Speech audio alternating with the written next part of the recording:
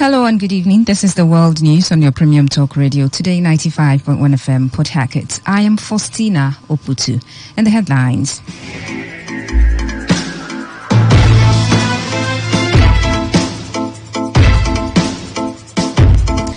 Police confirms killing of yet-to-be-identified man in Diobu as reports of missing persons rise in Rivers State.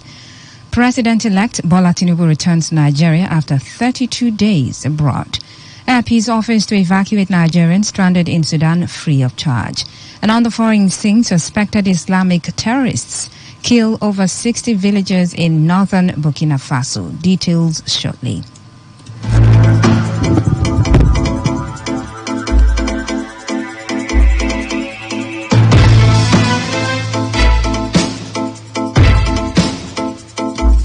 And now the details of the news. The ward executive members of the All Progressives Congress across the 23 local government areas in Rivers State have condemned what they described as sponsored distractions and court cases by some individuals targeted at making Rivers State a one-party state. The APC elected ward chairman in a communique issued at the end of a forum in Port Harcourt said they viewed the distractions and court cases as a ploy to withdraw and or canvass for the withdrawal of the cases at the Election Petition Tribunal and selling off the party to the People's Democratic Party. The chairman of the All Progressives of the APC ward chairman in the state, Ekpumogu Lucky Joshua, who read out the communique, said those who ran to court should have known the end point of the matter between one George Olu and four others, and INEC and APC, and the appeal court's decision in a lead judgment delivered by Justice Mohammed Lawal Shahibu, who frowned at party members rushing to court without first exhausting the party's internal mechanisms. Lucky Joshua maintained that the ward chairman reaffirmed their loyalty and support to the leader of the APC in Rivers State, former transportation minister and former governor of Rivers State, Rotimi Amechi, and as well adopt and endorse the vote of confidence passed by the Ward 3 executives of APC in Emowa area on Chief Emeka Beke. In line with powers vested in us by the party constitution, we the major torchbearers and taproots of the party at the grassroots collectively agree that we reaffirm our loyalty and support to the leader of APC in Rivers State, Right Honorable Chibike Rotimi Amechi, that we subscribe 100% to his leadership and totally condemn all propagandas targeted at discrediting his leadership credentials, that we resolve to solidly adopt and endorse the vote of confidence passed by the 3 executive of our party in Emowa LGA, Emeka Beke, and condemn the sponsored distraction and court cases targeted at making Rivers State a one-party state. We view this as selling off our party to the PDP. The forum, while also endorsing the position of their colleague in wards 10 in Tai, 12 and 15 in Obiakbo, 19 in Port Harcourt City, 9 in Ahoda West, 3 in Ilime, 9 in Okrika, 8 in Omoma, who invoked the relevant sections of the constitution of the party to enforce discipline against erring members and uphold the supremacy of the party, also called on all ward executives across the state to ensure the protection of the Constitution. We wholeheartedly endorse the position of our colleagues, ward executives, who invoked the relevant section of the Constitution of our great party to enforce discipline against erring members and uphold the supremacy of our party. The forum calls on all ward executives across the state to protect the Constitution of our great party by investigating and summoning all members of the party who openly worked against the interests of the party. This forum believes will help strengthen our base for party discipline and cohesion. We commend the courage and tenacity of all candidates who have approached the tribunal to seek redress over the INEC state managed process in the name of elections in Rivers State. We promise our full cooperation and support to all our candidates and pray that justice prevails. Today FM's correspondent reports that while the coordinators of APC ward chairman commended the courage and tenacity of all the party candidates who have approached the tribunal to seek redress over the INEC stage managed process in the name of elections in Rivers State, equally affirmed their support on the relocation of the Election Petition Tribunal out of Rivers State, which they claimed will ensure the safety of their candidates, witnesses, lawyers, and even the judges. The River State Police Command has confirmed the killing of a yet-to-be-identified man who was attacked over the week at Akuzu, Lumumba Street, Mile 1 Diobu in Port Harcourt City local government area of the state. The police public relations officer, Grace Iringekoko, in a text message sent to Today FM, confirmed that the man, who hailed from Akwa Ibom State but is a resident of Akuzu Street, was ambushed by over 10 men who shot him multiple times. Iringekoko said relatives of the dead had filed a complaint on the killing of their brother at the Mile 1 Divisional Police Headquarters and linked the killing to a supremacy and territorial battle between suspected factions of a cult group in the area. Today FM's correspondent, who visited the Diobu axis of Port Harcourt, cited patrol vans conveying fully armed operatives of tactical teams patrolling the streets of Diobu. In the meantime, the Port Harcourt-based youth activist Charles Jaja has called on the Commissioner of Police Okone Afyong to concentrate on the policing of the state, while the state government should restore street lights to improve security in the area. Jaja, who also expressed worry over the growing insecurity, said the relevant authorities should not allow the level of insecurity to prevail without being checked. With the growing insecurity in Port Harcourt and its environs, it becomes very important that relevant security agencies and outfits saddled with the responsibility of protecting lives and property need not allow the current trend and spike of insecurity in Rivers State to continue without being checked. I want to appeal especially to the police commissioner in the state to spread his tentacles more, concentrate with policing in Rivers State, and then ensure that these kidnappers don't have a free run. Once we continue to allow this kidnapper operate in this manner, they have a field day in doing what they want because they feel that there's no security in the state, and this shouldn't be so. And I also want to appeal to the government of Rivers State to lit up the streets of Port Harcourt because the street lights are all gone off, and this is not good enough for security reasons. I also want to appeal to individuals that we need to help ourselves. The reports of missing persons in parts of Rivers State, especially young people, appear to be on the increase, including the disappearance of a lady at Igrita, Naka Mpo in Rumolumene and Mile 3 Diobu, Port Harcourt. This is because barely 7 days since one Chukwuebuka Julius was reported missing in Obiakwa local government area of Rivers State, his whereabouts have remained unknown. A 25-year-old Julius, who is into interior decoration and furniture, was reported to have left his home at Rumolumene community in Obiakwa local government area last week Tuesday for somewhere around Wimpy for a job. AGK Julius, the elder brother to the missing man, spoke to Today FM in an interview. My mom and my younger sister, they were calling me that since on Tuesday that they have not seen Ebukao. On Friday, I had to call the apprentice that worked with him. He said he was at home when Ebuka called him to meet him where they are working at Wimpy. So when he now came, he now told him that he was going to Chuba to take some measurements. But what he didn't know was that if he enter public transport or he booked a boat, after like 5 minutes, the apprentice said he called him to ask him money to buy material for the job they are doing. And he said that he should use his own money to buy it, that when he comes back that he's going to refund him. And later in the evening he started calling and he was not picking. My mom and my younger sister, they went to police headquarters to report, and we were also reported to the local police station at Iwafe Road, and my younger sister and the boss went to report at the Kala police station, and we have also reported at DSS and also Minekoro police station.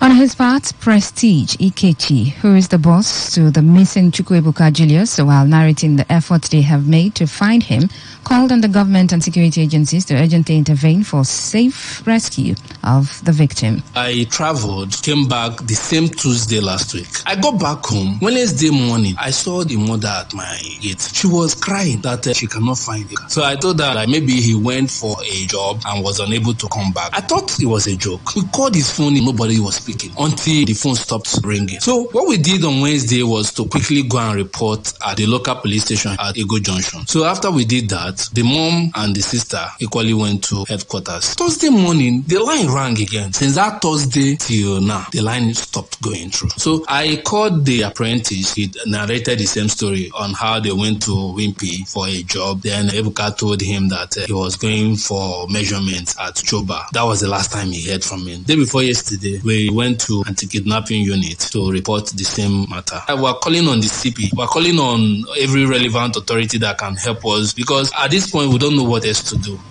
The spokesperson of the Rivers State Police Command, Grace Iringekoko, when contacted, assured that once the incident is properly reported to the police, adequate action will be taken.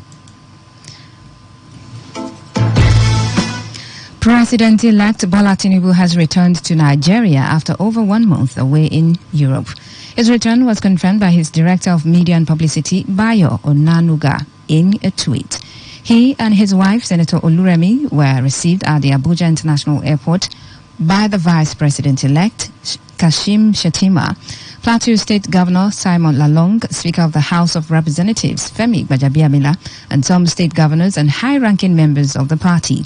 His return 1 month before his inauguration on May 29 puts to rest weeks of speculations regarding his health status and whereabouts. This is the world news on Today 95.1 FM Port Harcourt. After the break, more news, sports and foreign stories. Do stay tuned. Every day, every hour, when the big stories break, depend on our 24-hour news team to bring you the latest. Today, 95.1 FM.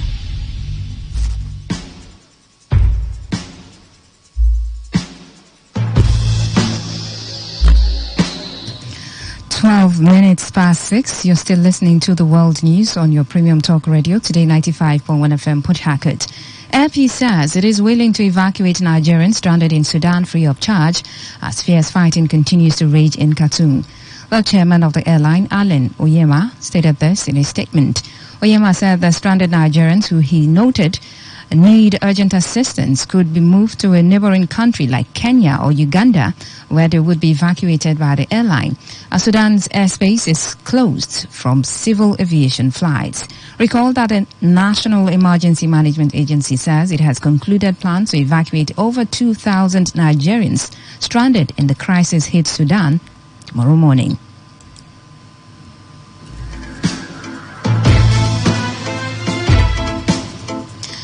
Bowen Luxury Estate has continued to advise the public on the need to invest in real estate. Professor Felix Akubwe, during the Bowen Megacity Realtors Conference in Port Harcourt, who noted that real estate is protected from inflation, also listed other investment options in the sector. The number one thing you gain is the safety of your investments, and your property will appreciate because Boeing will add value to your property and add value to the environment and add value to the entire estate. And when that is done, your estate, your own investment will appreciate and you will make much more money. Why you see some real estate companies going down is because most of them are thinking just about themselves. They think about how much they will make and then plus they will sell and make money. But Boeing is taking it the other way around. The other way around in the sense that Boeing thinks about the community, the host community, and that is where the issue of corporate social responsibility is coming in. Also speaking, the General Managing Director of Bowen Luxury Estate, Ori Martins, assured investors with the company of continuous cooperation in ensuring that their investments are protected and profitable. Ori also emphasized that the conference is done annually to properly educate individuals of expected cash flow, profit opportunity and safety of property when they invest with the company. It's a kind of corporate social responsibility for Boeing to give back to the community, train people on how they can be rector and they make money in real estate. What we try to do is to create affiliate company, other company under the group, so that these people can take advantage and they can stand on their own. So as a company, we cannot do it all. So we now kind of branch out and create an opportunity for people to become business owners under the umbrella of Bowen Luxury Estates. Our project are situated in Greater Port Harcourt area. The cost of Greater Port Harcourt is to develop another Port Harcourt outside Port Harcourt. So we are helping government to decongest Port Harcourt by building mini cities outside Port Harcourt. Some realtors who were rewarded with gift prizes for their achievements also appreciated the company. I'm deeply happy. I want to thank the Boeing Group. I just want to say a very big thank you for using this car to appreciate me. This is a kind of push to do more, and I promise to put in my best to push the brand. The secret is follow-up, consistency. I feel so happy. I least expected this, but God did it. I didn't know I'll be awarded the car today, but God did it. I'm so happy. Thank you to Boeing Group. Today FM's Sandra Kenneth reports that cars, generators, washing machines and microwave ovens were given to outstanding realtors.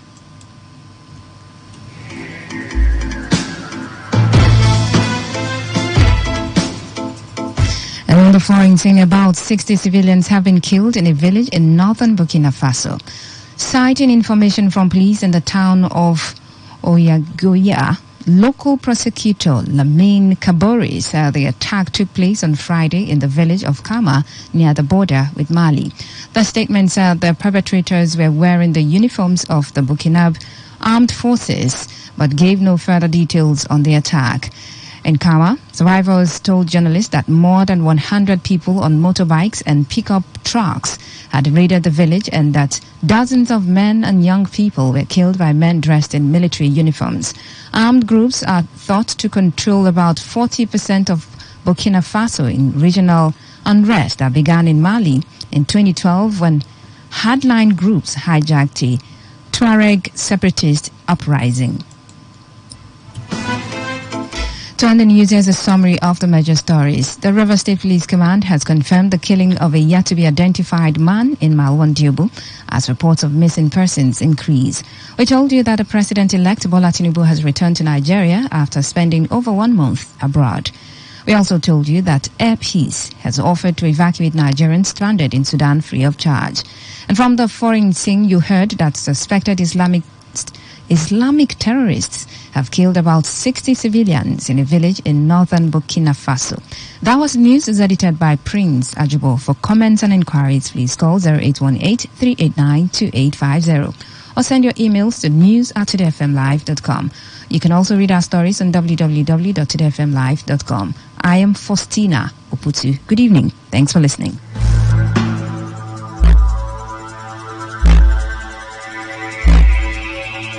Today's news, today's entertainment, today's sports, today's issues. Today on Today95.1 FM, Port Harcourt. Port Harcourt, are you ready? Today, 95.1 FM, the voice of the people. When I get older, I will be stronger. They'll call me freedom, just like a waving flag.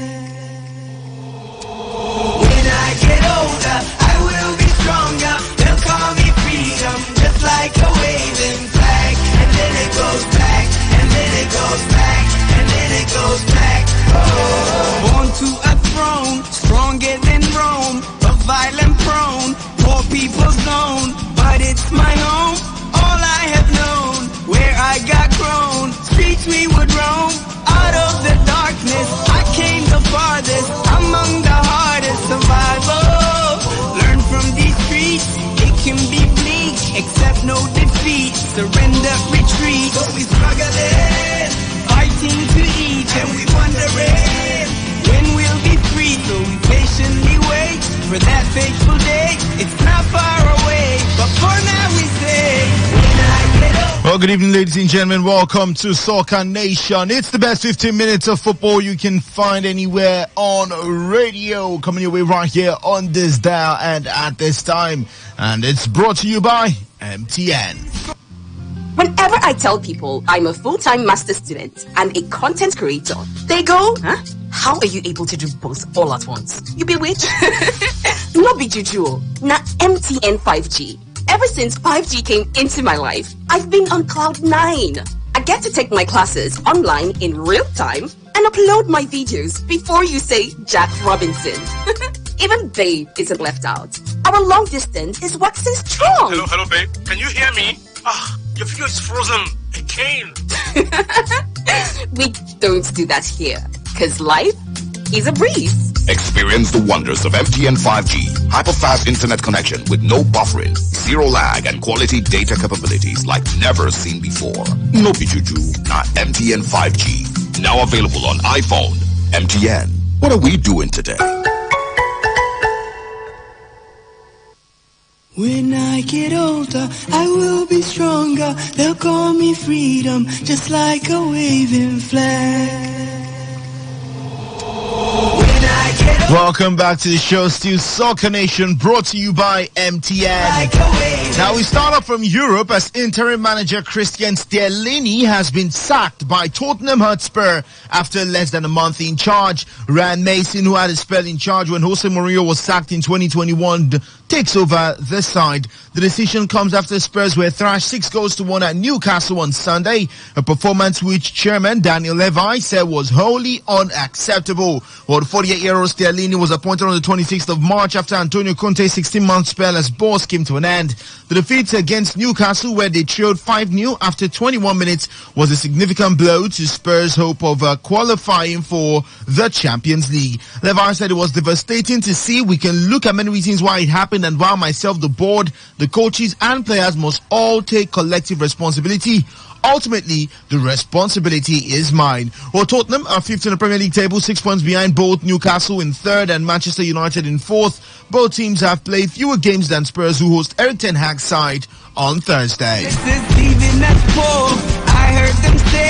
Now, Napoli boss Luciano Spalletti said it isn't yet time for celebrating despite Sunday's last gasp for a 1-0 win at Juventus, moving them to potentially one win from the Serie A title. Giacomo Raspadori's stoppage time winner moved Napoli 17 points clear days after being knocked out of the Champions League by AC Milan. Now, if Napoli beats regional rivals Salernitana on Saturday and Lazio fail to win at Inter Milan the next day, Spalletti's side would be champions for the first time since 1990. The man did say, we need to wait before we pop any bottles because we still have a little way to go. They played really well and it wasn't easy to do that so soon after being knocked out of the Champions League. I don't think we could have done any more tonight. Now, barring a collapse in the final 7 games of the season, Napoli will win the league, the crowning glory of Spalletti's career, which has seen him progress from lower league football as a player to the top of the Italian game. The Scudetto would be his first league title since the 2 he won in Russia with Zenit St. Petersburg in 2010 and 2012, and his first trophy in the major league since an Italian Cup with Roma in 2008. Now, Nottingham Forest must cope without Scott McKenna in the bid for Premier League survival after it was ruled out of their final 6 games of this season. Scotland centre-back McKenna fractured his collarbone in Saturday's 3-2 defeat at Liverpool. The 26-year-old had only recently returned from a hamstring injury, and Forest head coach Steve Cooper did say it's a blow and a real blow for him. He's a great professional who always gives his best in everything he does, so for him to suffer the bad luck that he has with this injury is really unfortunate. Well, Forest are second bottom of the Premier League, a point from safety, but without a win in 11 matches. McKenna, who joined Forest from Aberdeen in 2020, was a key part of the promotion winning side from the Championship last year. After missing 2 months with the hamstring problem, he returned to Forest's starting lineup in a 2-0 home defeat against Manchester United on the 16th of April, but was substituted after half an hour of the following game at Liverpool. He joins a lengthy injury list as Cooper's side look to end a 4-match losing streak when they host Brighton on Wednesday, with Cooper saying that Senegal midfielder Chiku Kuyate and Ivory Coast right back Serge Aurier are not far off returning to full training. Let's go on another break, hear from our sponsors. When we come back, we'll talk some more. Don't go anywhere.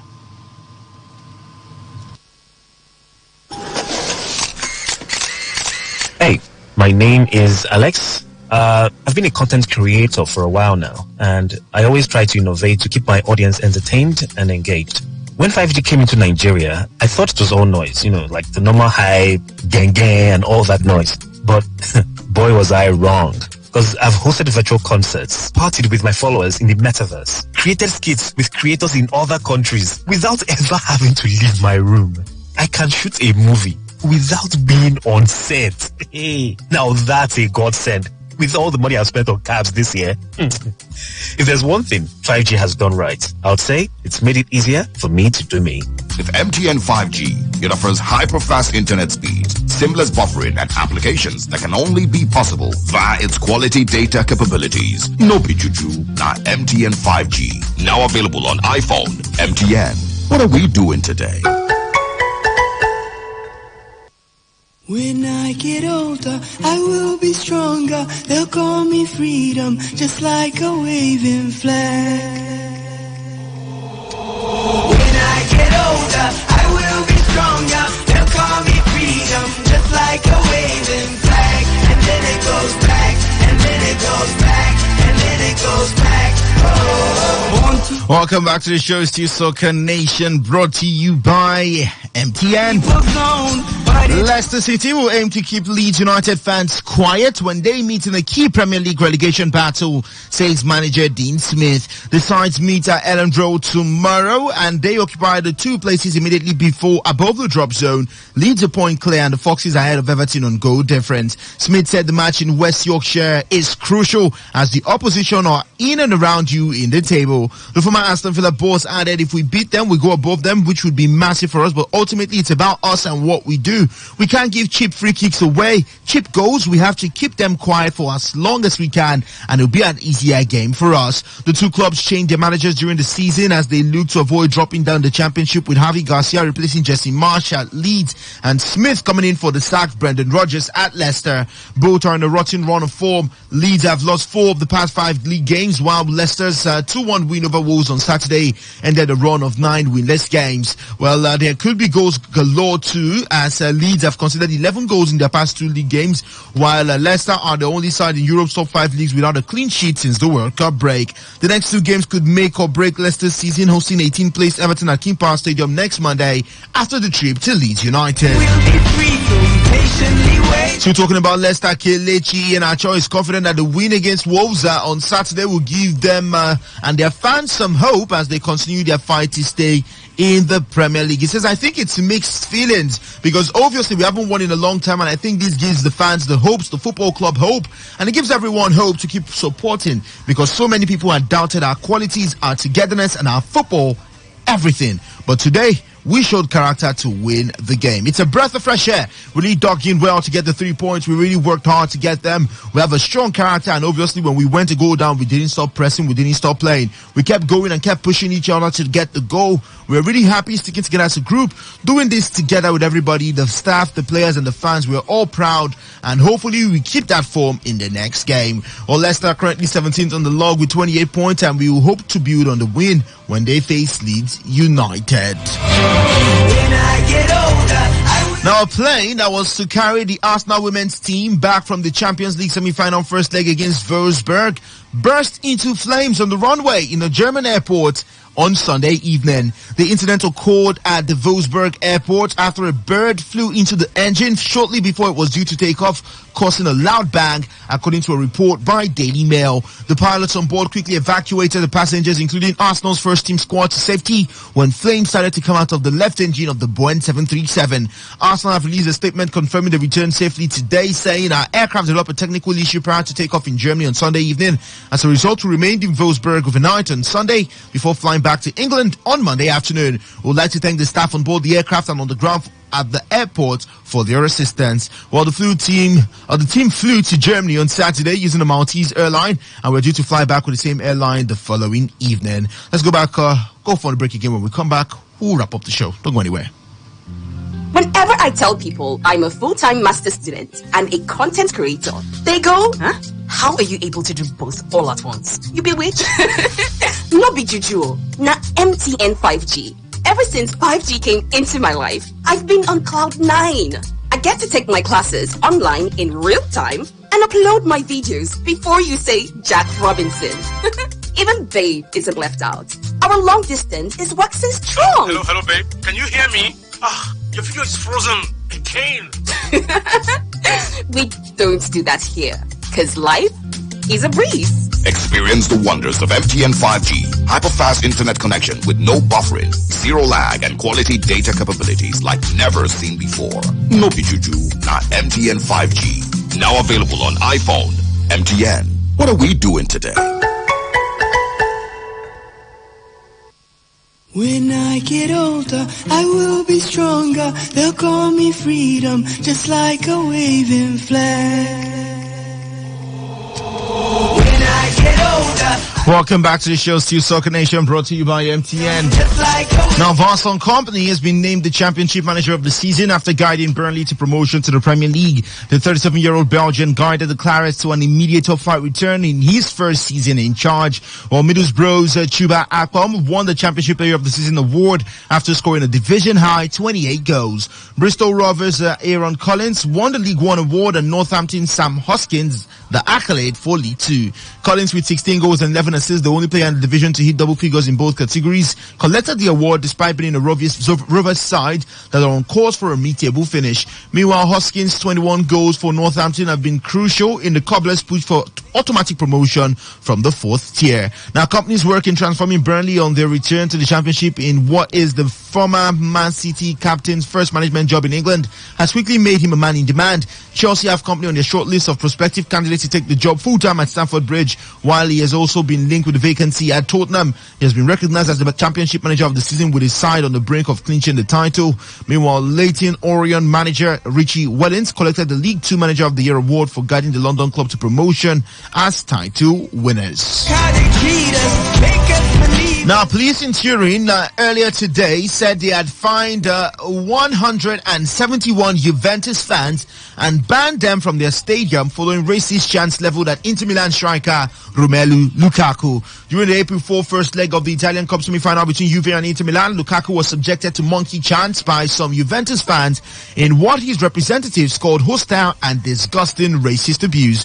In a brief statement, Turin police cited racist chants during the semi-final. They did not provide details about the fines nor say how long the stadium ban would last. Days after the match, the Italian Football Federation handed Juventus a one-match stand closure for the racist chant from the majority of fans in that section, but it was overturned on appeal. Lukaku was suspended for one match after picking up 2 yellow cards, the second for a goal celebration in front of Juventus fans after a stoppage time penalty that secured Inter a 1-0 draw. The Belgian striker held up his finger to his mouth and told Juventus supporters to shut up. That suspension was revoked, however, by the FIGC after an angry backlash allowing Lukaku to play in the second leg of the semi-final in Milan on Wednesday.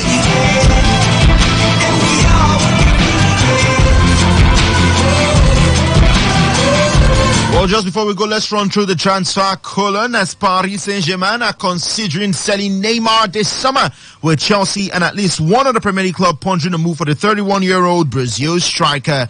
PSG striker Lionel Messi wants to return to Barcelona, but the Spanish club needs to raise £88 million through player sales and activate another economic lever in order to re-sign the 35-year-old Argentina captain. Now, Tottenham striker Harry Kane is on Bayern Munich's shortlist this summer, although the 29-year-old England captain is believed to be reluctant to leave the Premier League. AC Milan are looking at making a move for 32-year-old England right-back Kyle Walker, who has a left on his contract with Manchester City. Juventus are planning the move for Senegal defender Kalidou Koulibaly, who is unhappy after just one season at Chelsea, according to La Gazzetta dello Sport. Now, Brighton midfielder Alexis McAllister says he will discuss any good offers that might come in for him this summer, but if there weren't any, the Argentina international will continue to be very happy with the Premier League club. Now, Liverpool have cooled their interest in 21-year-old Croatia defender Josko Gvardiol, as they believe RB Leipzig's £80 million valuation is too high for the man. Chelsea midfielder Mason Mount is the target for Liverpool, but Man City are also interested in trying to sign the 24-year-old England international, whose contract with the Blues runs out in the summer of 2024. Manchester City are planning to move for Brentford's 20-year-old Scotland fullback Aaron Hickey, who is valued at £30 million, and former Spain boss Luis Enrique is out of the running to become the new Chelsea manager, according to Fabrizio Romano. Chelsea's players are excited by the prospect of former Tottenham boss Mauricio Pochettino becoming their new manager, says The Telegraph. Former Bayern Munich boss Julian Nagelsmann, who pulled out of the running to become Chelsea boss, is interested in taking over as Tottenham manager for next season. And Arsenal, Chelsea and Liverpool have registered an interest in Valencia's 20-year-old United States defender Yunus Musa. Chelsea have no interest in selling England under 21 defender Levi Colwill this summer, despite interest from Liverpool, Tottenham and Man City. And former Liverpool and England striker Robbie Fowler is considering applying for the vacant manager's job at League 2 Tranmere Rovers. And lastly, Newcastle, Crystal Palace and Brighton are tracking Blackburn's highly rated England under-19 midfielder Adam Wharton, who is just 18 years of age. Love is the way, love is the answer, that's what they say, but look how they treat us, make us believers, we fight their battle. Of course, today in the Italian Serie A, we've got Atalanta taking on AS Roma, while in the Nigeria Premier Football League, we saw Akwa United defeat Kwara United earlier today, and Dakar FC and Rangers International play out a 1-0 draw. That's what we can take on the show. Thank you so much for your time. Join us again, same time, same frequency tomorrow for another exciting edition of Soccer Nation. It's the best 15 minutes of football you can find anywhere on radio. Till we come your way again, stay safe. And don't forget, the show was brought to you by MTN.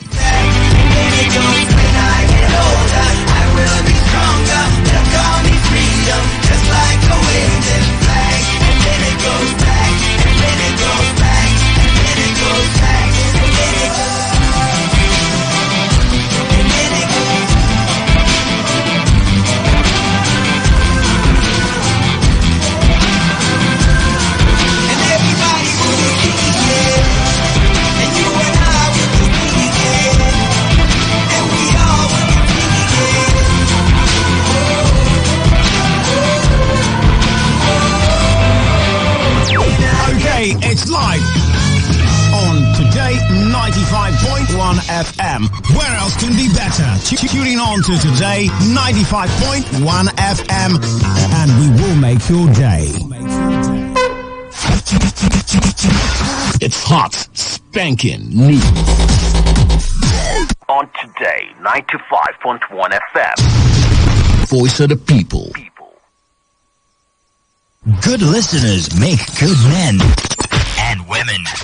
Listen to Today 95.1 FM. I just got it. Ladies and gentlemen. Okay, all right. All you need to know about this one is that 95.1 FM. Such a unique style. Tell me what you want. I can be your friend. I can be your muse. Call my name and I'll be there. Do you know me? Do you know me? I am Dave Roberts, your favorite guy on radio. Can love you better. Catch me when you can. You're Peter Pan.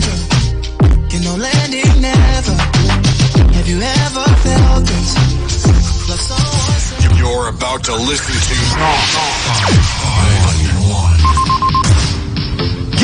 Get ready! It's the world of broadcasting as Today 95.1 FM brings you entertainment, information, education as they unfold every day. Today 95.1 FM. Do you know that I'm necessarily mentioned? Do you think I used to climb from tree alone in this building? So, you say you've not benefited anything from Nigeria?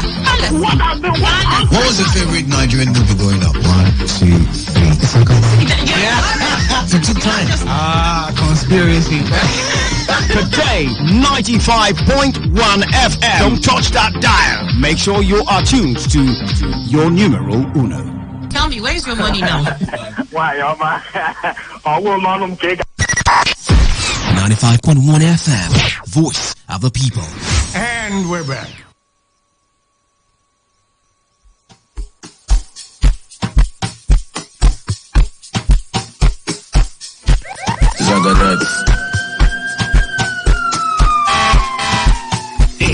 This is Today 95.1 FM. I say what big can do.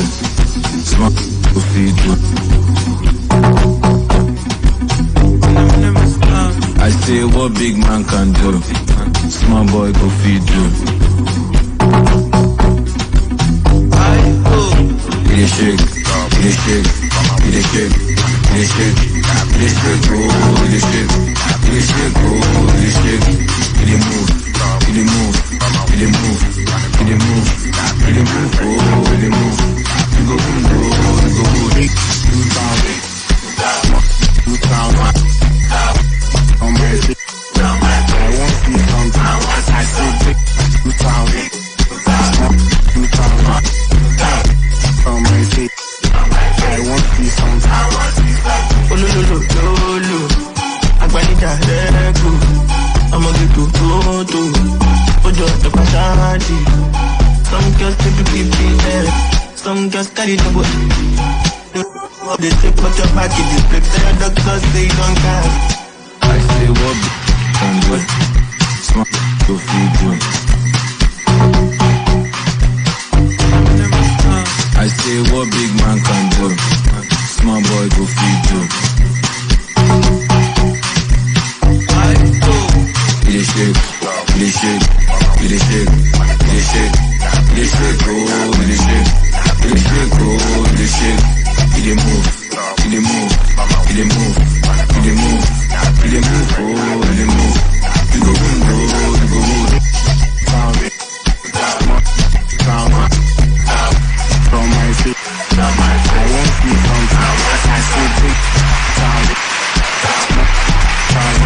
I used to love the song at some point because of, the lyrics to it. I can't say some of them here.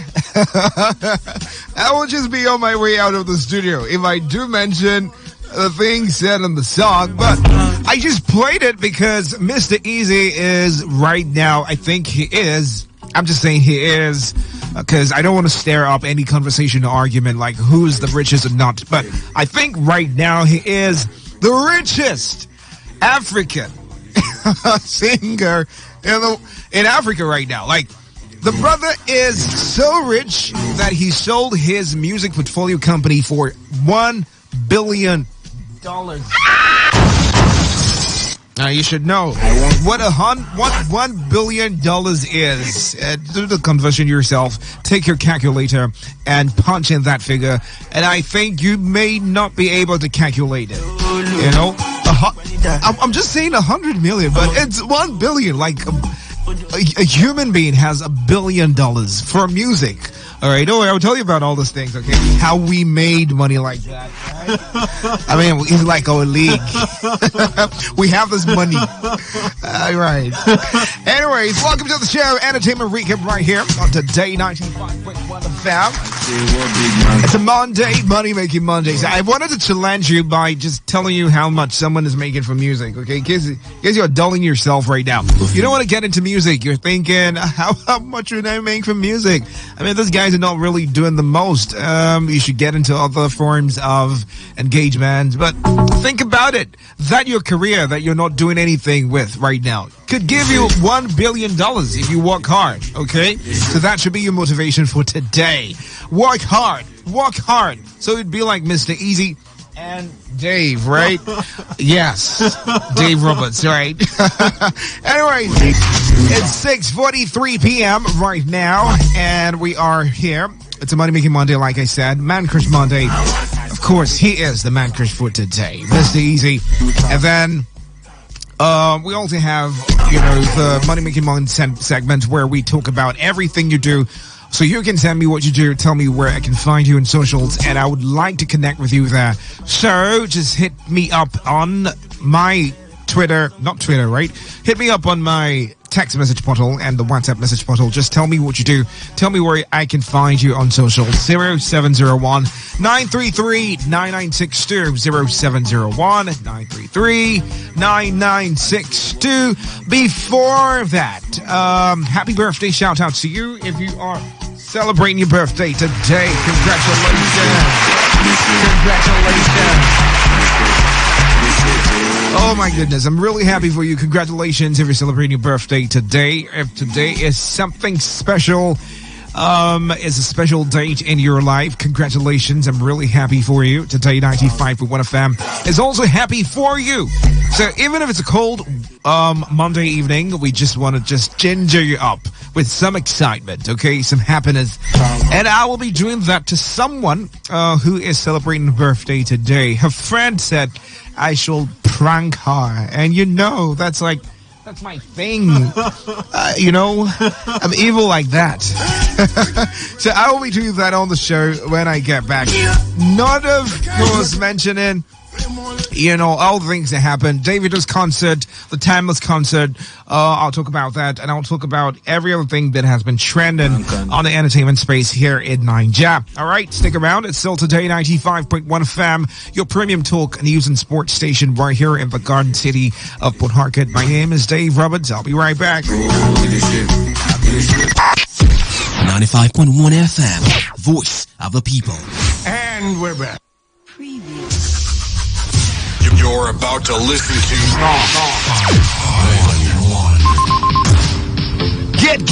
Get ready. It's the world of broadcasting as Today 95.1 FM brings you entertainment, information, education as they unfold every day. Today 95.1 FM. Do you know that I'm a federal mention? When I talk about market, do you think I used to climb from tree alone in this video? So, and you say you've not benefited anything from Nigeria?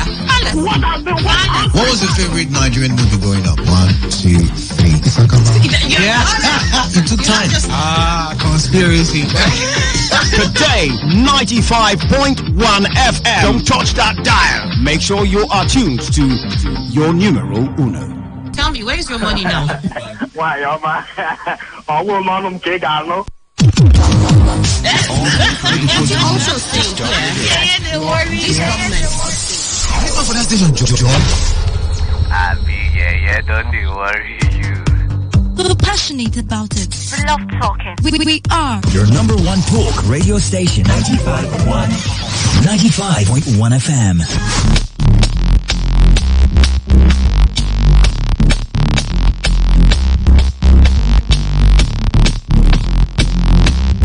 All right, welcome back. 6:47, and I'm about to do this right now. I think I should start with this particular one before I go on with the show. So this is a call to Blessing. I hope she is not listening to me right now, because the prank would just be bad. So I'm putting a call through to Blessing. I want to prank her on her birthday. Let's do this. I pray this network connects.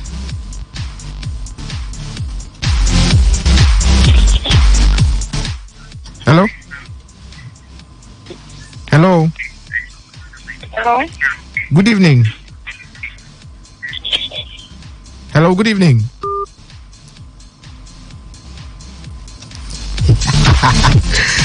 Oh, God.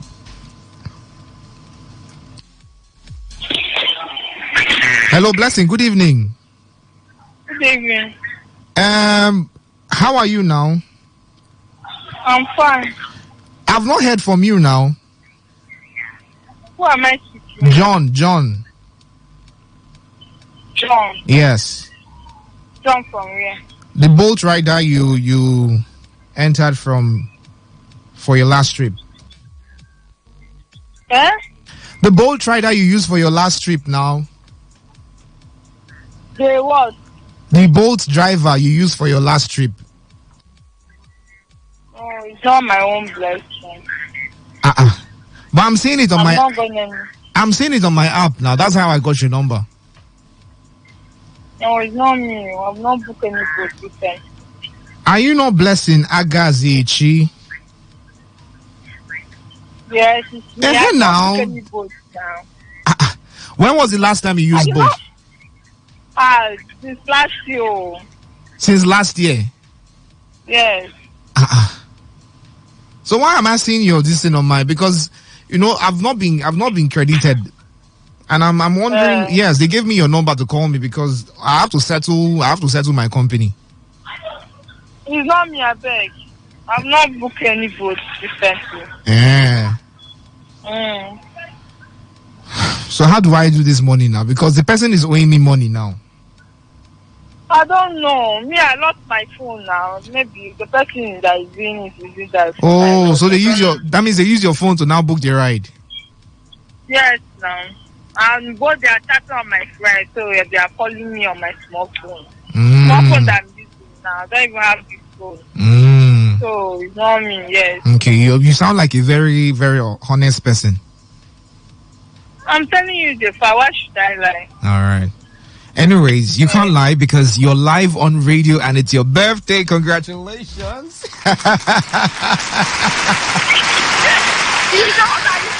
Yes, you are live on Today 95.1 FM.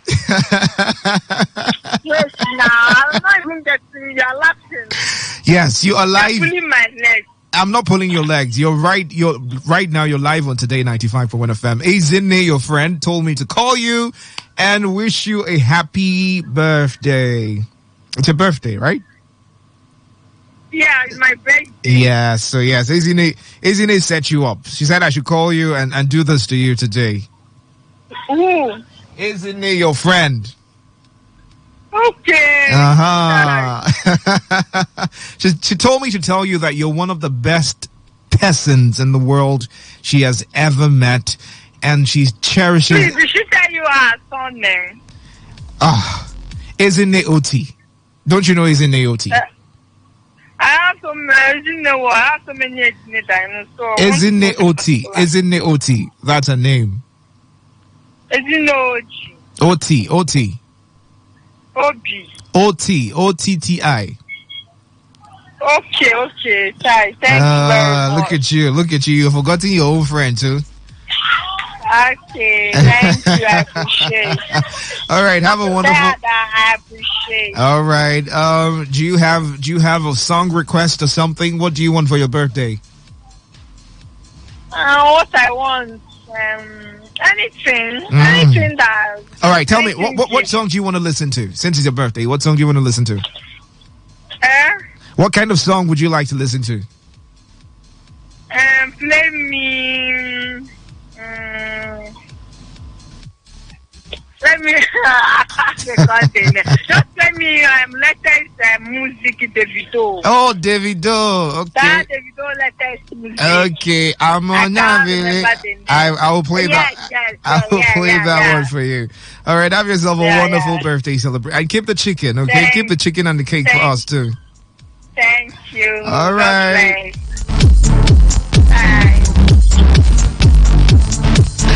Oh my goodness. She said, I have not done both since last year. What? Are you for real? Anyway, she sounds like a very honest person. Okay? I know some of you now, you'll be owing people that do your entry right. You're not paying them the money. One of these days, they'll catch you. Anyways, I'll play that song but at the end of the show. All right? So if you're listening to me right now, blessing, you should be expectant to it because I'll play that particular song. But before I go on, let's talk about the man Davido. Okay, he's been in the news because he hosted one of the biggest concerts for the year in Lagos, and it was really epic. He's been out of this, the platform, not really out of the platform for some time, out of the scene for some time because of the death of his child, and a lot of things have been happening. And, rumors there, the ones that are true, the ones that are not. But he's been growing from one stage to the other, performed for the World Cup, okay? The theme song for the World Cup, before billions of people. And he recently dropped his album, Timeless album. And everyone has been jumping and vibing to every track of the album. It's been good, okay? I've been seeing the reviews, each of them, doing pretty well on all streaming platforms. But he decided to take it up a notch by hosting his own Timeless tour right here, starting from Nigeria. And the event itself was just lit like that. We had a lot of people, especially the ones who were craving. I mean, at some point in time on Twitter, people would go and say, look, I would do anything to see Davido perform again.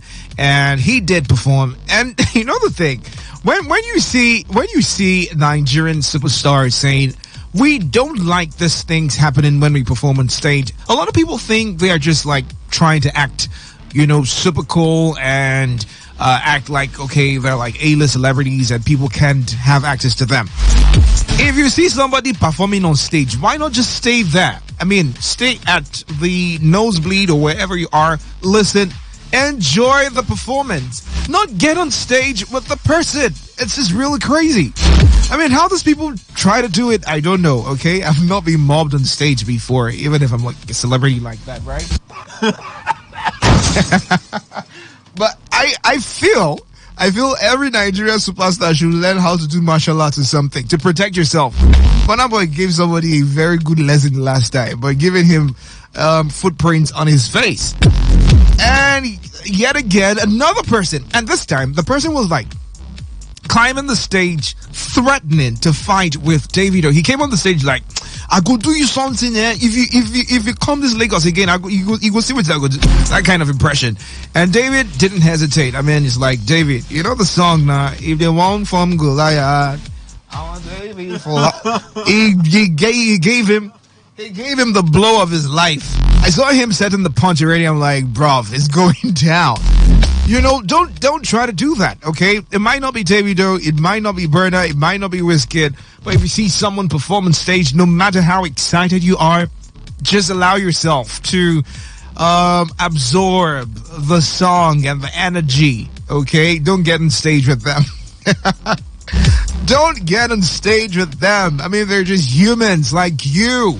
What is your problem, okay? If you don't see Davido hold his leg, will you die? Be where you are, enjoy the music, and don't do anything, okay? Just do what you can for yourself. All right, I'm just thinking about a lot of things that have happened. One time they robbed him, they took his chain, they took his watch, they took his shoe. In Port Harcourt here, I know. I mean, we're different like that, right? But the same thing almost happened to Wizkid. Okay, got an injury on stage. I think Travis Scott got injured on stage also, and then Burna Boy said, "Look, I mean, if you want to perform, you can be in the crowd, enjoy the music. Don't come on stage with me. Let's do this. You know, I do my own part of the game, and you do yours." And Nigerians don't want to hear what. So, yeah. Expect to see more Nigerian A-list celebrities throwing kicks and punches at people who don't really want... I mean, look at the likes of Adekunle Gold performing in Uganda. Then this lady comes up to a married man, and she's, you know, all up on his body, grinding and jumping. Man, it's crazy. Even if some guys would like it, I'm not sure I will, because, you know... Anyways, well, it was a wonderful, wonderful, wonderful event. A lot of people showed up for him. I'm just loving the support and energy, you know, that came with the brother. But while that was on, Burna was somewhere else in Coachella again for the second time, representing Nigeria. And these guys are just killing it. I mean, you could tell. So I saw this video, the one posted in 2019 when Burna was performing for the first time at Coachella. Now, Coachella is one of the biggest events in the world. Okay, it's held in America and has about 40,000 people in attendance or more. Okay, 100,000 more people in attendance. And look at him doing what he was doing in 2019, and you know, nobody was really vibing to him like that. And in 2023, the whole place is on fire. Everyone is just like screaming and vibing to Burna. I'm like, okay, you know what? Don't ever give up on yourself. Just keep doing it. One day it'll break. Okay, you'll break the ice, and you'll be like the A-list celebrities you're seeing right now. They were grinding at some point. You know, they were hustling to get introduced. You know, they were trying to do their best to get recognized, but now look at them. No one is struggling for that recognition. But you know what they say? Uneasy head lies the crown. With the whole fame and everything, you still have to work hard to stay relevant. All right? It's already 6:59, and I got to go right now. Tomorrow is going to be another time. I'll be here again. But you can follow Today95.1fm on socials, on Instagram, on Facebook, on Twitter. It's Today FM 951. And for my personal handle, it's David Melford Roberts. Go check me out there. Enjoy the rest of your evening. I'll be back again by 9 p.m. where we'll be having opinion poll. But for now, Faustino Operator is going to be coming in and taking you through on a jolly good ride on Area Talk. Do enjoy the rest of your evening. Stick around. It's still Today 95.1 FM. Unavailable Davido featuring Music You know.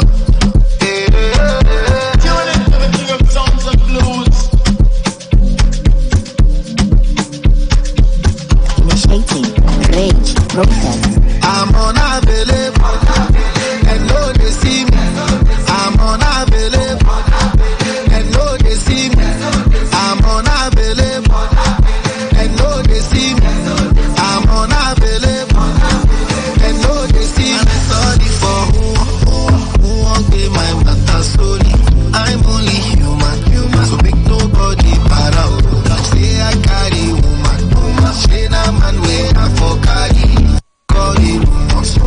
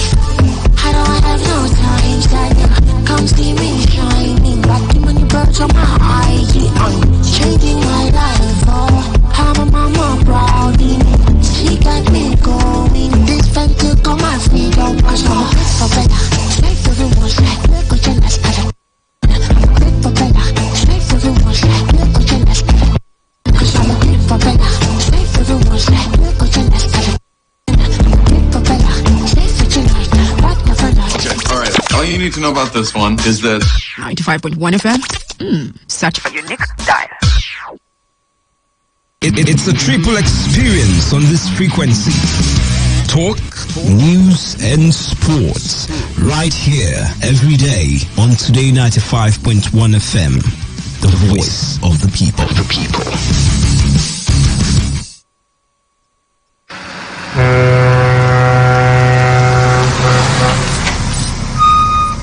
Officer, take. Officer, give me number. No time. Ma dey match am.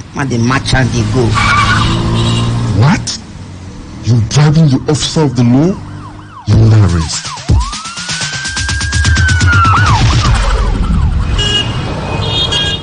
Let me see your papers. You can go. They're in order. Drive safe, okay? I don't understand though. No be the same country again. Officer reject bribe. They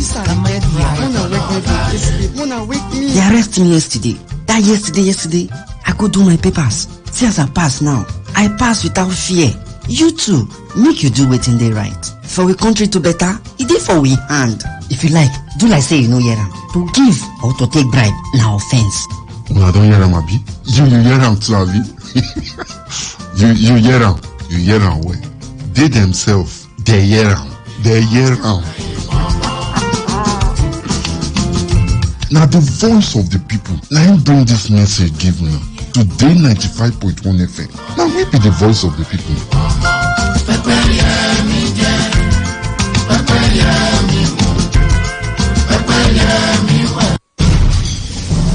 Some people will carry human head in their boots and they will not charge them because they are collecting bribe. When they go collect salary, then go say government need to pay them way. All these taxi drivers safe. They don't even get papers. Even driver's license safe, they no get. Then you back there. Hold on there. Their cars are in bad shape. Very, very bad shape. They have no ethics of driving. That is why they will continue to bribe so that they can have their way. I will shoot you down. I will shoot you. Headlights, you no get. Side mirror, you no get. Motorway to carry animal. Now you take proof for road to carry human being. You don't even wind the motor when rain they fall. You no get conscience at all. Take, you be number 15. You be number 5. More than not forget my number. Let's allow them do their job. Do not obstruct justice by giving or taking bribe. Avail yourself a check. Even you, Oga driver, stop reckless driving and always update your papers. This information is brought to you by Today 95.1 FM. Voice of the people. Officer, give me change. Now 1,000 I give you.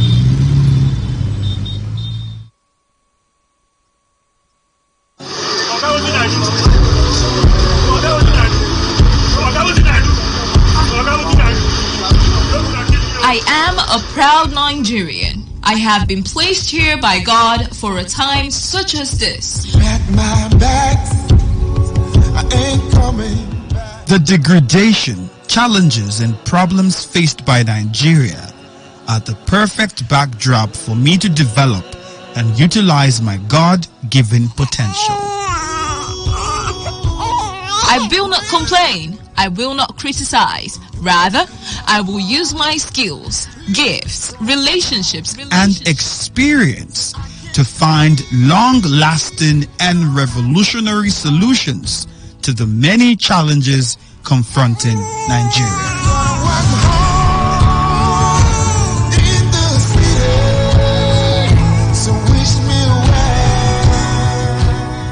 Nigeria will rise again.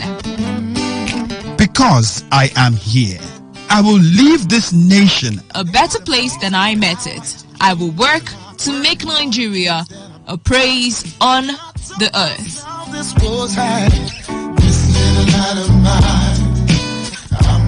I will work to make Nigeria a praise on the earth. So help me God. Let me tell you how I got this far. This message is brought to you by Today 95.1 FM, Voice of the People.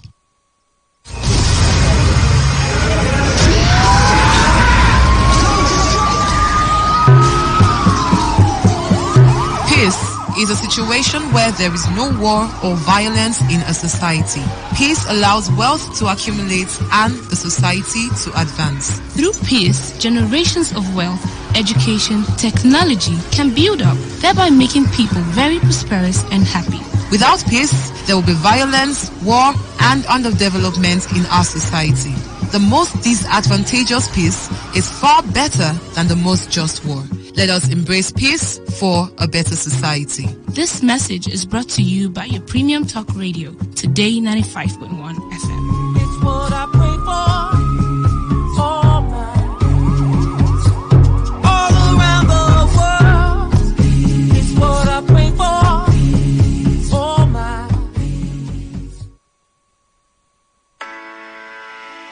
Fire incidents have become a regular occurrence, with thousands of lives and millions of properties lost every year in this country. Hardly a day passes without news of a fire outbreak in some part of the country, causing fear and panic among the people. Needless to say, we need to remind ourselves of the possibility of an outbreak at any time. This is what is likely to prevent us from being taken by surprise. Always put off appliances when not in use. Do not overload electrical sockets. Fuel your generator before, not when in use. Avoid fixing electrical faults personally when you apparently do not have the skill.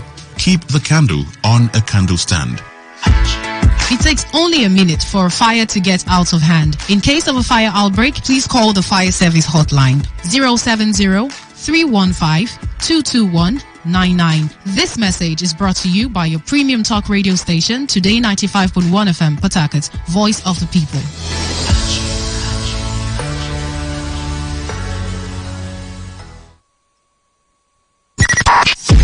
95.1 FM, voice of the people.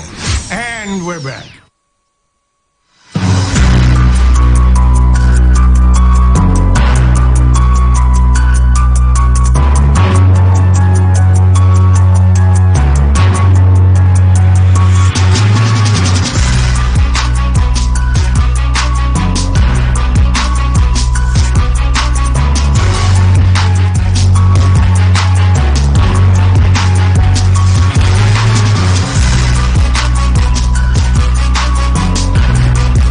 It's a cold Monday evening, the 24th day in the month of April 2023, and it's 8 minutes past 7 p.m. Welcome to Area Talk, the very first edition of the show for the week. How are you doing?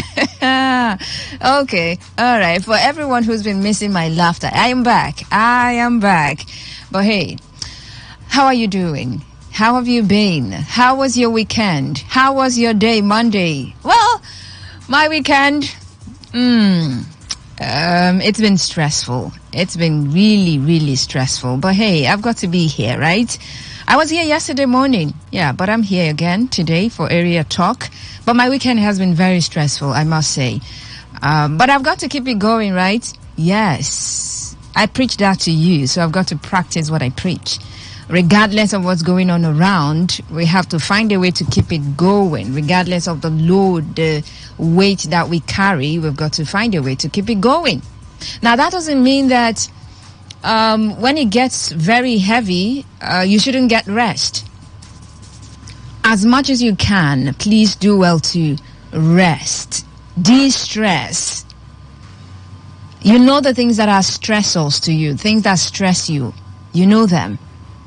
Find a way to de-stress, all right?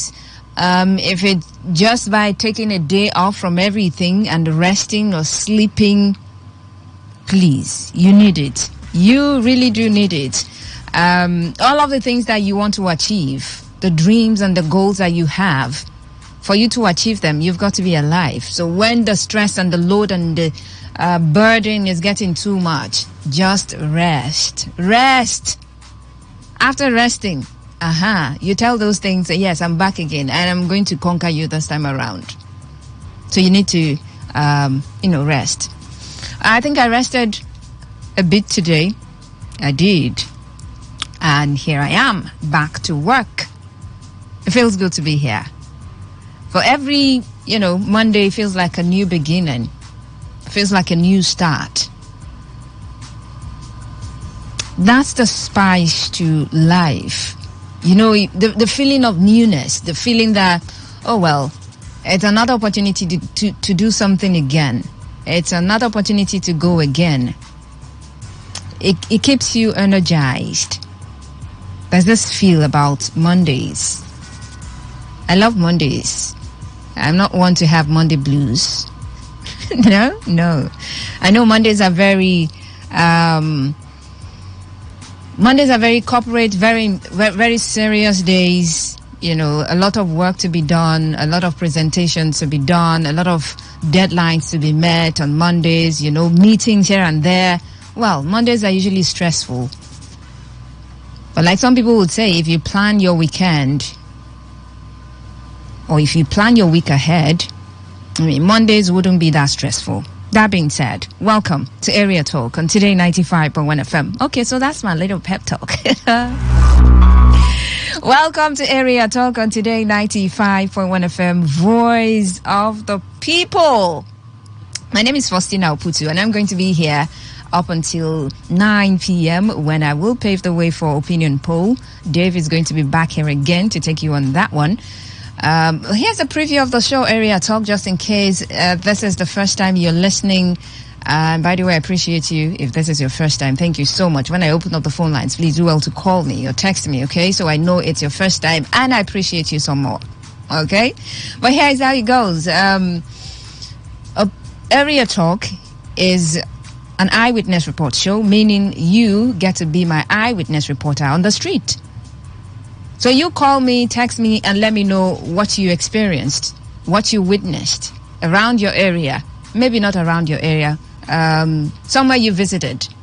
Something happened and you feel that is of public importance, or you should share with the rest of the public. Feel free to call me, text me, and share with me when I open up the phone lines, okay?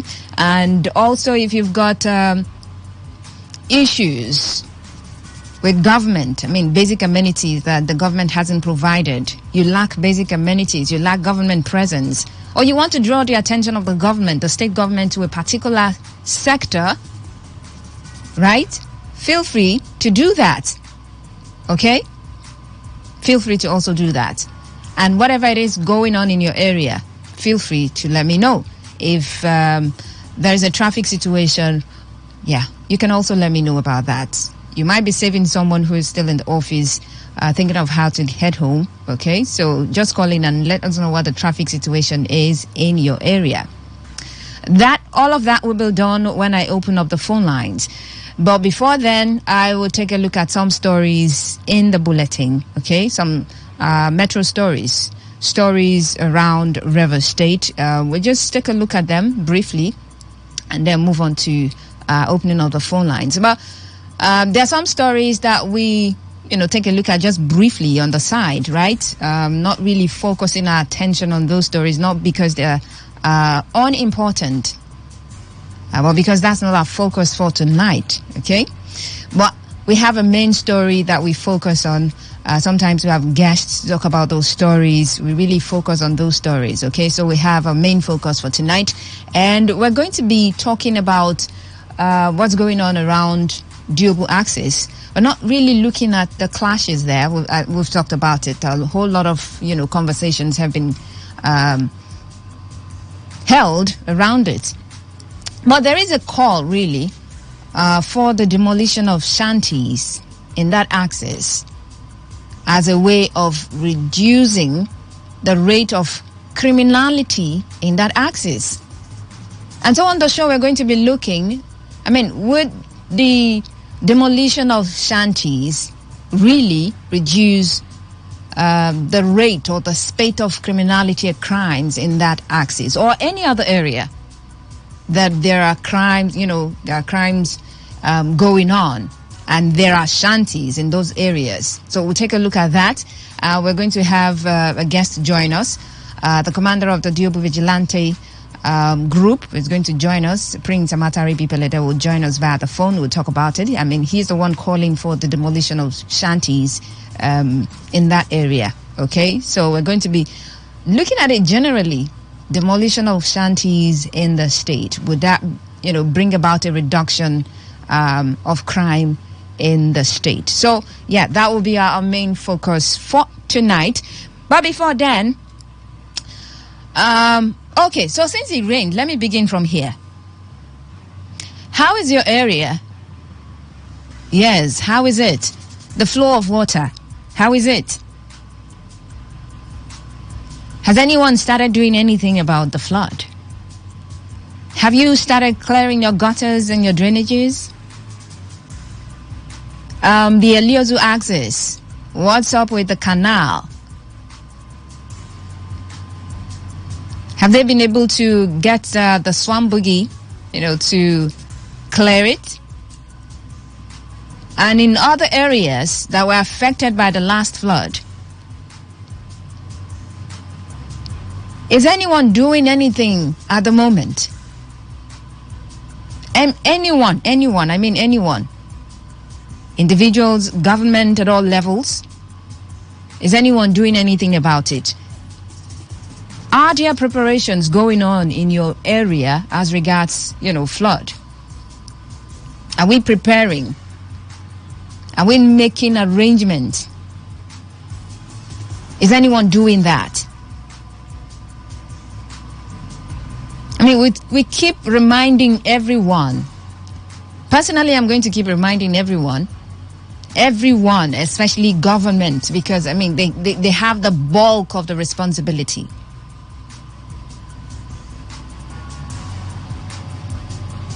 So is anyone doing something about it? Local government, state government, what are you doing about it?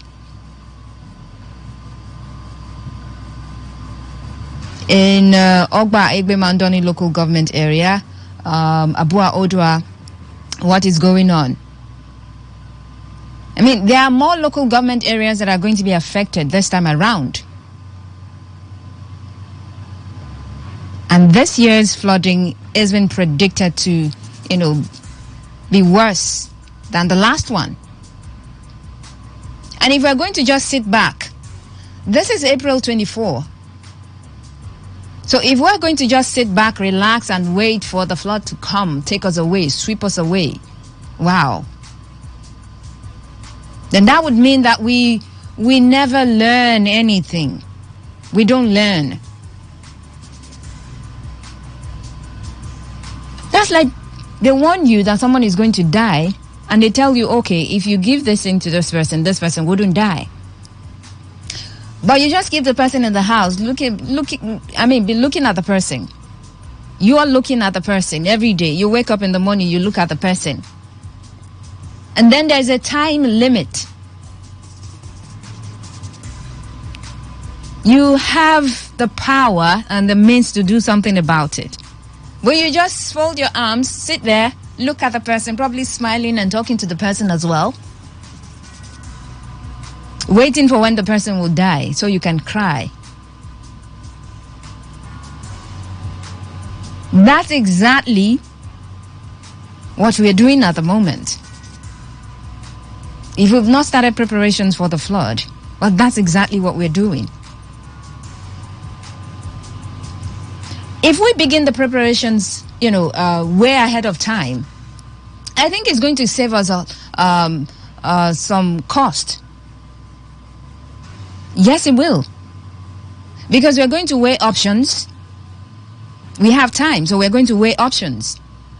We're going to do things better. As opposed to waiting until the time comes when you don't have any option. That's when you run here and there. Oh, this is what we want to do. We want to do that one. Do that one. That's not good enough. Let's learn. Let's learn. Anyway, let's move on to some stories in our bulletin. This one here, this report says, missing persons in parts of Rivers State, especially young people, appear to be on the increase, including the disappearance of a lady at Igruta, one at Eneka, Mpo, in Rumolumene, and Mile 3 Diobu, Port Harcourt. Now, this is because barely 7 days since one Chukwebuka Julius was reported missing in Obiakpo local government area of River State. His whereabouts have remained unknown. This 25-year-old Julius, who is into interior decoration and furniture, was reported to have left his home at Rumo Lumini community in Obiakpo area last week Tuesday for somewhere around Wimpy for a job. Julius Ejike, the elder brother to the missing man, spoke to Today FM in an interview. Let's take a listen. They are calling me that since on Tuesday that they have not seen Ebuka. On Friday, I had to call the apprentice that work with him. He said he was at home when Ebuka called him to meet him where they are working at Wimpy. So when he now came, he now told him that he was going to Chuba to take some measurements. But what he didn't know was that if he enter public transport or he booked a boat, after like 5 minutes, the apprentice said he called him to ask him money to buy material for the job they are doing. And he said that he should use his own money to buy it, that when he comes back, that is going to refund him. And later in the evening, he started calling and he was not picking. My mom and my younger sister, they went to police headquarters to report, and we were also reported to the local police station at Iwafe Road. And my younger sister and the boss went to report at the Kala police station. And we have also reported at DSS and also in the Koro police station.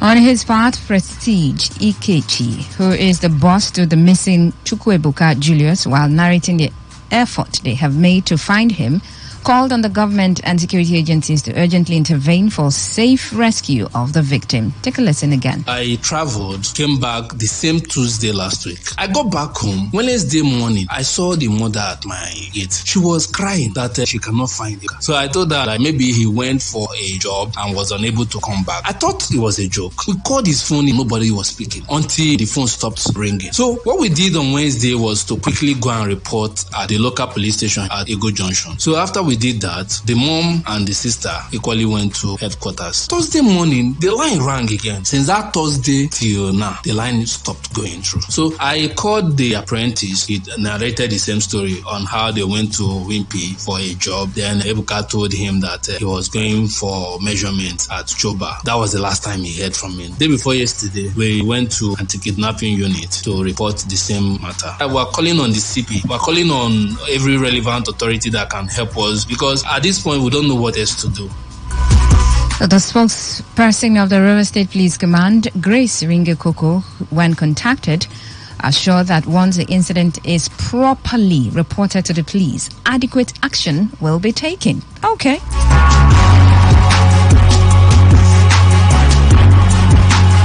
Well, in that clip I heard, the case was reported somewhere, but apparently it's not being properly reported, because according to the spokesman of the River State Police Command, spokesperson of the River State Police Command, Grace Ringekoko, when the incident is properly reported to the police, adequate action will be taken. But in the meantime, probably they are waiting for the family of this missing person to do the proper reporting of the incident.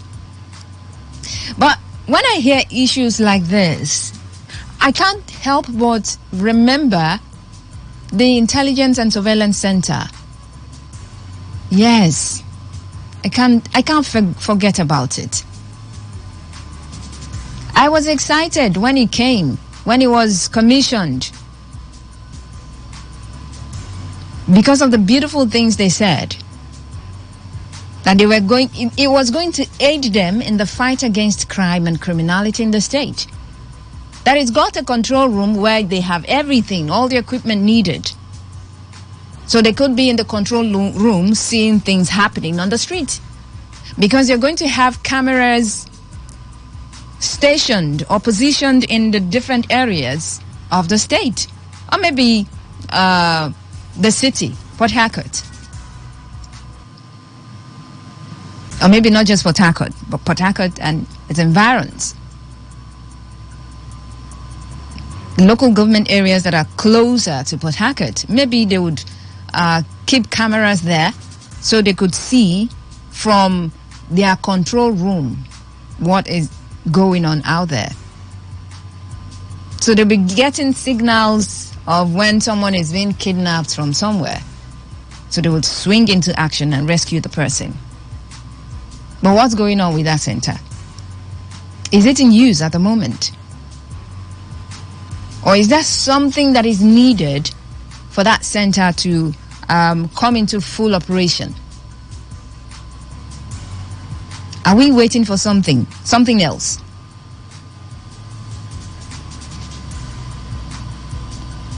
Because, people cannot be disappearing or missing just like that.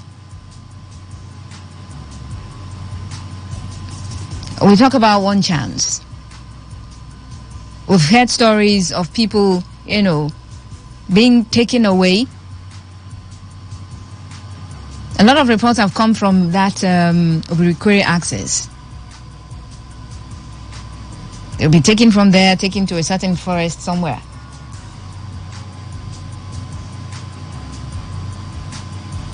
So if this is happening and we're not doing enough, we're not doing anything about it, the perpetrators are going to have a field day. So they will wake up one morning and then go about their normal duty, because they'll see that as their normal duty.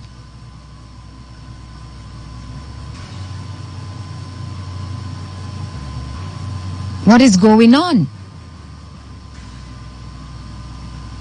And then I think at this point we need to be very careful. There are so many things that we need to put in place. So many things we need to put in place. We can't just have police checkpoints here and there and we still hear stories of missing persons. One or two, maybe, not good really, but when it becomes rampant, when you have cases reported maybe on a monthly basis or weekly basis, it becomes a cause for concern. There are so many things we need to put in place. The police need to police better. With the way they are policing these days, some of them, you kidnap someone and then you're passing somewhere, all they care about is, their roja. Just give us 100 naira. And you're good to go with the person you've kidnapped, with your victim. You're just going to get away with it. Because they won't be bothered in checking what's going on in your car, in your vehicle. So you can pass as many checkpoints as you want to get to your destination.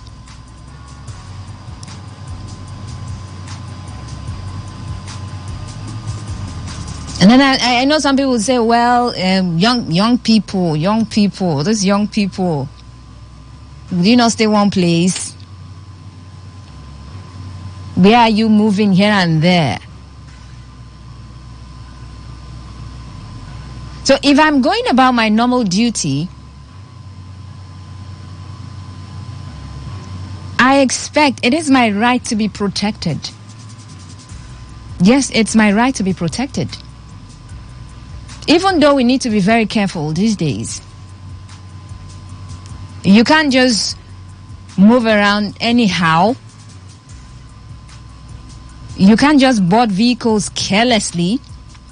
You can't just wake up in the morning and you tell the next person close to you, "Are they come?" Is that a destination? Are they come, not a destination? That's not a destination. At least one person should know where you're going.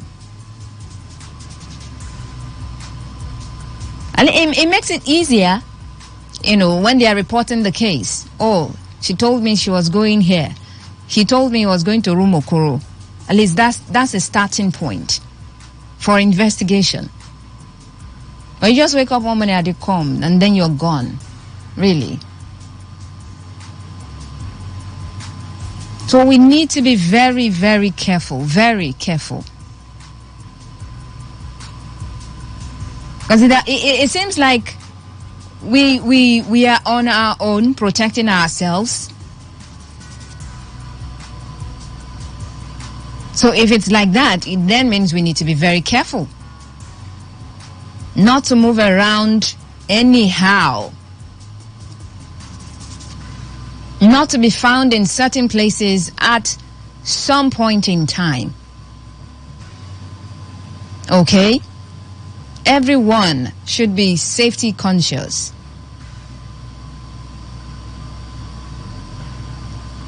That being said, let's get on to our main conversation for tonight. All right?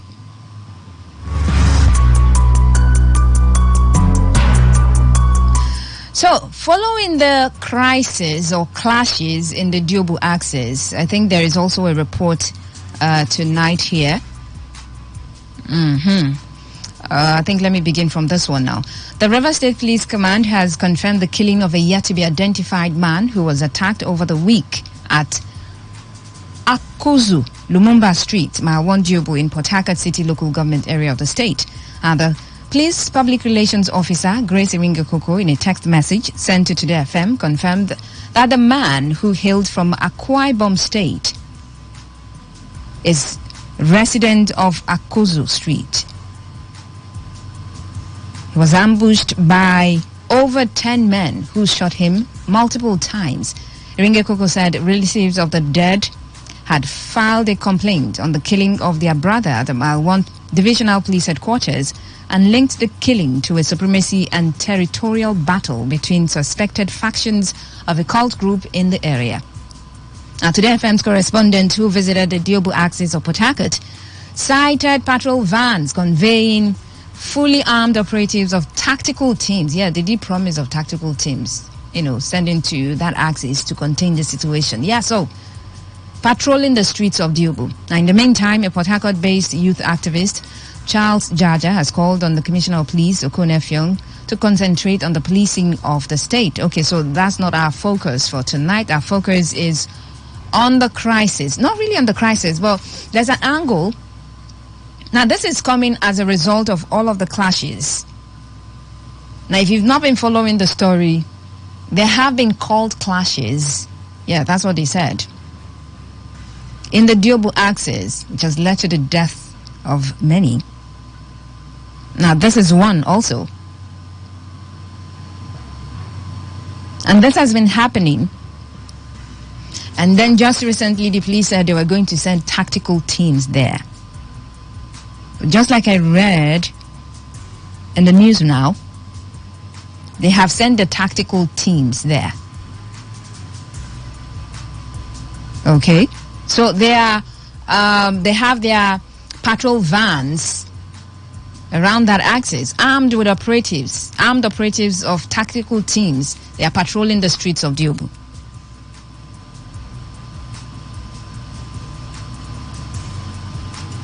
And I remember one of the cases, there was a shootout there. I lasted for more than 5 minutes. Now I'm saying 5 minutes because, well, what is even 5 minutes? It lasted for until someone could call the police and for the police to come contain the situation. But in some cases, when you call, they wouldn't show up until everything is over. And then they come, look at the situation and then release a statement. We are going to send our tactical teams. We are going to be on top of the situation. Oh, yes, we are on top of the matter. We're on top of the situation.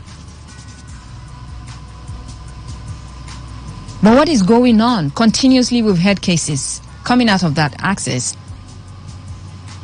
Is it that those boys are too hard and not for the police to crack? And remember that the vigilante, they've taken the arms away from them. And so, well, they feel like, okay, so we don't have what it takes to fight these boys. So we're just by the side, watching. Well, some people have said the vigilante, they did well. They've been holding it down. But now that the arms have been taken from them, the boys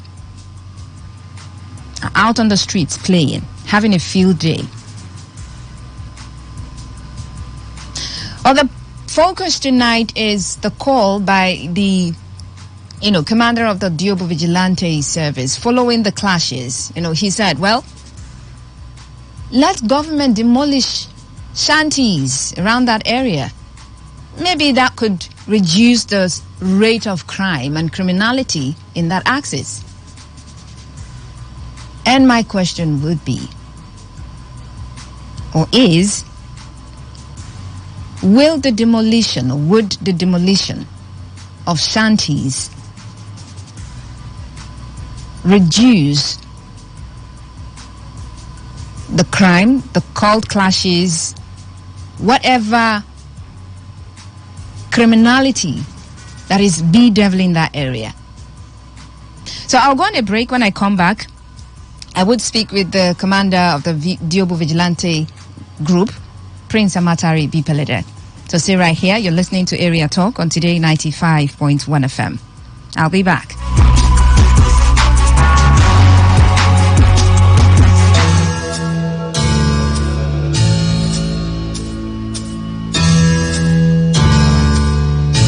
Every day, we hear reports about counterfeit products, stories of fake drugs, foods, expired goods and other consumables being manufactured, imported and sold to unsuspecting members of the public.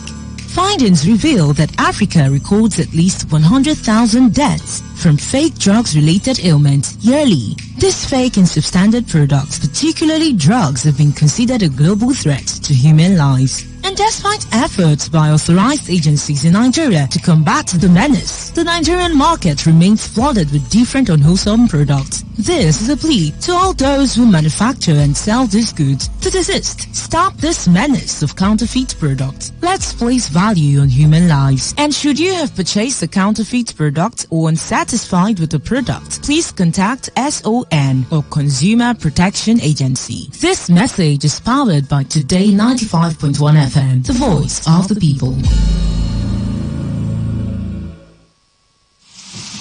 When the weather becomes strict and everything becomes unsteady, the only way to go is tune to Today 95.1 FM.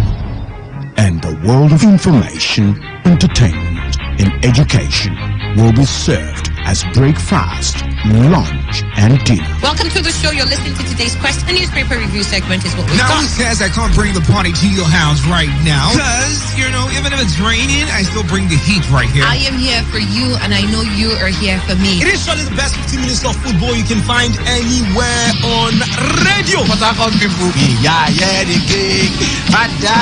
Back here in the Garden City of Port Harcourt.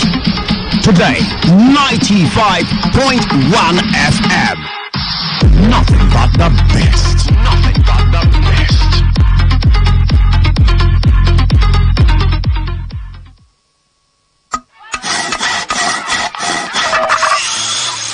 Every child deserves to be happy. Every child deserves to laugh. Years after Nigeria adopted international prohibitions on child labor into law, millions of children in the country are still engaged in child labor activities. The International Labour Organization estimates that about 25% of Nigeria's 80 million children under the age of 14 are now in the workforce. Every child deserves a childhood. Let us all rise in every hood to give every child, regardless creed, belief, or tribe, a pleasant childhood filled with laughter. This message is brought to you by the voice of the people. Today 95.1 FM.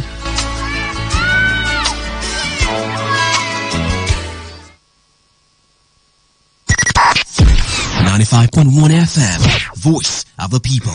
And we're back.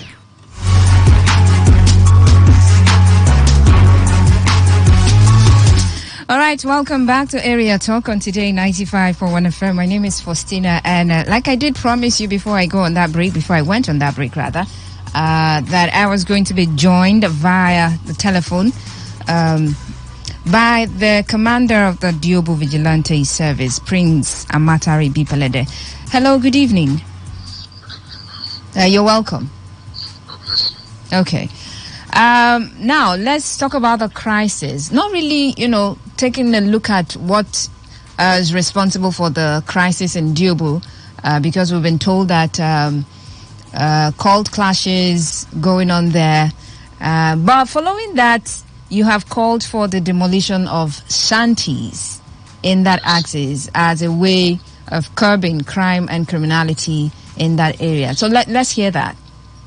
I mean, how is that going to reduce crime? Do you think that would reduce the level of criminality in that area? Okay. For instance, before this time that the shanties in Job were kind of a cover to these criminals and cultists, where they use it as a den for their serial criminal activities. And His Excellency, the Executive Governor of Rivers State, deemed it necessary and demolished from Uruala, Ujike, Okoso,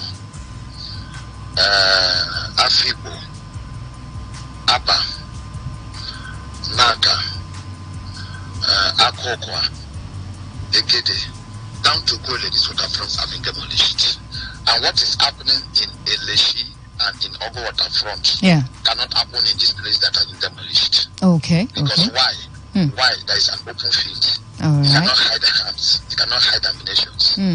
But the reason why it is very high in Eleshi and Ogo waterfront is just because of the shanties, which has become a very good coverage, which has become an umbrella, which has become a canopy to cover their arms, to cover their heel activities that are sick, activities that does not give the image, does not give the good image of Job.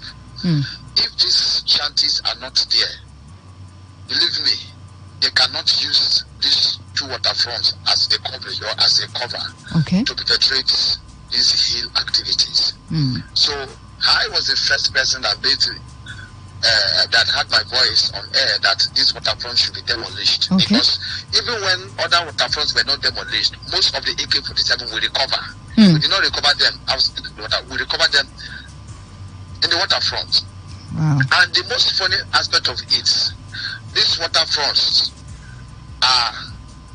people are living in these waterfronts. Absolutely.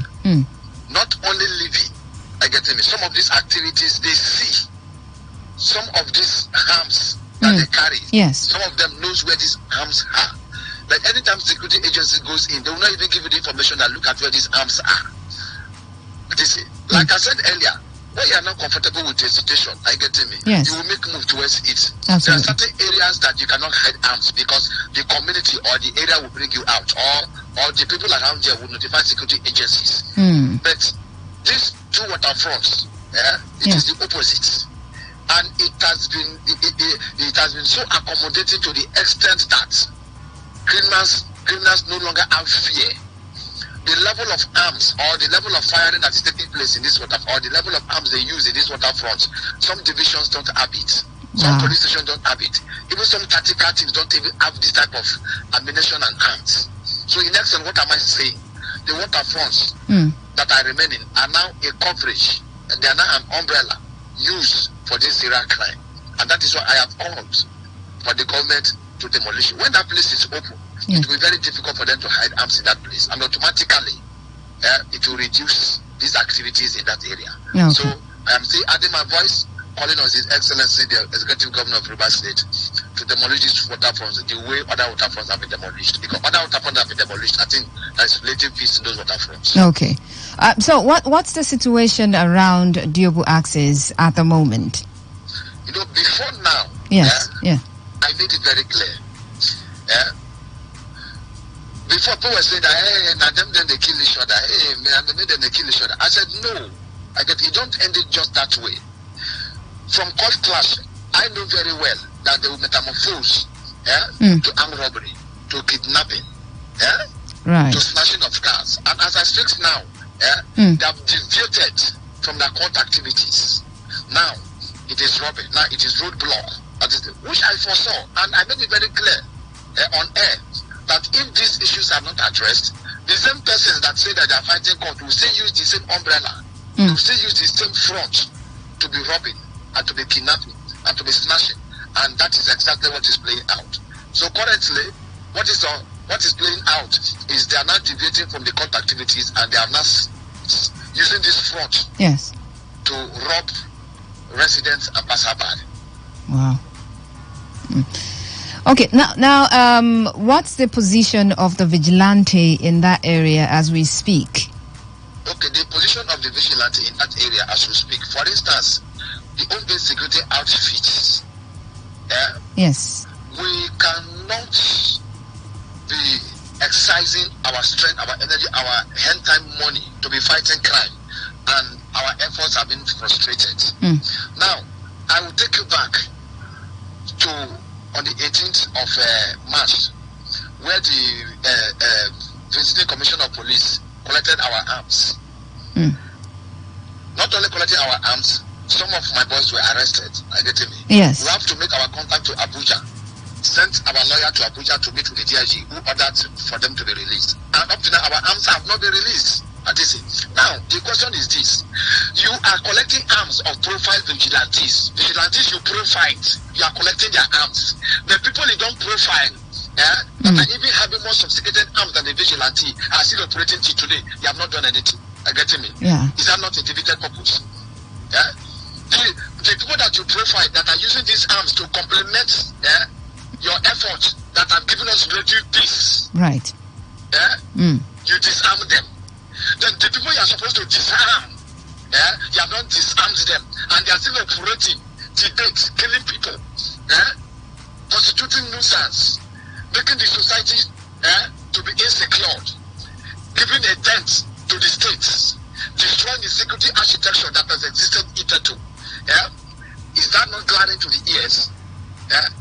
Like I said earlier, the services of vigilante will not be there if our societies are crime-free.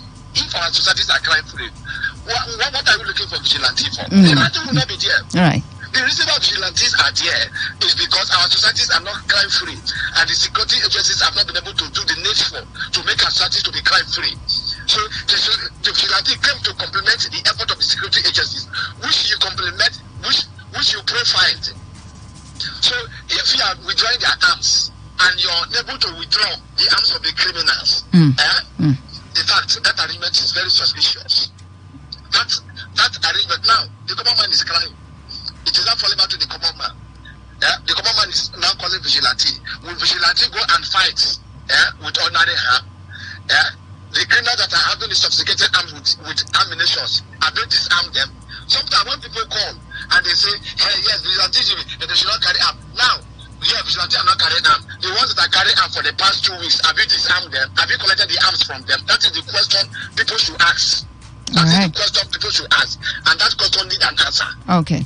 So before I let you go, our correspondent who visited the Diobu axis cited patrol vans conveying fully armed operatives of tactical teams patrolling the streets of Diobu. Is that the case there? I mean, is there some sort of peace at the moment? The patrol teams. See, the only people that can dislodge, the only people that can comfortably dislodge these boys is the vigilantes. You know why? The police knows them. Police don't know them. Police don't know them. The criminals are also well inclined with a criminal attitude that they know when police will come and patrol and go. Right. So when the police patrol and go, they continue from where the police stop. That's just the player. That's why you see the killing every day. Or that's why you see that they are metamorphosed to the extent where they are now robbing residents of you. Are you getting me? We fold our hands and we are still washing. We are still washing. You know why we are washing? You cannot withdraw our arms. And you allow criminals to operate with arms, and you want us to go and fight them. Who will fight that type of fight? Are you fooling us? I get it. We can't fight it. We are still watching. All right. We are watching. Anytime the government and the security agencies are ready for the vigilante to bring this activity to an end, I get it. We will know.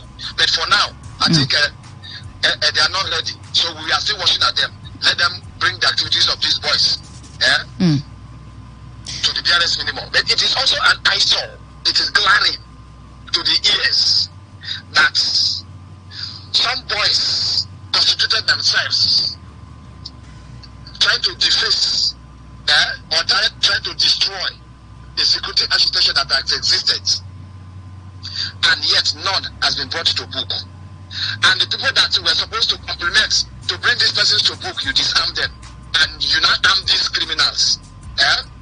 Is there I think something is wrong somewhere. All right. That is what we should address. Okay. That is what they should come out. That is what people should ask. Why do you disarm vigilante and why do you allow criminals to operate with arms? That is the question. And let it be on record that if our societies are crime-free, the services of vigilante will not be there. All right. All right. Thanks. The services are there because our societies are not crime-free. Crime-free. All right. Thank you very much, Prince Amatari Bipelede. All right.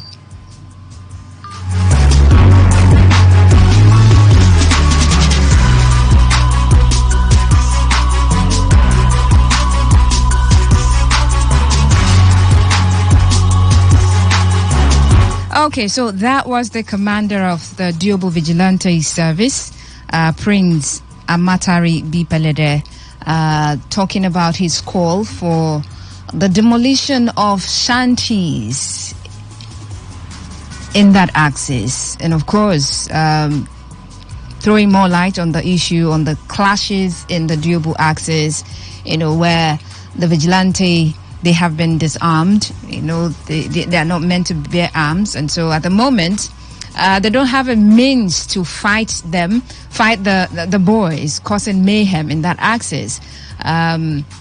So the police, it's left for the police to bring the situation to a standstill, to bring about peace in the area. And like he said, the vigilante, they live among them.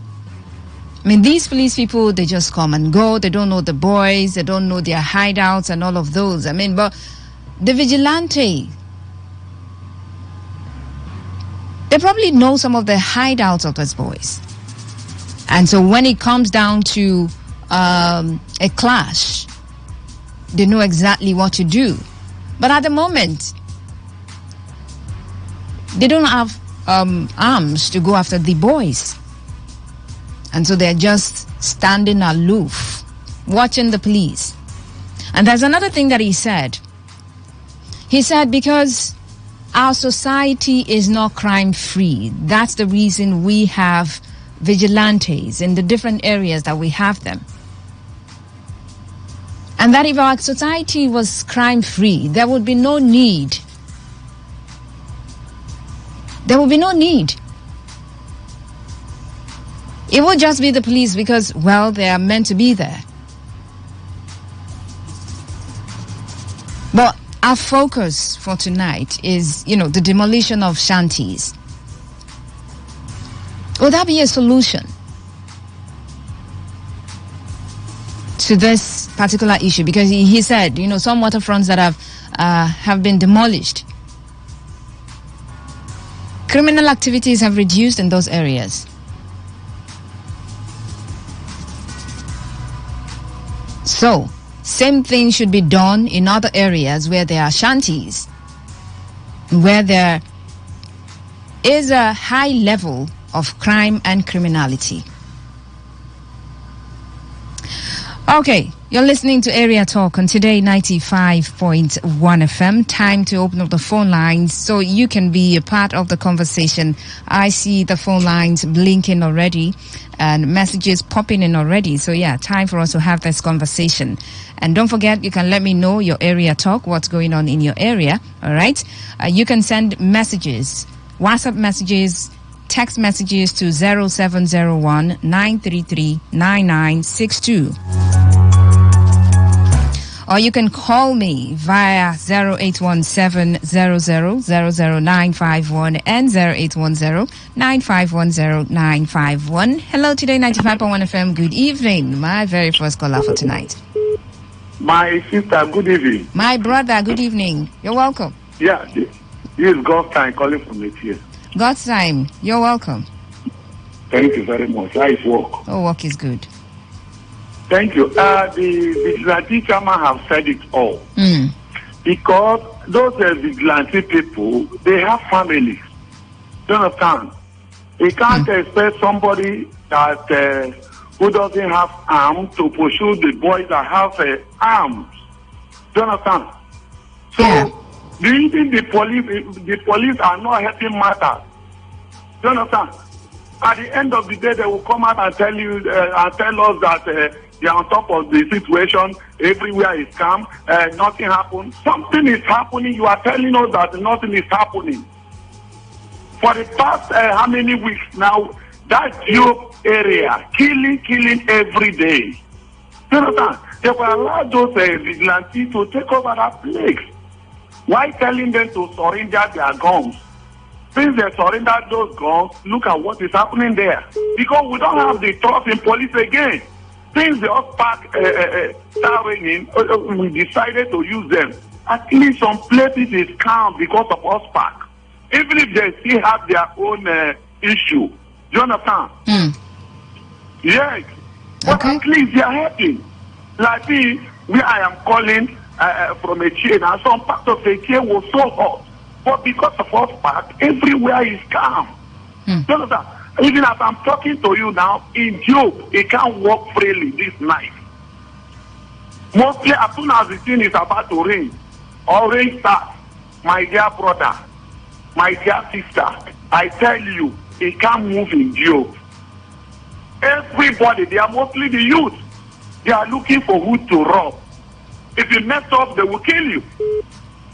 So, please and please, they should bring us back, give them their arms, so that they can take this voice. Okay, thank you very much. Because most of these apartments, they were brought up in Job.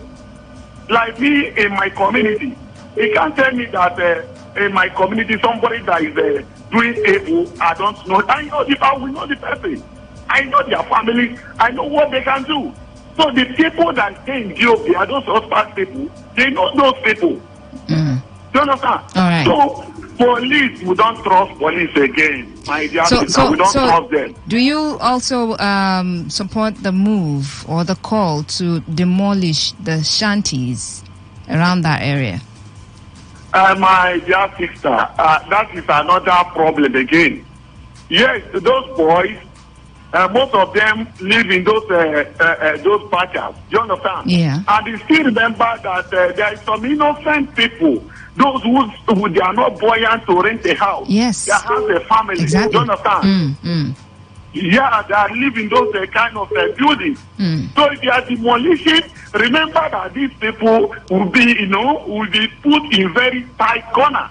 All right. Do you understand? All right. So for me, I don't really support that. Okay, thank you very much. Yeah, thank you. Okay, Today 95.1 FM. Good evening. Welcome to Area Talk. Yeah, Mr. Zion. Good Mr. evening. Zion, how are you doing?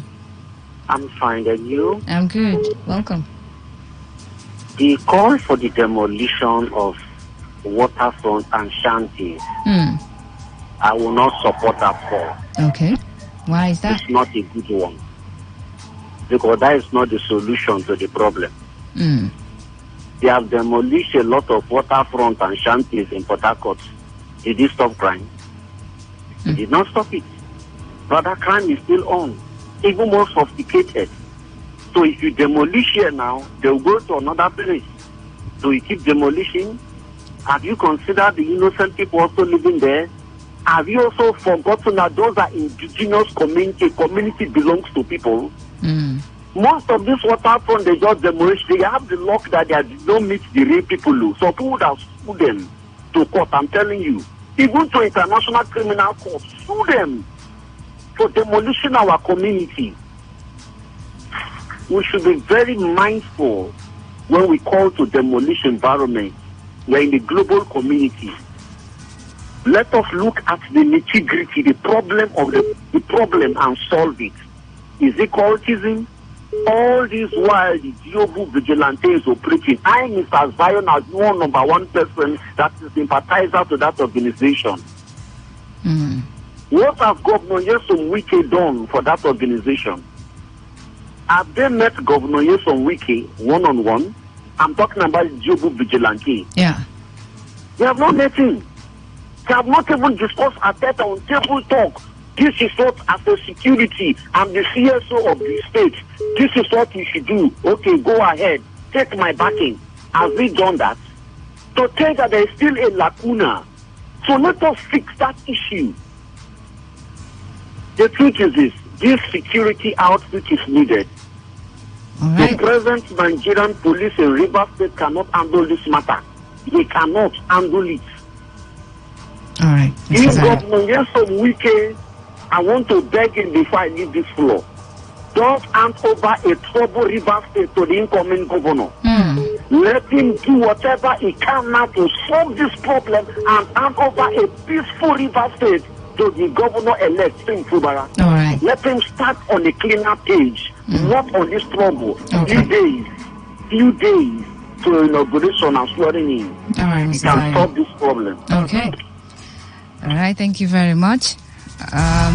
Yeah, when you talk about people, innocent people living in those areas, I totally understand, because we have some people who, like someone said, Gostime said, they're not buoyant financially enough to, go to other places to rent houses. Rent is high, very expensive. So there are people who are living in those areas because they cannot afford to be in any other place. So if you're going to demolish, what plans would you have for those people? Or you're just going to demolish and then abandon them? And most of the times we hear people go to demolish places. Oh yes, we're going to compensate you. At the end of the day, oh well. Nothing happens. Or maybe the party responsible for compensation will have their own share of the money. They'll take their own share of the money. So what's coming to you is just peanuts. That wouldn't be able to afford you build a house or even rent an apartment. But when, crime is being perpetrated in a certain area and the people in the area are not able to do anything, if it's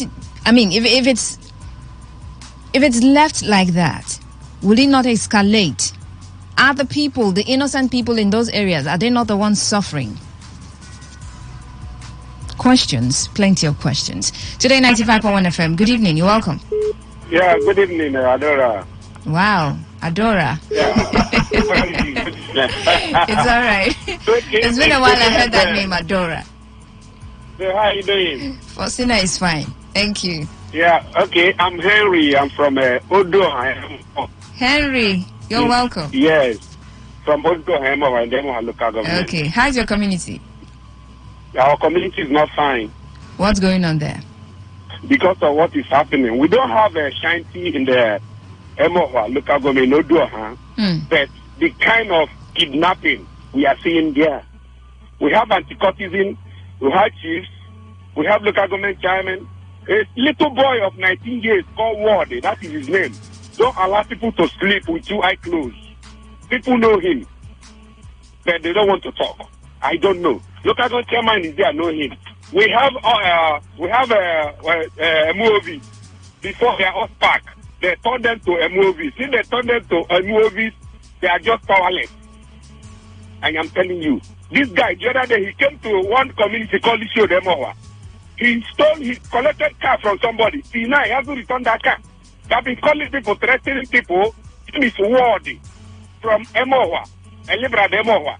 Chief Judge is from the community. Emeka Beke is from the community. This boy is a terrorist. This East West Road now, as you're going to Ahoda, Ndele, kidnapping. We have anti-corruption. We have a local government chairman. They know him, but I don't. Hello? Okay. I lost the connection right there, but since you're saying all of the people you're mentioning know him, what am I to do at the moment? But I think the relevant authorities should do something about it. If the police cannot do anything about it, how about move to the next level? They can do something about it, except, of course, there's more to this particular story and to this person you're talking about disturbing the entire community and probably maybe some part of the local government area. Today 95.1 FM. All right, I missed that one. Do all to call back. Hello, good evening. Okay. 0817-000951 and 0810-9510-951. So, following the cult clashes in the Diobu axis, the leader of the vigilante service there is calling for the demolition of shanties around that axis as a way to reduce the rate of criminality, of crimes in those areas. Because, like he said, these boys, they hide their weapons, sophisticated weapons in those places. And the people living around those areas, I mean, they just see and turn the other eye or look the other way. I mean, who would want to come out to say something? Who would want to say something? Apparently, they are living there in fear. Maybe it's really not their intention to keep quiet about it, but they are doing so for fear of being killed. If they do, blow the whistle. So yeah, would the demolition of shanties in that axis bring about the needed peace? Would it reduce the crime in that area? Or should we look elsewhere? Look at the root causes of the crime and criminality in that area and deal with it. Is it lack of employment? Is it a lack of willpower by the government to, fight the crime in that area? Are we talking about lack of good parental upbringing?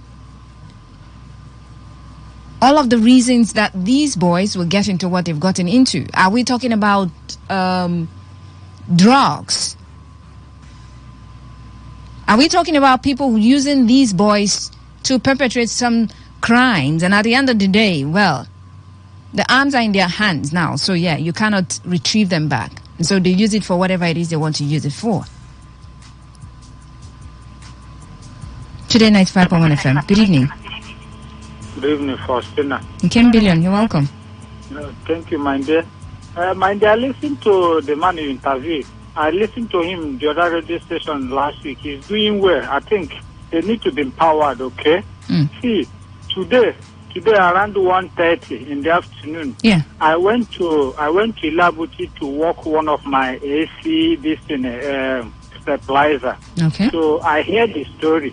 So I had to drove past that street. Around 1:30, the boy was still lying down. The guy with the shot, I saw him by myself. I had to park somewhere. I trekked, he reached there. I saw him, and I noticed that one guy I asked there, I noticed that the guy is only a child they have, their parents' house, and they live with one of his sisters. So now, what am I asking now? What is your gain? All this court of a thing. You don't have money. They shoot you gun. You see, enter. They claim court. What is your benefit, for God's sake? Now, talking about it now, they are taking it because I saw them putting him in the vehicle that time. So now, what am I saying now? Shanty, all these things the man said is true, but to me, it's not finally the solution, because there are so many places the governor have demolished. They did not stop the crime.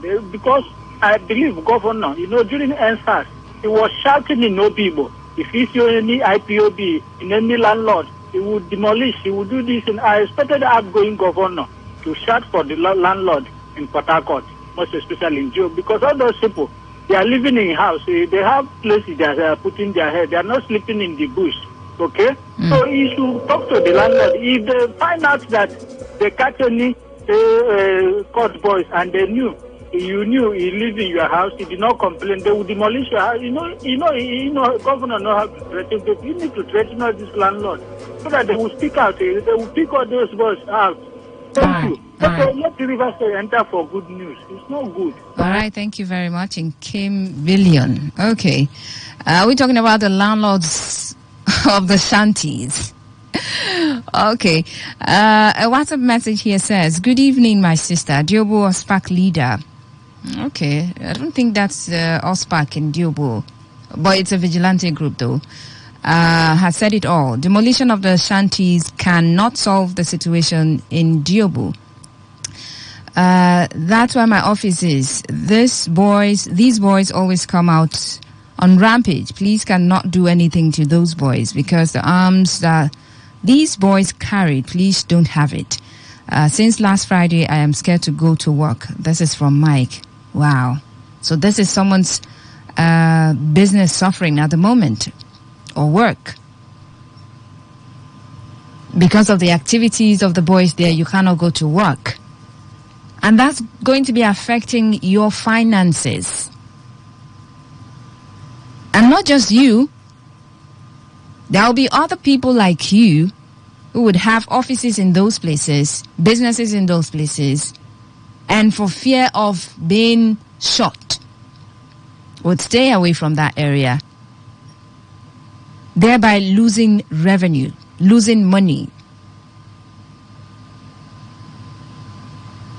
So this is affecting more people than we think.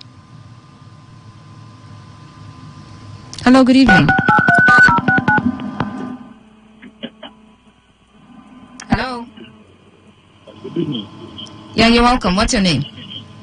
Bluetooth mode. My name is David West. Hello? Yes, I said my name is David West. Oh, David West, you're welcome. Calling you from Yenagua. All right, thanks for joining us from Yenagua. How's Yenagua? Yenagua is just for them. So how's the keke situation over there at the moment? Yes. For now, town is calm. Just that from anything from 7 o'clock, keke longer applies here. At the moment, they are under a cost. Just for keke, the other normal life. And has the transport fare, has it come down or still high? No, it's still very high. Oh, okay. All right, go on. Yeah, you see, what I want to say is that there is no part of the waterfront to talk of River State.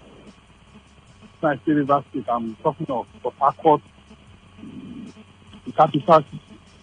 No part of the waterfront I do not know or I'm not friendly with. As somebody from River State. Before now, remember in 2003, Port Harcourt was very hot. People lose their life anyhow because of this very cold activity. And the way most of these waterside areas they are being structured, it's very difficult for any security agency to operate effectively here. You can't even access the houses. No road, you know how the place is. Yeah. And even those of them living there too, they are also in danger. They are not safe. They know the kind of oppression they are passed through in the hands of these young men who are carrying arms. Innocent people who are talking of. I have witnessed a situation whereby NDLA came for a drug raid operation. And the young man that was sitting with us in a shop who just went into the house was the next person that was killed. Wow. The that was fired went straight to him. So the lives of the people there are not also safe. If you ask me, when they say government demolish and they do nothing, when they demolish and they do not own the place, plan the place, use, take it an estate, and at the same time also allocate the houses to the owners of those properties you have demolished. Then put a police post there. Let the place organized. It will reduce crime. Okay. There is nowhere in the world that crime can be completely eradicated, abated or wiped off. It will reduce crime to the barest minimum. So, in my humble opinion, the idea of demolition is not a bad idea, although people will suffer. But then they should be adequately compensated. Okay. If the thing is properly done, I don't think I will cry about it. Because now look at it. People within this period now, a lot of people cannot go to their business. Innocent people are being caught by stray bullets. Nothing happens. Everybody lives with fear. Even those of them living in Elesi, for instance, waterside, the man without waterside, they live with fear. So what are we saying? We need to liberate ourselves from the shackles of these young men. All right. Government, the politicians, they know those people. And when they will go to prison yard and free people just because they want to make use of them in election. It's quite unfortunate. All right. Buy guns for them. These are things I've seen. I know how Port Harcourt was in 2003 when Dr. Peter Dili was the governor. It was, all right. I mean, thank you very California. much. Thank you very much, California. Okay. All right. Thank you very much. Oh, well, for people who are saying there are innocent people there, so the shanties should stay. Well, if the shanties can stay and the relevant authorities, everyone who needs to do something about the situation, does something about the situation. I mean, fight the crime from the root. I'm not going to say if they can identify. I'm sure they know the root causes. If they are able to deal with the root causes, the things that will make these boys to wake up one day and terrorize and wreak havoc in areas like this, if they can deal with all of those issues, well, the shanties, I mean, nobody will call for the demolition of shanties. But I think some people have looked at it that, okay, these are the places they go to hide their weapons. And because of the way those places are, the police, they don't know their whereabouts in those areas. They're not planned. No roads, no streets. There are buildings everywhere. No straight road anywhere. Typical example of what they will call bend. That's exactly how those places are. So the innocent people, so to speak, if there is a clash, they could be caught in the crossfire as well.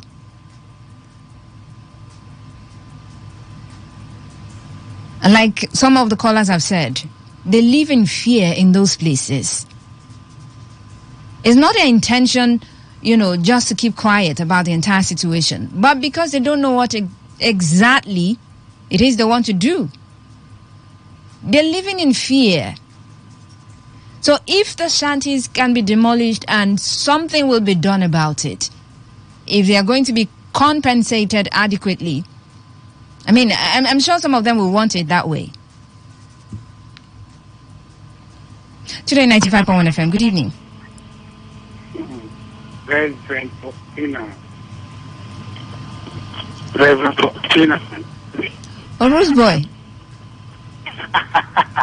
No, that's their name. I think you deserve that name. For the Reverend you Faustina. Yesterday morning. Oh, yesterday. You really taught us a lot.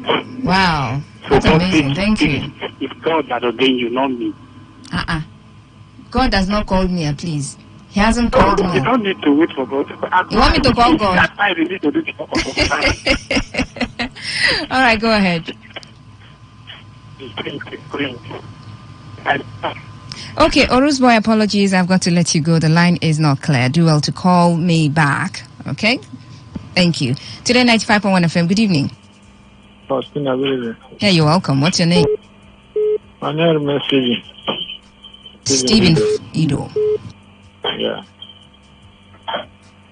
See, what I want to chip into that killing happening in Duke. We know in this state when the governor said that you have built a satellite security office for the police officers in River State. Satellite what? Satellite office. Are you talking about the Intelligence and Surveillance Center? Yeah, that's what I'm talking about. Okay. Is those things no more working again? Well, I asked the question earlier. Maybe it's working, maybe it's not at the moment. Okay. So, my brother, demolishing waterfront, people have been living there, is not the solution. Okay. My sister, demolishing the waterfront is like you are chasing some people out of the Port Harcourt city. Like you are inheriting other people's land to yourself, to those government officials who is going around demolishing waterfront. It's like they are inheriting other people's land because people took time to develop that places, I've been in waterfront before. I've lived there. I've lived in Marine Base. People develop those places.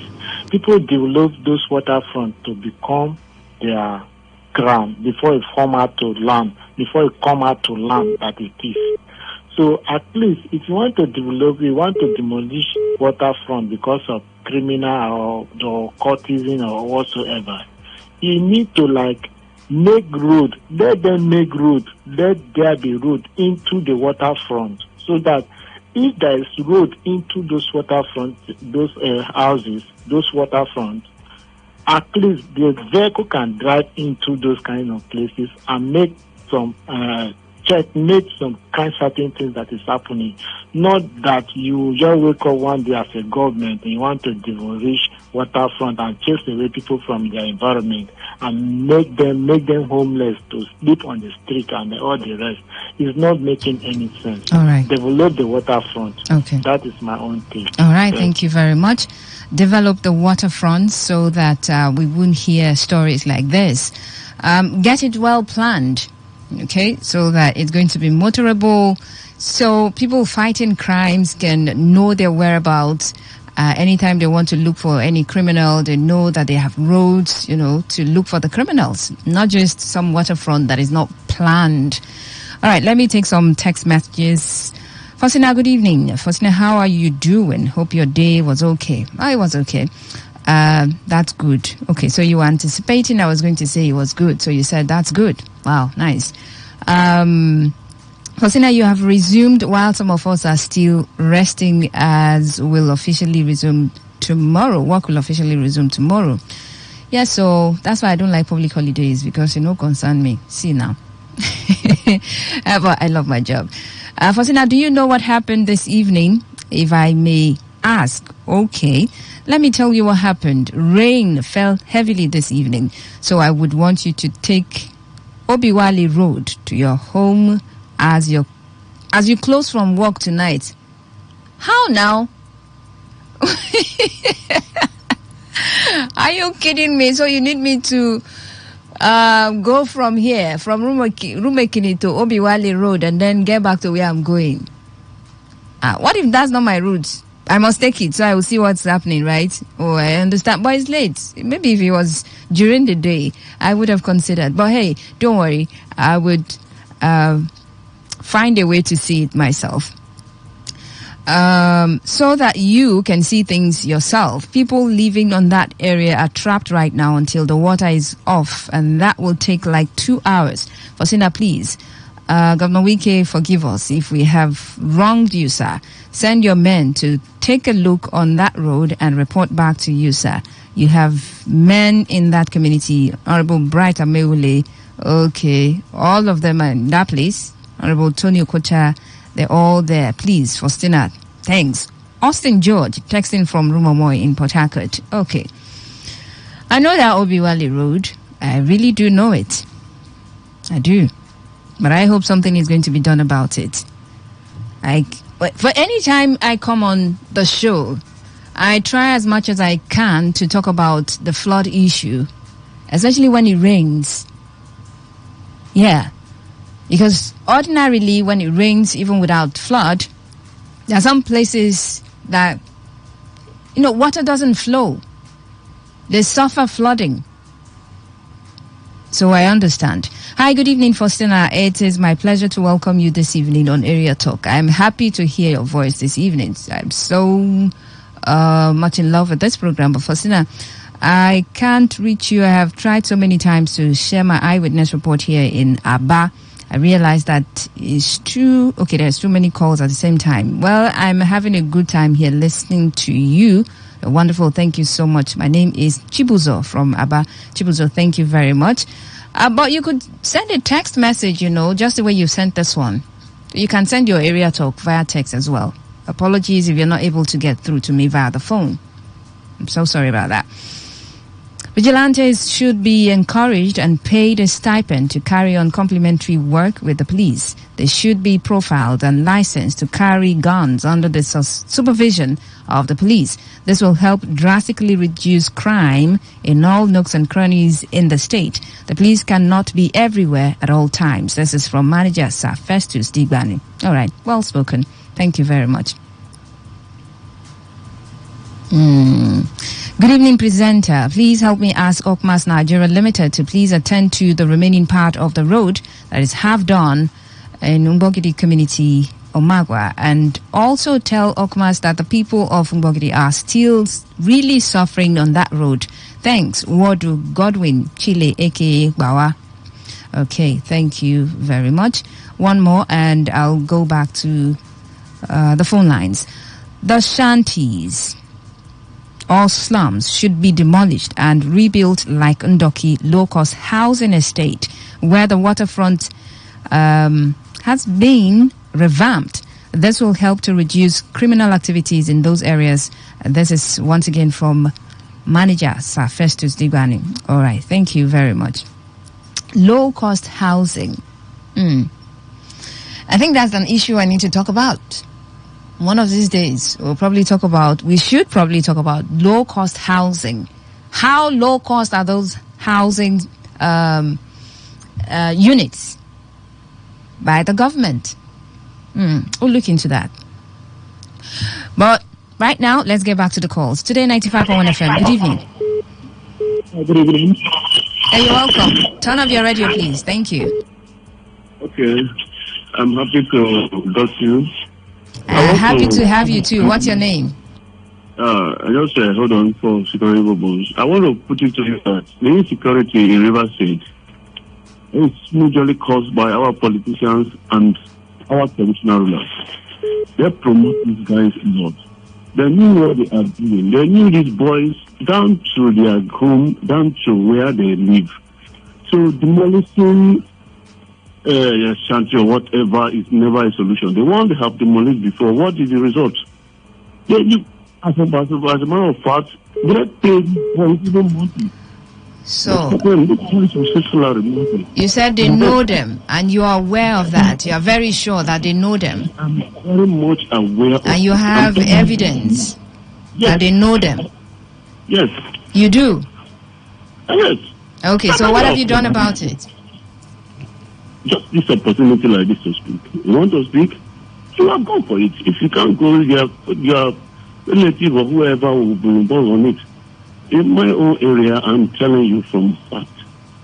In your area. Okay, so it's in your area. I mean, you can't be generalizing. If it's in your area that you know, well. Even in job where you're calling. Yeah, these people are being promoted by these men. Do you live around there? Even I lived there before I moved to even the police work with them. The police work with them. The police are handicapped of handling these people. Because even the rifle they carry are more than the police. The headmen work directly with the police. They have their contact.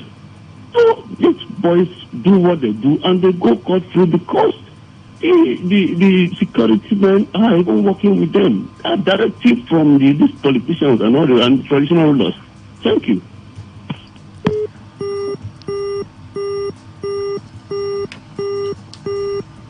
Okay, so I had to probe you further because you can't come on air and generalize that they know them.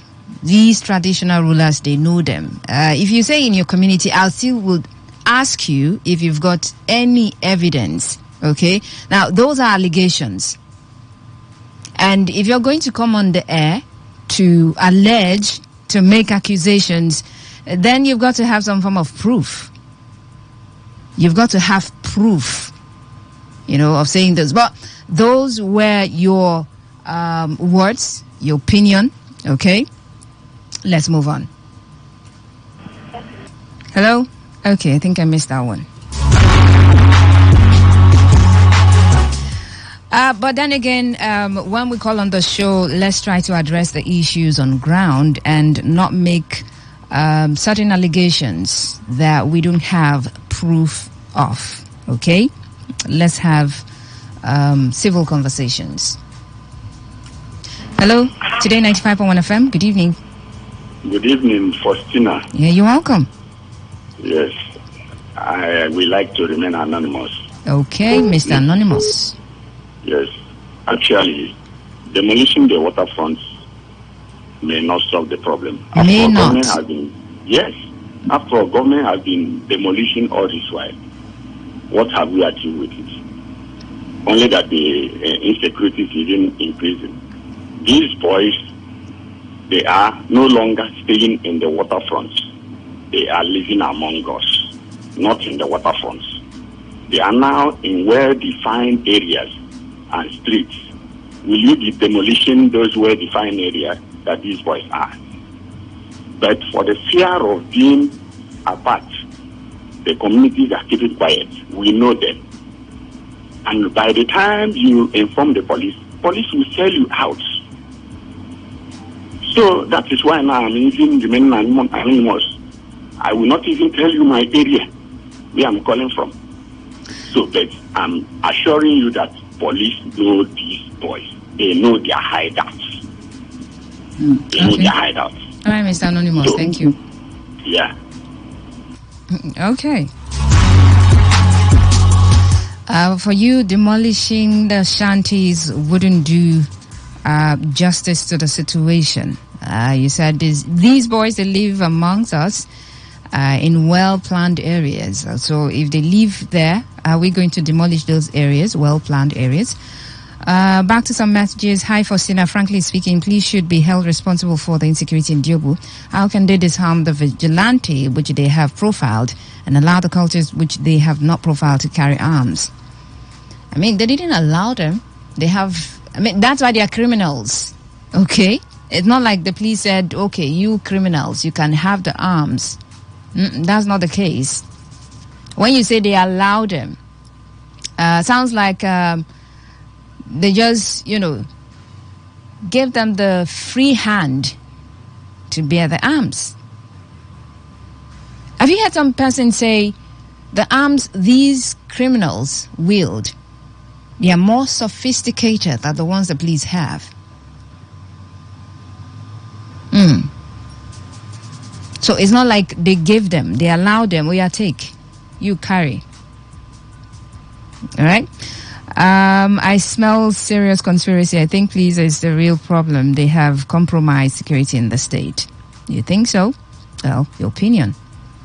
Today 95.1 FM. Good evening. Oh, good evening. Hey, you're welcome. Yeah, how about Dave? Dave is fine. He's going to join you by 9. Okay. You will finally separated. Wow. You finally separated. Everest, good evening. Thank you. Faustina. Yeah. I believe that destroying those places, as other callers said, is not the solution for these things. Okay. Although where the common people always stay, there are always things like this. They so suspect them in when things goes like this. But if it's the way like GRA, nobody will say all those things. But for the sake of those few people who are still good, staying there because of necessity, they should consider them. But I just wonder that things will be going on there. With a fellow human being, they will not report the matter to the police. Although people condemn police every time, but I personally don't condemn police, because if they remove police in this country, 30 minutes nobody will move on this street. No Nigerian will move in this street. So they still contributing. It's very, very 90% of security for us in this country. Okay. Yes. So let me go to my area talk. All right, Everest, go on. You know this first mechanic road in Choba? The one you complain of all the time? Yes. What about it? What about it? The rain is starting again. And why I keep quiet talking because there was no rain and the road was okay. Okay. But now rain has started. And we are going to enter through those our dark ages or doom. That's a strong word for the road. Yes. Today, this is the way things start. Hey, you hear me small.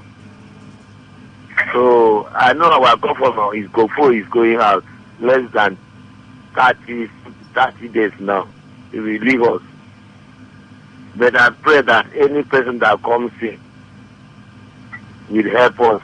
This small road for us. The road is not too big. It's a road which a local government chairman can do it for us. It's a very simple thing. Okay. So I don't know how would they come and help us walk this road for us. After all, they will still use it. Their children will use it because that place, 90% of people living there are students. And I believe one of their child with who school at Uniport will leave that place too. So please, whoever is concerned should help us look after this road for us. We are suffering so much. Okay. Thank you, yes, Faustina. All right, Everest, thank you very much.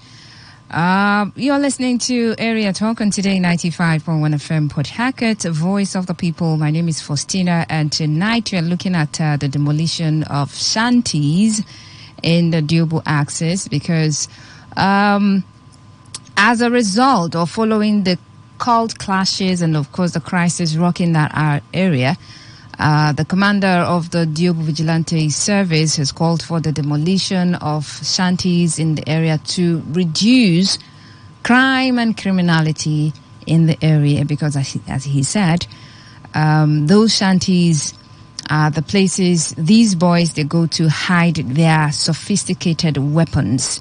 And if we're going to demolish shanties, it's not just the bad boys living in those areas. Some are not even living in those areas. Maybe they have a way of, places they hide their weapons or their arms. But you have innocent people living in those areas because those are the areas they can afford. So if we demolish, what are we doing? Where are we sending them to? And if we do that and we don't compensate adequately, where are we sending those people to? To the streets, on the streets. And then again, if we don't, those people living there, the innocent people could be caught or could be caught in a crossfire.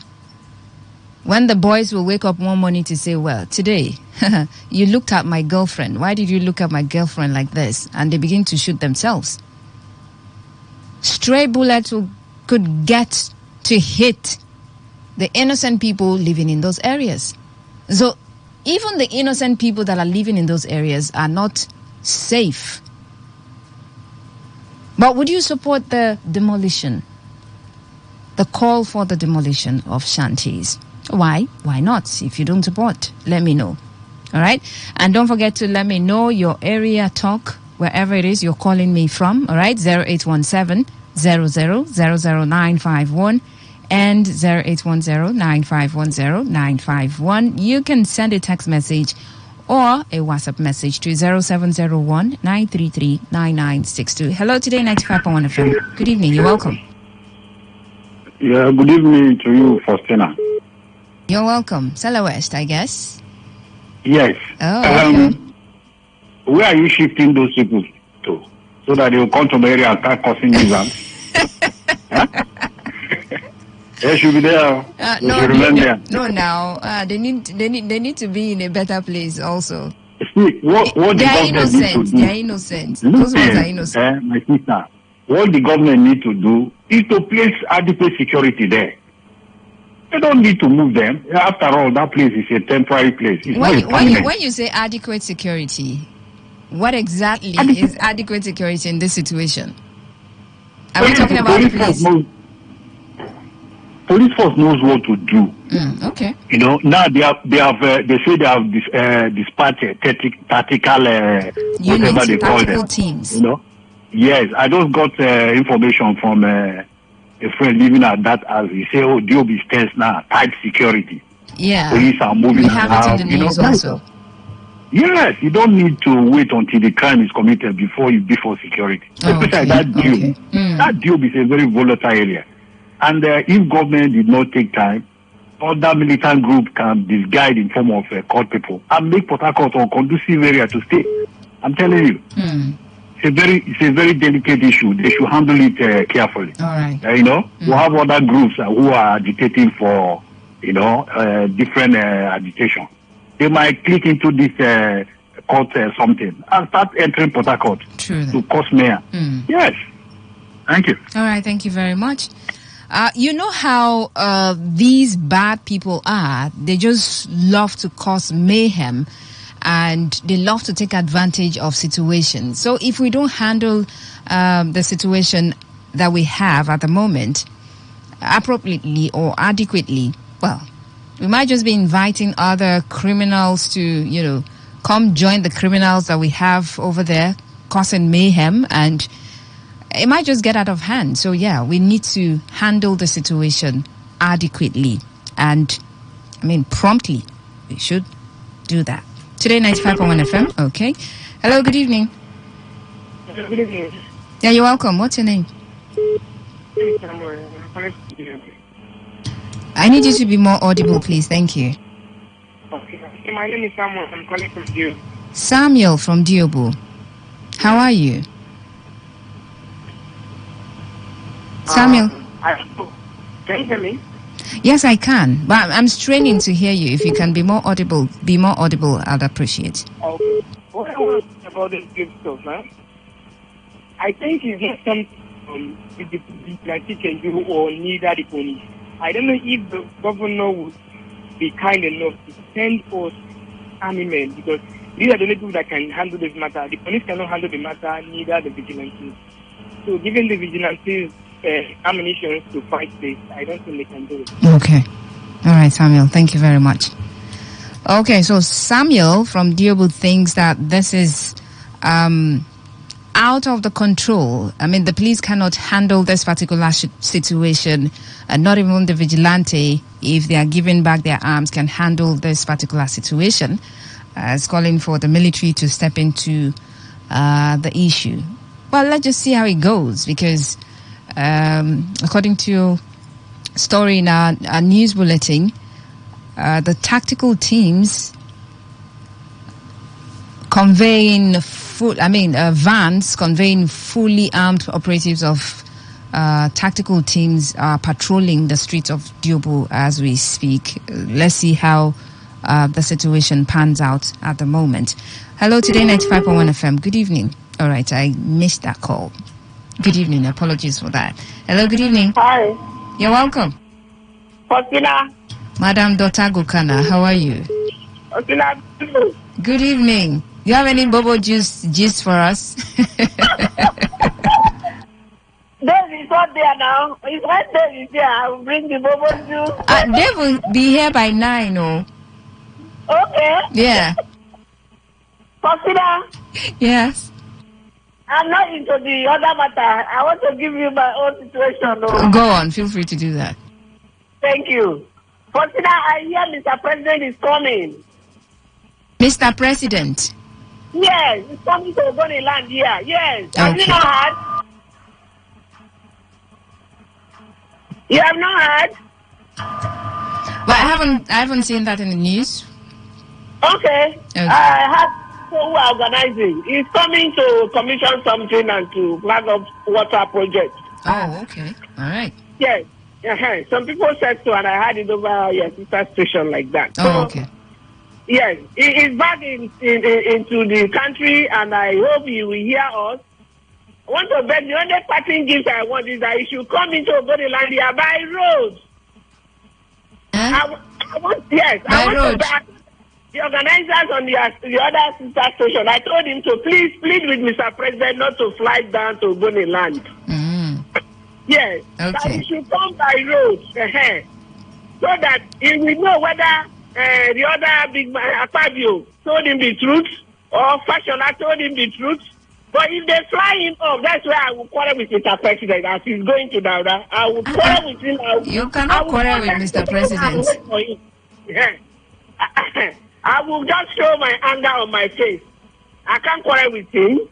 But if you hear them tell them that they should allow him to come by road, because, they will push him into an aircraft and he will not know that they are hiding something. Okay. So that the moment Jews I used to say, Mr. President can see it by himself and know that we are suffering here. We can't enter the city. The rains are here. For Sina, no way. He's coming back to how it used to be. For Sina, beg Mr. President to come by route. Okay. Thank you. All right. Madam. Thank you very much. Madam Dotago Kana, you want the president to come by road to your area so he will be able to see firsthand how the situation of the road is. But I doubt if he's going to come by road, really, if if the roads are that bad. I mean, the organizers, people who are coming with the president, wouldn't want the president to, want to survive your president. Calm down. Good evening, Faustina. Demolition of the shanties may not solve this problem because government has been doing that without any result. Meanwhile, most of these boys are not keeping their arms in the shanties. These boys are equally staying in well-defined areas. Okay. And streets, please, have been compromised. They know these boys and their hideouts. If police is willing to stop this menace, they will effectively. Kudos to Diobu Vigilante. They are the ones to fight these boys. Okay. Well, someone said the Vigilante will not be able to fight this particular crime at the moment. Faustina, top of the evening. Faustina, have you been to Diobu before? If no, try and go there and see the kind of lifestyle people are living over there. If demolishing the waterfront will solve the insecurity happening in that area, it will be a welcome development. All types of businesses are going on in that area. This is from Thank God Ability. Yeah, thank God I've been to Diobu Access. I've been to other waterfronts. So I know exactly what the situation, the living condition is like in those areas. Okay. Let me take some text messages.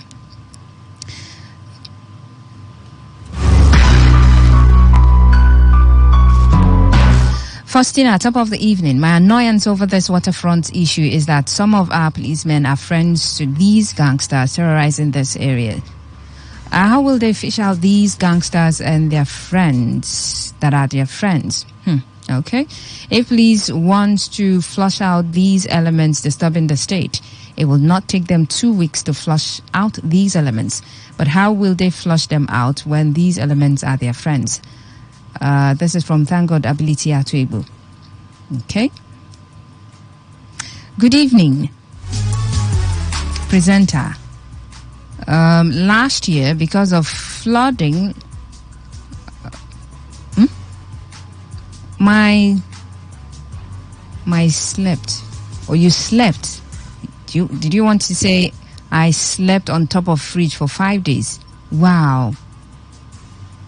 On top of fridge for 5 days. Please, the rain is here again. Let's think about it. Uchena. Wow, so sorry about that. Well, that's why I keep saying, that's why I keep talking about the flood issue and reminding everyone who's supposed to do anything about the situation to do something about it. But it seems like everyone is just waiting for the time to come. It would just be complaints here and there. And probably monies will be released, committees will be set up. And then we would adopt the fire brigade approach to the issue. From Kano Foster on insecurity, that's what you get when security is deliberately compromised. Demolition, that will do a little. Okay, it will do a little. So it would reduce the crime a little. Okay, all right. I hear that. 0817-0000-951 and 0810-9510-951. You're listening to Area Talk on Today 95.1 FM. Should we demolish the shanties as a way to reduce crime and criminality? Now, following the cult activities in Diobu Access, a call has been put forward, for the demolition of shanties in that access. And some people have said, well, that's not the solution to the problem. We have a bigger problem.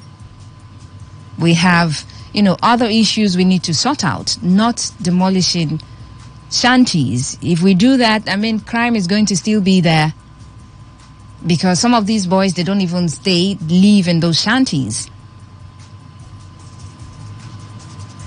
But if we say they don't live in those shanties, that they live in the streets, the houses in those streets. But if doing that is going to reduce, shouldn't we consider that? Doing everything that we need to do necessary. Everything that is needed to be done necessarily has to be done. If we do everything, if that's going to reduce it, shouldn't we consider that as an option?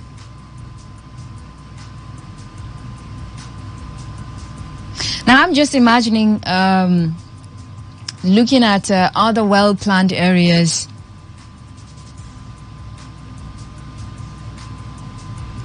Are we having these issues, occurring in those places like we have them in the Diobu Access?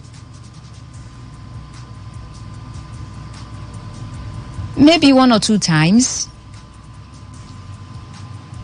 But how often do we hear,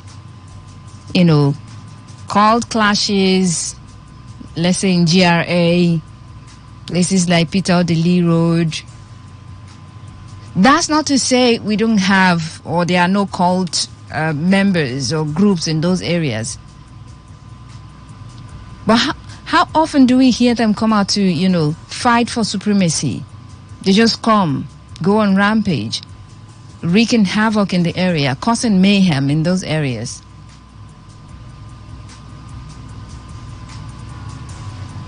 But truth be told, really, there are other root causes of these clashes and crises that we need to look into, that we need to do something about, that we need to nip in the bud. Otherwise, every other thing would just be, on the surface. Demolish the shanties, they move to other areas, and then they continue.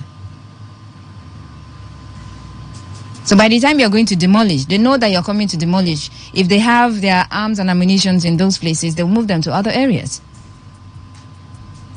You didn't take away the arms and ammunition. You didn't kill the boys. You didn't destroy them.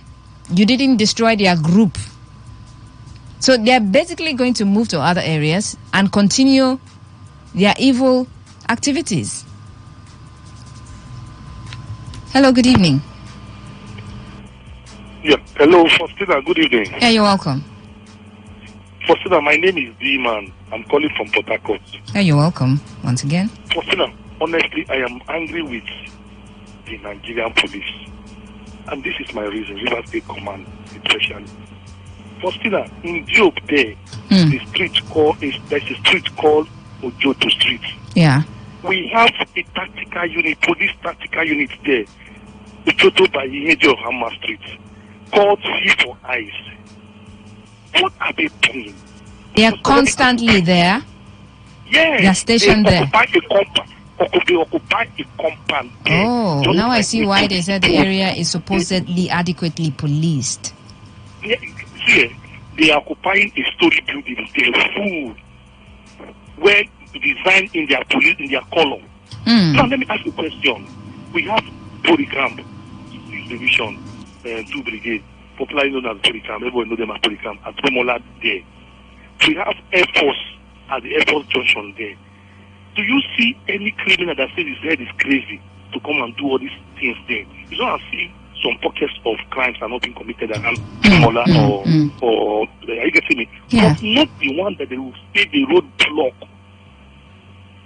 Did you know the implication, the gravity of what these guys have did before the C4 Eyes, before the Mawan police station, before the Labuchi police station?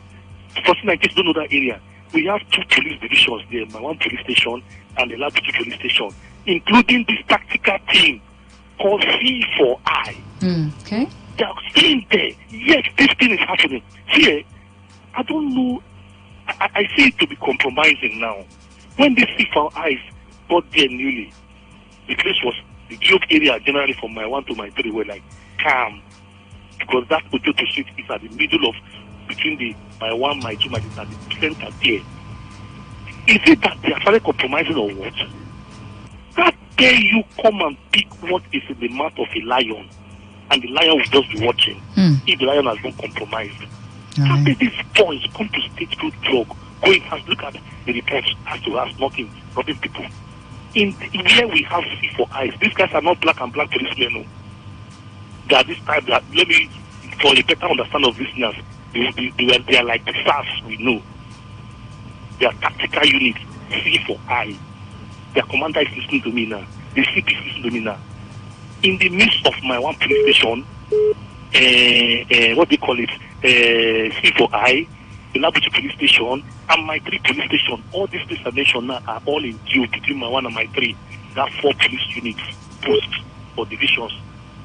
Yet these things are happening. For God's sake, I wish, I have a message for the Commissioner of Police. Oga, we do respect, sir. What is happening? We have my 1 police station there in Job.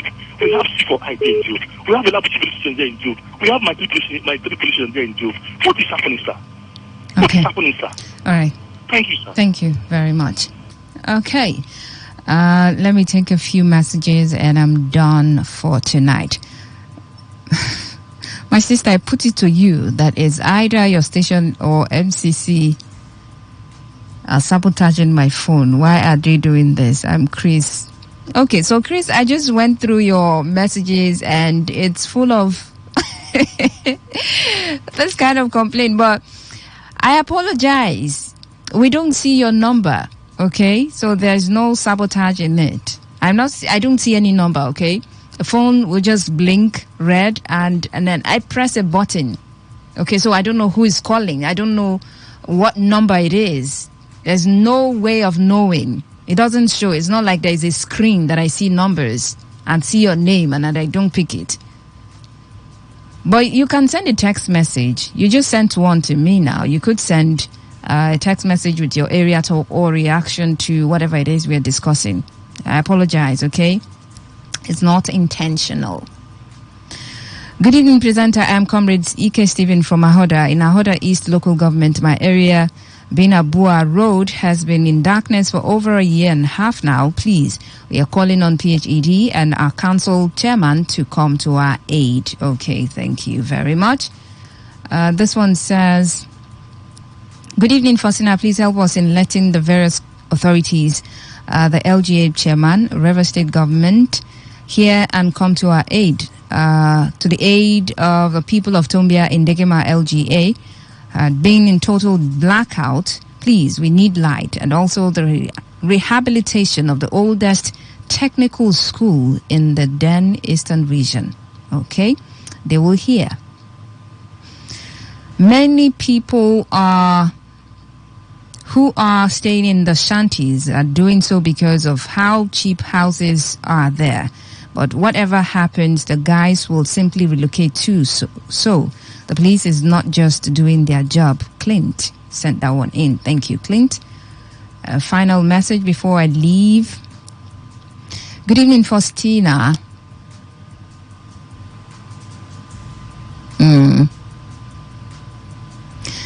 I begin to ask what particular project that Ahoda West Local Government Chairman Hopi Kiriko done, because I'm here, or I'm yet to see anyone. All communities that made up Ahoda West are complaining the same thing ever since he came he became chairman. So if I'm wrong, he should come and mention one of the things. One, if there is any, I'm Happy Man from Ubeta. Okay, Happy Man from Ubeta. Thank you. With that, I wrap up the show for tonight. It's been an amazing conversation. Thank you so much for joining the conversation. I really do appreciate your calls and your messages. And of course, for you just sitting there pretty, listening to the radio, thank you so much. I couldn't access Facebook. I would have gone there to read your comments, but if you dropped a comment on Facebook, I really do apologize, okay? My apologies.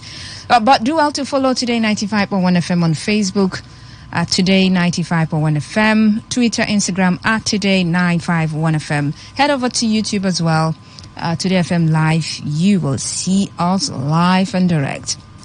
Personally, you can follow me on Facebook, Fosti Oputu. That's my Facebook address. Yes, it is an address account. And on Twitter, at Fosti Nation. Thank you so much. I've got to go now and pave the way for opinion poll. They will join you shortly. And then Amaka will be here by 11, lovey-dovey, for all the lovers. You would want to stay for that one, okay? Amazing conversations are still lined up for you, so stick around to the dial. Today 95.1 FM. My name is Faustina Uputu.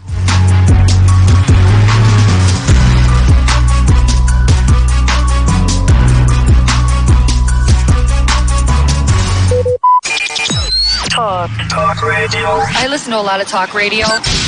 95.1 FM. Fire incidents have become a regular occurrence, with thousands of lives and millions of properties lost every year in this country. Hardly a day passes without news of a fire outbreak in some part of the country, causing fear and panic among the people. Needless to say, we need to remind ourselves of the possibility of an outbreak at any time. This is what is likely to prevent us from being taken by surprise. Always put off appliances when not in use. Do not overload electrical sockets. Fuel your generator before, not when in use. Avoid fixing electrical faults personally when you apparently do not have the skill. Keep the candle on a candle stand. It takes only a minute for a fire to get out of hand. In case of a fire outbreak, please call the fire service hotline 070-315-221-99. This message is brought to you by your premium talk radio station, Today 95.1 FM, Port Harcourt, voice of the people.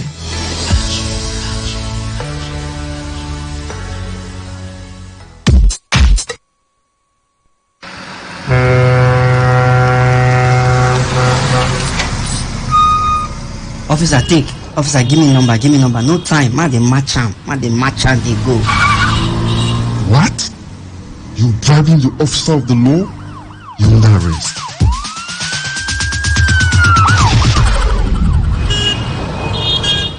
Let me see your papers. You can go. They're in order.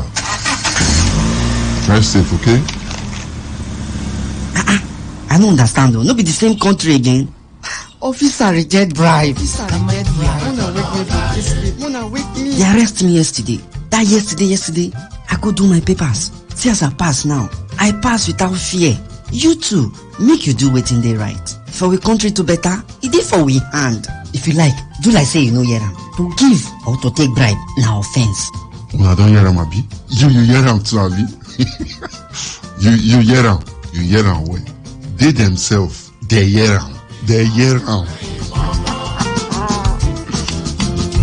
Now the voice of the people. Now him bring this message give me. Today 95.1 FM. Now we be the voice of the people.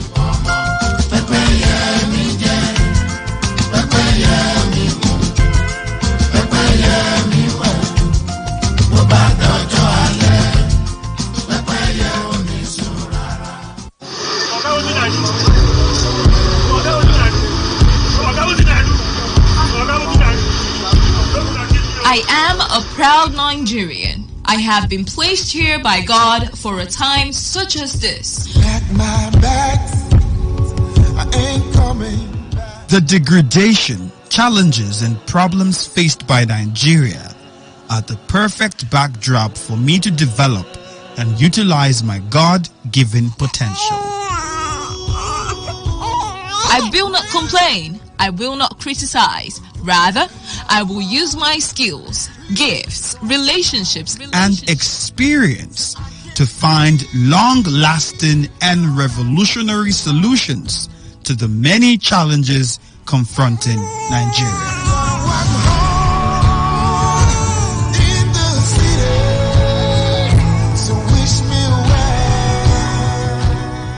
Nigeria will rise again. Because I am here, I will leave this nation a better place than I met it. I will work to make Nigeria a praise on the earth.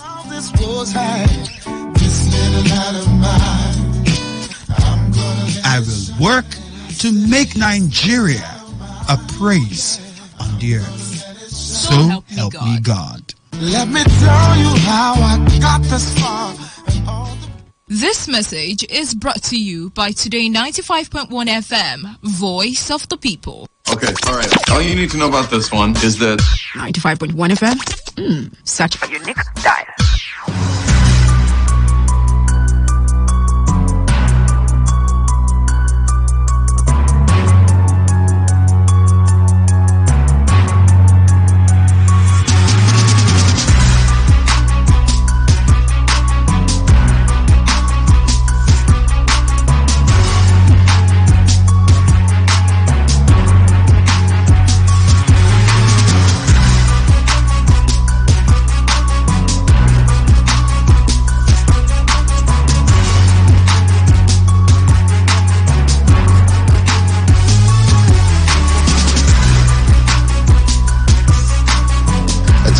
Monday evening right here in the Garden City of Port Harcourt. I do not know if it's the same way in other states in the south region, but here in River State we are already known to be the city or the state of rain and generally cold weather because of the location of the state. So if you're new into town, if this is your first time coming into River State, one thing you should have is a good umbrella.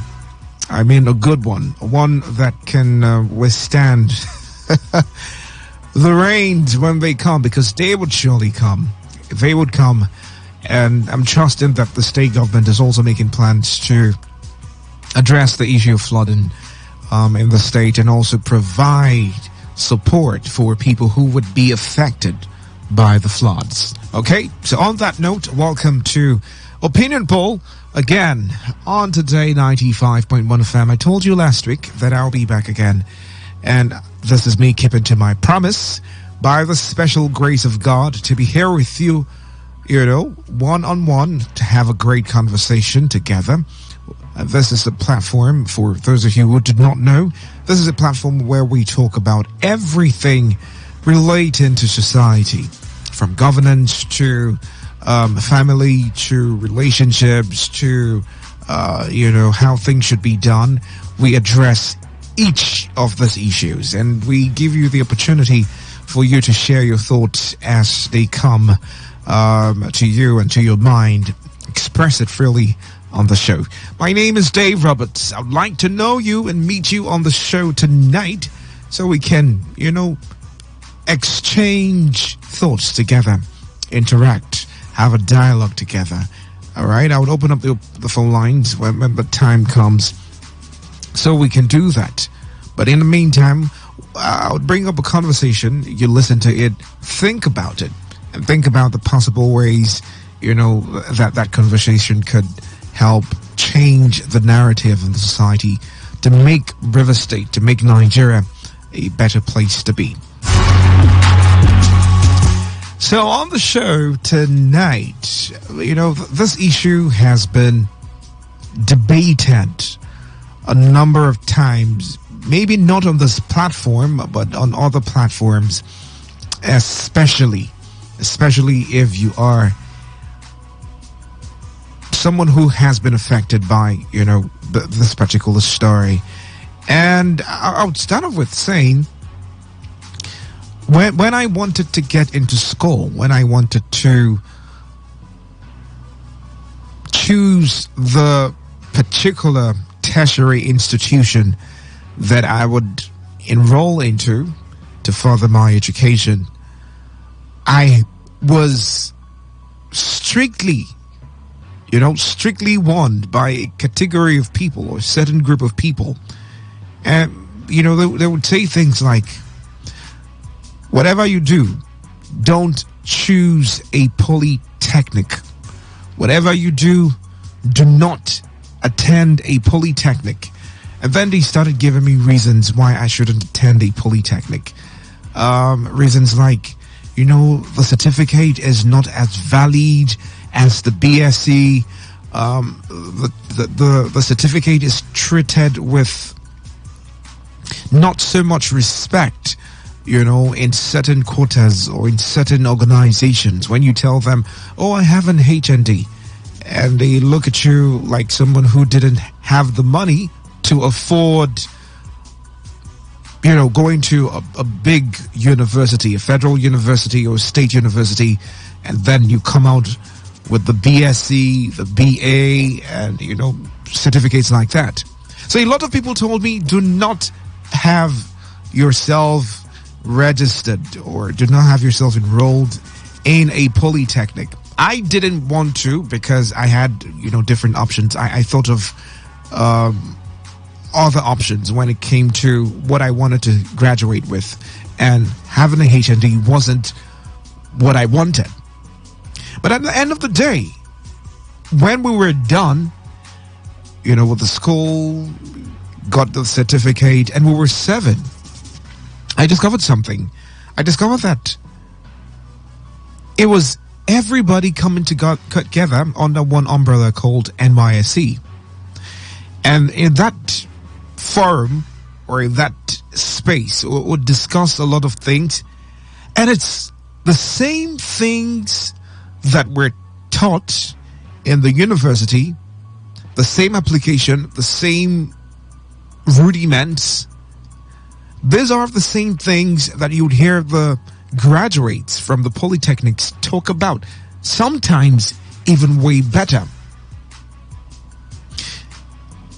Thinking about it, I'm like, is this a function or a factor of intelligence, or the sheer perception about people who attend polytechnics as, not being worthy enough to handle certain offices or to get into certain positions or rise to certain positions in an organization? Is this just our own perspective about them, or are we actually factoring intelligence into the conversations we have, that these guys are also very bright people, very intelligent people? They put in the work, they read, they took exams. If they failed, they were made to rewrite the examinations. So why do we always have this comparison, and why do we always subjugate people who graduated from the polytechnics as ones who shouldn't have certain offices, shouldn't hold certain offices, shouldn't be allowed to rise, in the organizational strata? And I have been thinking of this. I've had so many conversations with people, but yet again, when we bring things like this to the public for everyone to talk of, I think hearing from multiple people would be able to balance this particular problem. Now, this is coming on the heels of a particular group who has, reached out to the president of Nigeria in person of President Muhammadu Buhari. And they are saying, they are the National Association of Polytechnic Students. They have urged President Muhammadu Buhari to make efforts to end the dichotomy between the higher national diploma and Bachelor of Science holders before leaving office on May 29th, 2023. The NAP's Deputy Senate President Adeniji Temitope in a statement, said it was no more news that Nigerian polytechnic students and polytechnic graduates were facing difficulties of dichotomy for the past years. Adeniji said stakeholders in the polytechnic education sector had urged the 9th Assembly to pass a bill for an act to abolish and prohibit dichotomy and discrimination between first degree and higher national diploma. It could be recalled that in 2021, the Senate passed a bill seeking to abolish the dichotomy between HND certificate and the university degree holders in the country. Now, the NAPS lauded the development, saying that the 9th National Assembly had done a very good job by passing the bill, but the president's assent to make it a law was necessary. And now, look at the time. This is 2021 to 2023. 2 years have gone by, and yet this bill is still not been assented by the president. And when I thought of this conversation and, bringing it to the forum for us to talk about, I thought of two things. First is, at this point in time where we are in, this generation, this era, this dispensation, most employers ask their employees, on the interview tables, what can you do? It's a general mantra right now. What can you do? Oh, you are a computer scientist. What can you do? Can you code? Can you program? Can you design a website? Can you manage the digital marketing? What can you do? You said you graduated from the University of Port Harcourt. You studied biochemistry. What can you do? You said you studied engineering in UNIO.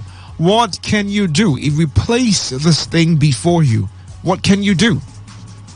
That's the general mantra by most employers, cutting across different sectors in the economy. For instance, I studied telecommunications management under computer science, and it's a whole new it's a whole new journey as compared to what I am doing right now. It's different, way different. We're not talking about communication skills. We're not talking about content there. We're not talking about how to have a dialogue with people. We're not talking about anything as such. We're talking about radio signals. We're talking about infrared connections. We're talking about electromagnetic waves. We're talking about different things, how you make calls and, the possibility of building signals to make a call and receive in a different location.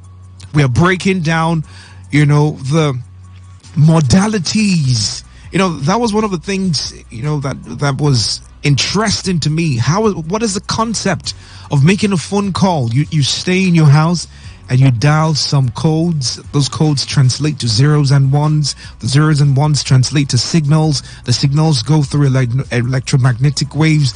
The electromagnetic waves get received by acoustic waves, and you hear the person's voice from somewhere else in China, in London, and you're here in Choba. It was interesting to me. But at the end of the day, what I'm practicing right now, maybe in terms of the equipment, and the structure used to convey my thoughts and my words, yes. But what I'm practicing right now is totally different from, what I studied in school. So yeah, is it about what you know or what you graduated with? Because the general mantra right now is, what did you study? Yeah, I did so and so and so. Okay. What can you do? As opposed to, what did you study? I studied mass communication, or I studied computer science. All right. What certificate did you graduate with? You know, it's funny. It's really very funny. And look at me now. I'm practicing two different things. I mean, on air, I am an on-air personality, a broadcast journalist. I have some other businesses. I'm into real estate. I'm into PR strategy. You know, I'm into branding and consultations. You know, I have different things going on for me, as opposed to what I actually studied in school. I'm not practicing that. I'm not working with the Nigerian Communications Commission. I'm not practicing that. I'm not working with any big telecommunication company like MTN. I'm not doing that. I'm not doing that. But I'm making money for myself. So is this really a problem? The name of the certificate you graduate with.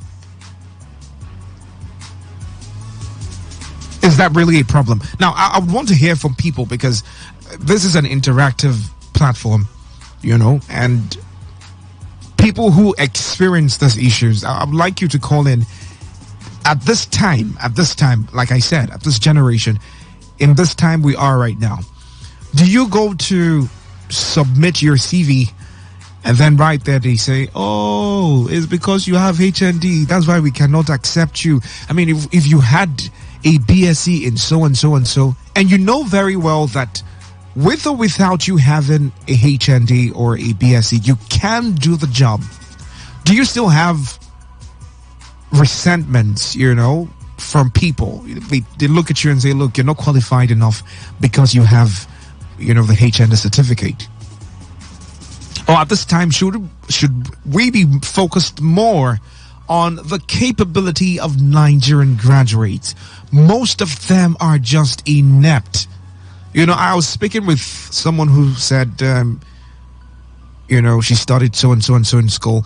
And I from the conversation I was hearing, I could tell this was just 4 years reading and passing exams. Nothing was there. You know, nothing was embedded into her. It was just pay school fees, read, pass, you know, probably sort. This is Nigeria, very typical scenario. Sort your way through, maybe slip with one lecturer, pass and graduate, and then you call yourself a graduate, and you can't do anything with your certificate. And then when you're done job hunting for 4 to 5 to 6 to 7 years, you now start saying, oh, it's because of the name of my certificate. It's because of the name of my certificate. It's just like saying, when you buy a property, you buy a land, and, you know, for places like, let's say Lagos, that they issue certificate of occupancy, as opposed to some other states that they give a deed of conveyance first, which of course you may be wanting, oh, I need this type of certificate, you know, for my land property. But if you don't know that the both mean the same, or it's almost like when you have this and you have this other one, the property still belongs to you. You know, we interface with a lot of people who say, oh, if it's not C of O first, I wouldn't buy that land. I wouldn't. It means the same thing. When you have your deed of conveyance, it means the same thing. And then eventually you get to wait for your C of O to be documented. It takes years for you to have it. But, you know, the ones who don't know would say, oh, I need the certificate of occupancy first. Now, I'm saying this to say, if you have your BSc or your HND, does it mean that you can, does one certificate mean you can do the job better than the other? All right, I hope we're understanding ourselves here. Does it mean that one certificate carries more prestige, more,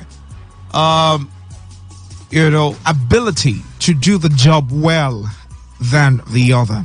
Because here they are, the National Association of Polytechnic Students, saying, President, end this dichotomy between Bachelor of Science holders and higher national diploma holders.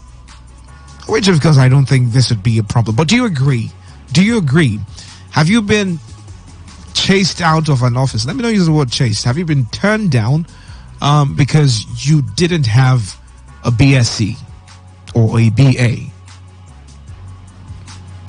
Because you didn't have those certificates? Have you been turned down and not given a job?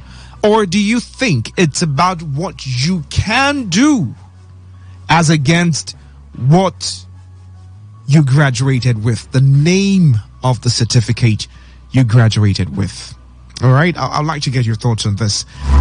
0817 0000951 or 0810 9510951, or you can send your text messages and WhatsApp messages to the number 0701 933 9962 0701 933 9962. 95.1 FM. Good evening. Hello. Good evening and welcome. Good evening. You're welcome. You robot. Yes, you're welcome, Mr. Sunday. I'm Igwe Sound, the powerful from Rumuji. All right. Yes. How is work? Work is good. Yes, I appreciate your work. It's really nice. I'm hearing your voice when you are speaking in the voice of the kids. All right. Yeah. Thank you so much. I appreciate you. So, Igwe Sunday, turn down the volume of your listening device. Okay, let me call that. Are you hearing me? Yes, I can. Okay, about the opinion talk you are talking about, this qualification and all the rest of things we are doing. There are some people that have the qualification that they cannot practicalize it before they can enter the job. Because they can see the job, when they tell them come and do see what you learn, what you know physically, but you cannot, some of them cannot do it. So that is why sometimes they don't get job. So when they go to maybe a test in any language to test them to come and do work, they will fail and they will not get to work.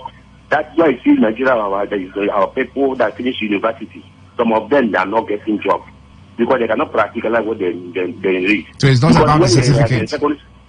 When you are in university, they normally when they know the lecturer can know what can do them pass their in the and they pass their in the exam and get their certificate. But come and do practicalize what they did in the university, they cannot perform. That's why sometimes they are missing job. They cannot get job in anywhere they go. Because that is a bit more than that. Thank you. Do very robot. Thank you. That's my contribution. Thank you. Okay. Thank you very much. He said some people don't even know what they studied and how they can apply it to reality. You know, they don't know what they even did in school. So, I mean, when you are asked, how can you repair? You call yourself an electrical engineer or a mechanical, repair this thing, you know. I say, it's because I did not graduate with BSc. That's why I can't do this thing. Is that even an excuse? You know, should that be given as an excuse because you don't have a BSc? The job has been presented to you. Can you do this? You said yes. You are an engineer. Okay. Oh yeah, no, do it. And you can't do it, and you're saying, oh, it's because of the BSc, and you're not respected enough. I don't think so. Let's take more calls. 0817 0000951 or 0810 9510951, or send a text message to the number 0701 933 9962. 95.1 FM. Good evening. Hello, good evening. You're welcome. What's your name? Yeah, this is Imam Man. Welcome by University. Imam Man, you're welcome. Yes, you see, on that aspect, this is that some people bought certificates with their money, and they cannot be able to practicalize what they study, which is very unfortunate. Why some people still went to school and came out with all results. They are willing to do what they study, but due to don't have a long list of what's further in the rest of putting them for work. But it's very unfortunate that those who bought that certificate with money they cannot be able to do anything. But the people who went to school and study what they study and came out with a better grade, they cannot be able to do anything because they don't have godfather, which is very unfortunate. So you're saying more people bought certificates? Yes, they cannot be able to defend it, and they cannot be able to practicalize what they study. Are you getting me? They bought it in money. They bought it in money, but they cannot be able to defend it. You cannot teach it. You cannot to go to the class and teach. And the partner to the students. He cannot teach. He cannot do it because of the class done on the kid, which is very unfortunate. But some people went through education. They studied education. They are qualified. They can teach. They can see everything while they're at home because they don't have a long leg or godfather who assists them to put in that aspect. All right. Which is very unfortunate. Okay. All right. Thank you very much. Okay. Lots of call. Call me back as quick as possible. 0817 0000951 or 0810 9510951. Hello. Good evening. Great, sir. You're welcome. What's your name? My name is Robert, calling from Akwa Ibom. All the way from Akwa Ibom. You're welcome. Thank you, sir. All right, go ahead. The most important thing for this issue is very crucial because I am one of the victims of the issue. That's where I applied for the job. They asked me for the qualification, and I present what I have, my NG, and they don't want to test my ability whether I will be able to perform the job. They say, no, we are looking for BSc or whatever. They look down on my certificate. And I actually beg them to test my ability. If I'm not functioning, then they would know what they would decide at the end. So in this issue of the country is tired because person like me, when I go to write, then they demand another certificate. Go this one, they demand another certificate. Meaning that other people that went to school cannot do anything without godfather or whatever, man, no man. So the country is something people can take as a record so that in case of tomorrow, you present to people that matters that this is what has happened. So for me, I study accounting, but I have to end in my accounting, which I can prove it. I can prove what I did. So now, I'm very surprised to reject me. Say, no, you don't need ND, you need it from BSc. So I don't know whether the country will be changed to normality so that we can test somebody's ability or what the person can carry. Before they say, no, you're qualified or not. Yes. All right. Thank you very much. He said he's a victim of this. He went for the job interview and they told him, look, because you don't have a BSc. All right. I wanted to ask something. Most of the times these interviewers don't have the patience to start telling you to do the practical demonstration of what they want you to do. So is it really even possible that on the interview panel, some practical questions can be thrown? 95.1 FM. Good evening. Good evening. You're welcome. My name is Chief Ekonabia. Chief Ekonabia, you're welcome. Yeah. The certificate issue, either HND or BS or whatever, I believe the area they are focusing just in the area of going to higher standard, just like MOA, PhD, and so on and so forth. With HND, you must pass through UGP course before you can go. Then I am believing this is the area they are just lamenting. But the issue of employment, then I know some of the politicians today, they have HND and they are the governors of the state. Then, and they whatever does not matter. Okay, look at the Nigeria we are today. The president of the country, then is being assisted by professor. Even the recent election now, the governor, I think that the vice deputy governor is professor in wisdom. So either he did HND or whatever, it does not matter. What matters is your relationship and the connection you have with others. In fact, many times, HND people have more experience than BSc because the practical aspect of whatever they taught is very, very. Are you saying more experience, or are you saying based on intellectual abilities and intelligence? I mean, there are still people who don't have that intellectual ability who are HND students also. In fact, in so many times, those BSc of the whatever, they manipulate. But in HND, that is their incapability of such certificate. But HND, they have more experience, ability, and so on, based on the school where they. I don't think it's a matter of more experience. I think it's a matter of individual intelligence. Yes, that is as well. The individual intelligence is applicable because where you are, ability depends on your capability to understand what the teacher teaches your lecturer. So whether you go to a polytechnic or university, your intelligibility matters a lot. It does not matter the certificate you obtain. That's one thing I know. Okay. All right. Thank you very much. 95.1 FM. Good evening. Yeah, good evening. You're welcome. Yeah. Good evening to you. My name is Chris, calling from Port Harcourt. Honorable Chris. You're welcome. Yeah. It's one thing.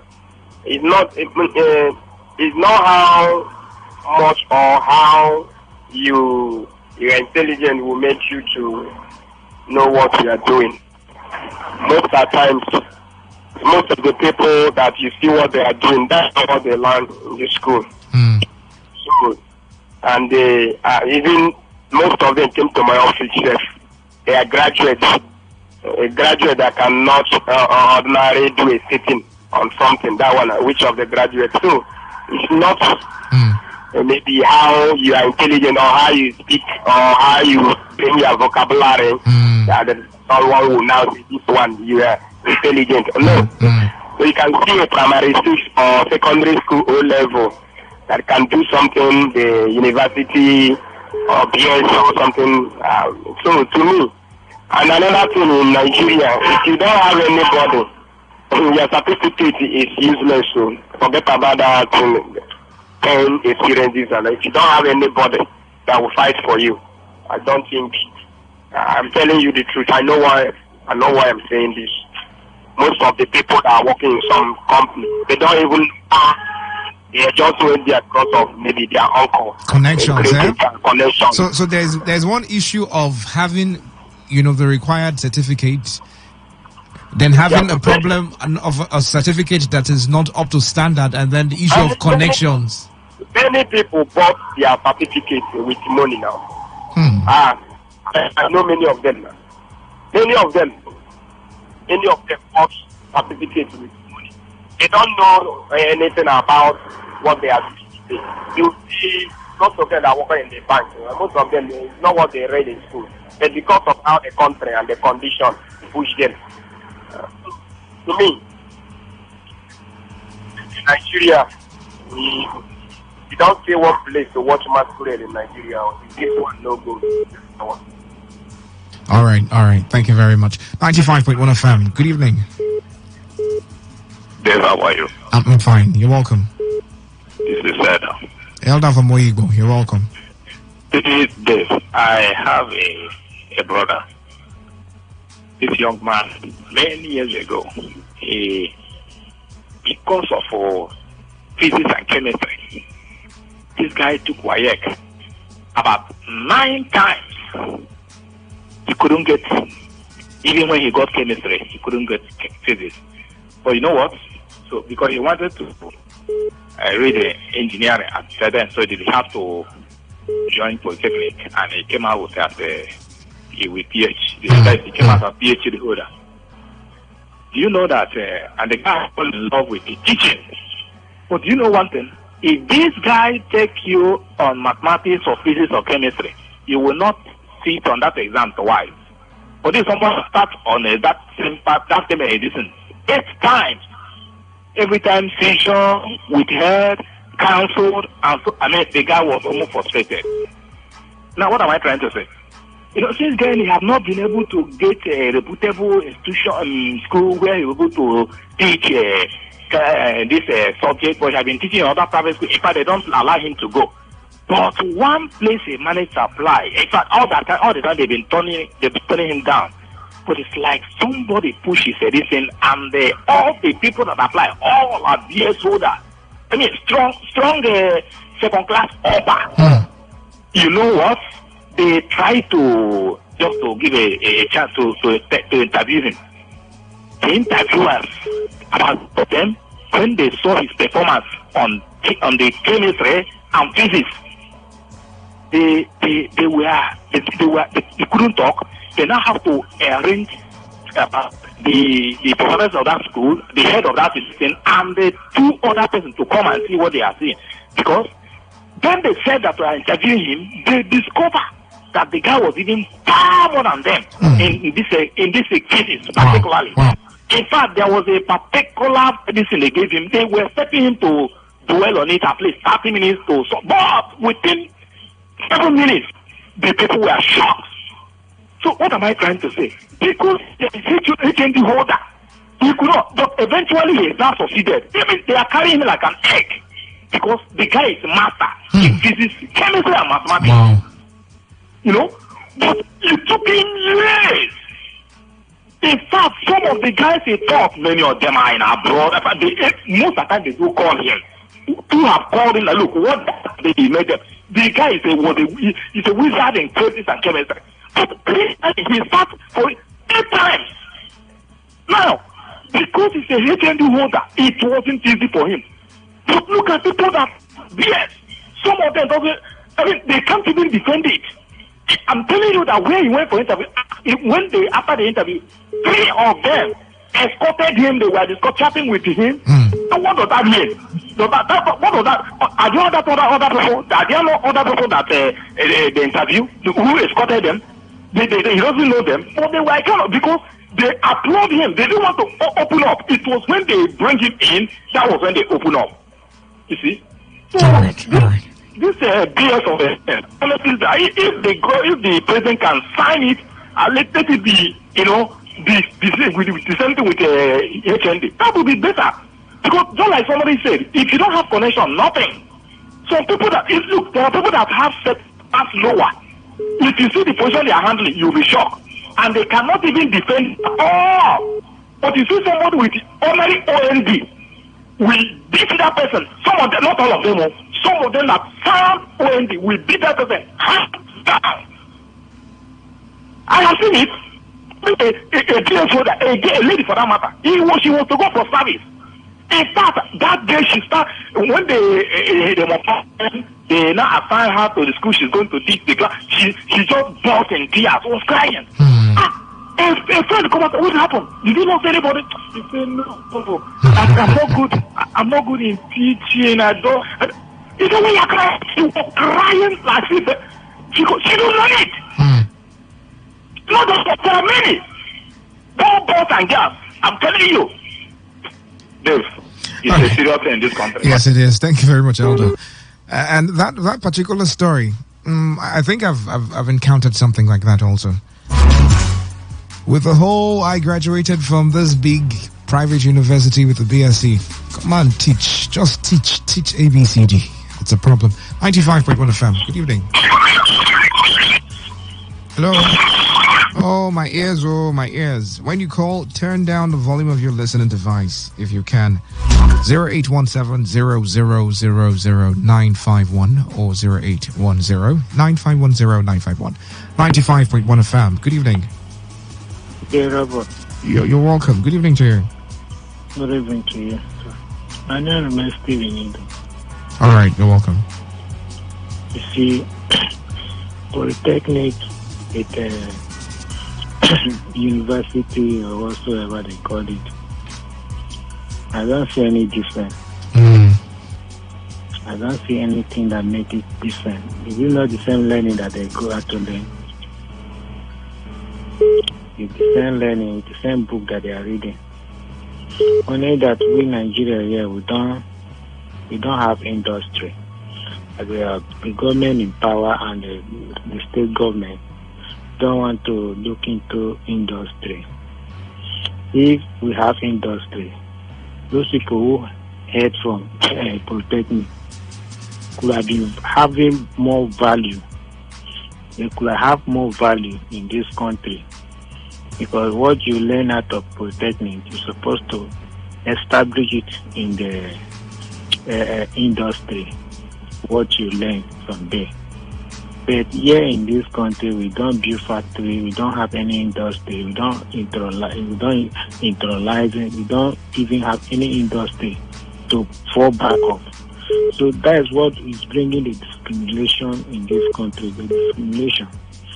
So I think if Mr. President, before he stepping down this May 29, before him stepping down, let him put into signing, let him sign it, so that those that came out from university and Polytechnic will never be, there will never be discrimination.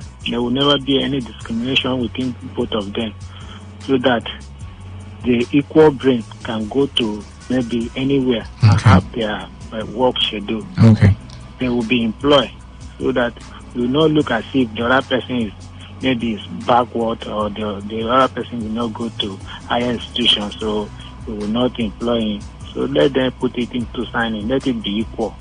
Okay. In the clear in the other outside country, those things are not happening. There is no discrimination like that in those education sector. Okay. So let them put it into signing, so that it will be equal. All right. Thank you. All right. Thank you. 95.1 FM. Good evening. You're welcome. What's your name?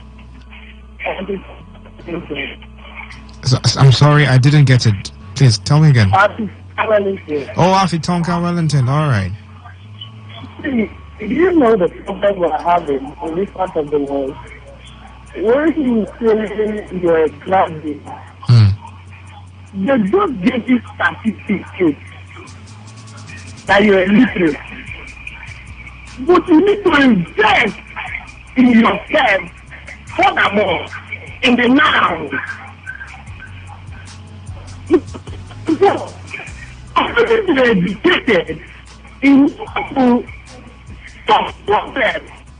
That is why this part of the world is celebrate certificate. We don't celebrate this today. When you went to school, it was discover how to solve problems. Okay, that is why you're in school. So it is a course that a student who has graduated from a course needs to empower himself by investing in himself to make him converting himself to become a literature. He needs to empower himself with knowledge. The Bible says my people perish because of lack of knowledge. It means now there is a problem. And he solves it as a graduate. So you need to discover the way to solve problems. That is why I always define education or university as a modern form of societal problem. If the just solution is this good out. So if a graduate is not able to take a position, so the field in which you are found, it means that certificate is null and void. It's fact. It's fact. So here we just celebrate certificate. I have first class, I have 2-1, first class, pass. But the most important is, can you solve problems? That's why you need to invest in yourself properly. That's why when I tell my younger one, look, you don't go to IT because you are going for IT. You go there because you want to learn, you want to get knowledge in the skills in which you are being taught. So I think they are debating about when we are here. That's not the fact. A student can be better than an independent. An independent can be more better than an independent. Because he is interested in the now. That's why he went to school. Suffering solution. Discovery. We need to go beyond certificate. Certificate, the primary knowledge, giving you the key. I see certificate as a key to opportunity to show what you have the potential of being that field. Right. So you can be more 10 times better than anybody if you continue to study. Put your head. What I get from this investigation? Okay, I'm talking. All right, thank you so much. 95.1 FM. Good evening. Hello, Dave Robert. Good evening. Good evening to you. You're welcome. Yeah, my name is Ramsin. Ronkin. Ramsin, calling from Port Harcourt. Ramkin from Port Harcourt. You're welcome. All right. Oh, Mr. Ramkin, the network disconnected you. Call me as quick as possible. I will take messages now. A lot of them here. Let's start from this one. This one says, OND and HND are primarily intended to produce middle-level manpowers, while BSc is designed for senior and managerial level. This is evidenced from the curricula. From Manager Sir Festus Dibani. Do you agree with this? Okay, he sent this message twice. This one says,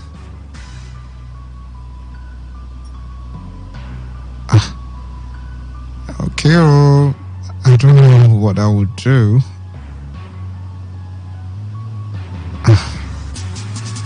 Alright, this one says,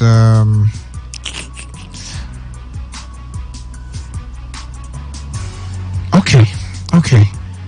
I'm getting different messages, but I'll take calls now. 0701-933-9962, 0701-933-9962, and that's for the text messages, 0817-0000-951. 95.1 FM. Good evening. Hello, good evening. You're welcome. Good evening to you. Yes, my name is Infant from the data. Okay, go ahead. I see this certificate we are talking about. Nigeria values it more than experience. Because I've come across, even in share, even in government, you will see some primary school holders holding a very big position. And such people, if you come with your master's degree to look for work, sorry for you. Because they need that if they eventually find out, you will be on top of them. So they will fail you in interview by all means. So just like what the other caller said, that if you have connections, they just go there because their people are there. I met somebody while in school. He said his office somewhere is already waiting for him. So such person, whether you know what he's doing or not, they have already secured an office for him, while the right people that are supposed to be there are looking for a job up and down. So that is just what we are saying in Nigeria. All right. Monopoly at some levels already. Some people have already secured their jobs. So whether you have a BSc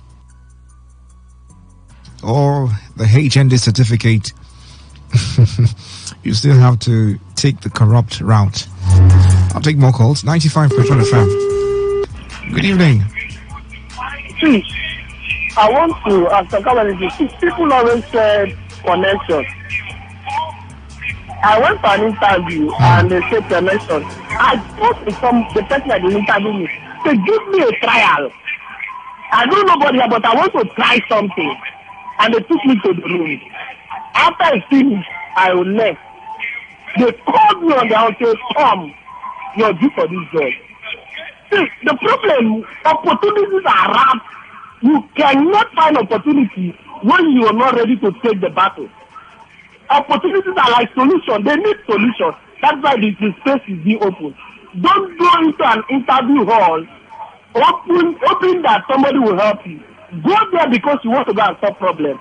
Even when the interview is over, tell them you want to show yourself. You don't really need this job for now, but let them give you the opportunity. They will call you. Thank you and God bless you. All right. Thank you very much. Thank you so much.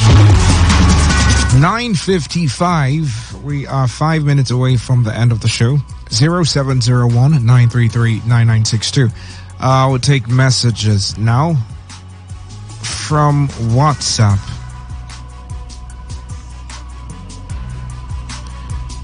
This one says, my brother, let me know if we're starting from, okay. My brother, so many graduates in Nigeria cannot defend their certificates. With all due respect to them, their tenses are in crisis because it cannot process oxygen to liquidate permanently the old linguistic investment. I am Williams from, I think you wanted to say a Che community, but I'm seeing Fuche community. But thank you so much. This one says, compromise has become the order of the day in the society. Do you know that even in schools, parents don't allow children to be punished in school for wrongdoing? In the country, we hear of headsmen carrying out killings and going scot-free. Don't blame... Okay, I think this is for someone different. All right, more calls, just 2 or 3 of them, and we end the show tonight. 0817-0000-951 or 0810-951-0951. Hello and welcome. Good evening. Hello, I call back. My name is Ramsey. Okay, yes, go ahead. The issue on ground, I have 2 or 3 persons have said it.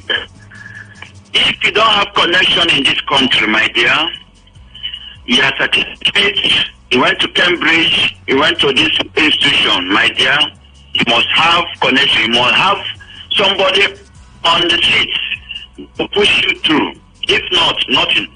Example of where I'm working, myself is an example. Okay.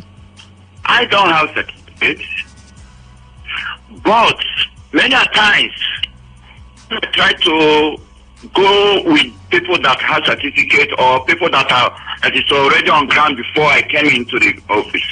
They are somehow scared because I have them. They have told me behind that this guy, if we allow him to come in, he may take over the position. One thing or the other, they will kind of push me out. They will not enroll me to the main work. They will really get me to the background. Okay? So what am I trying to say in essence? Certificate, good, is, but when you have that certificate, you must have Father Abraham somewhere that will push you through. Thank you very much. All right, thank you, Ramkin. Quick message. This one says, you just said PH.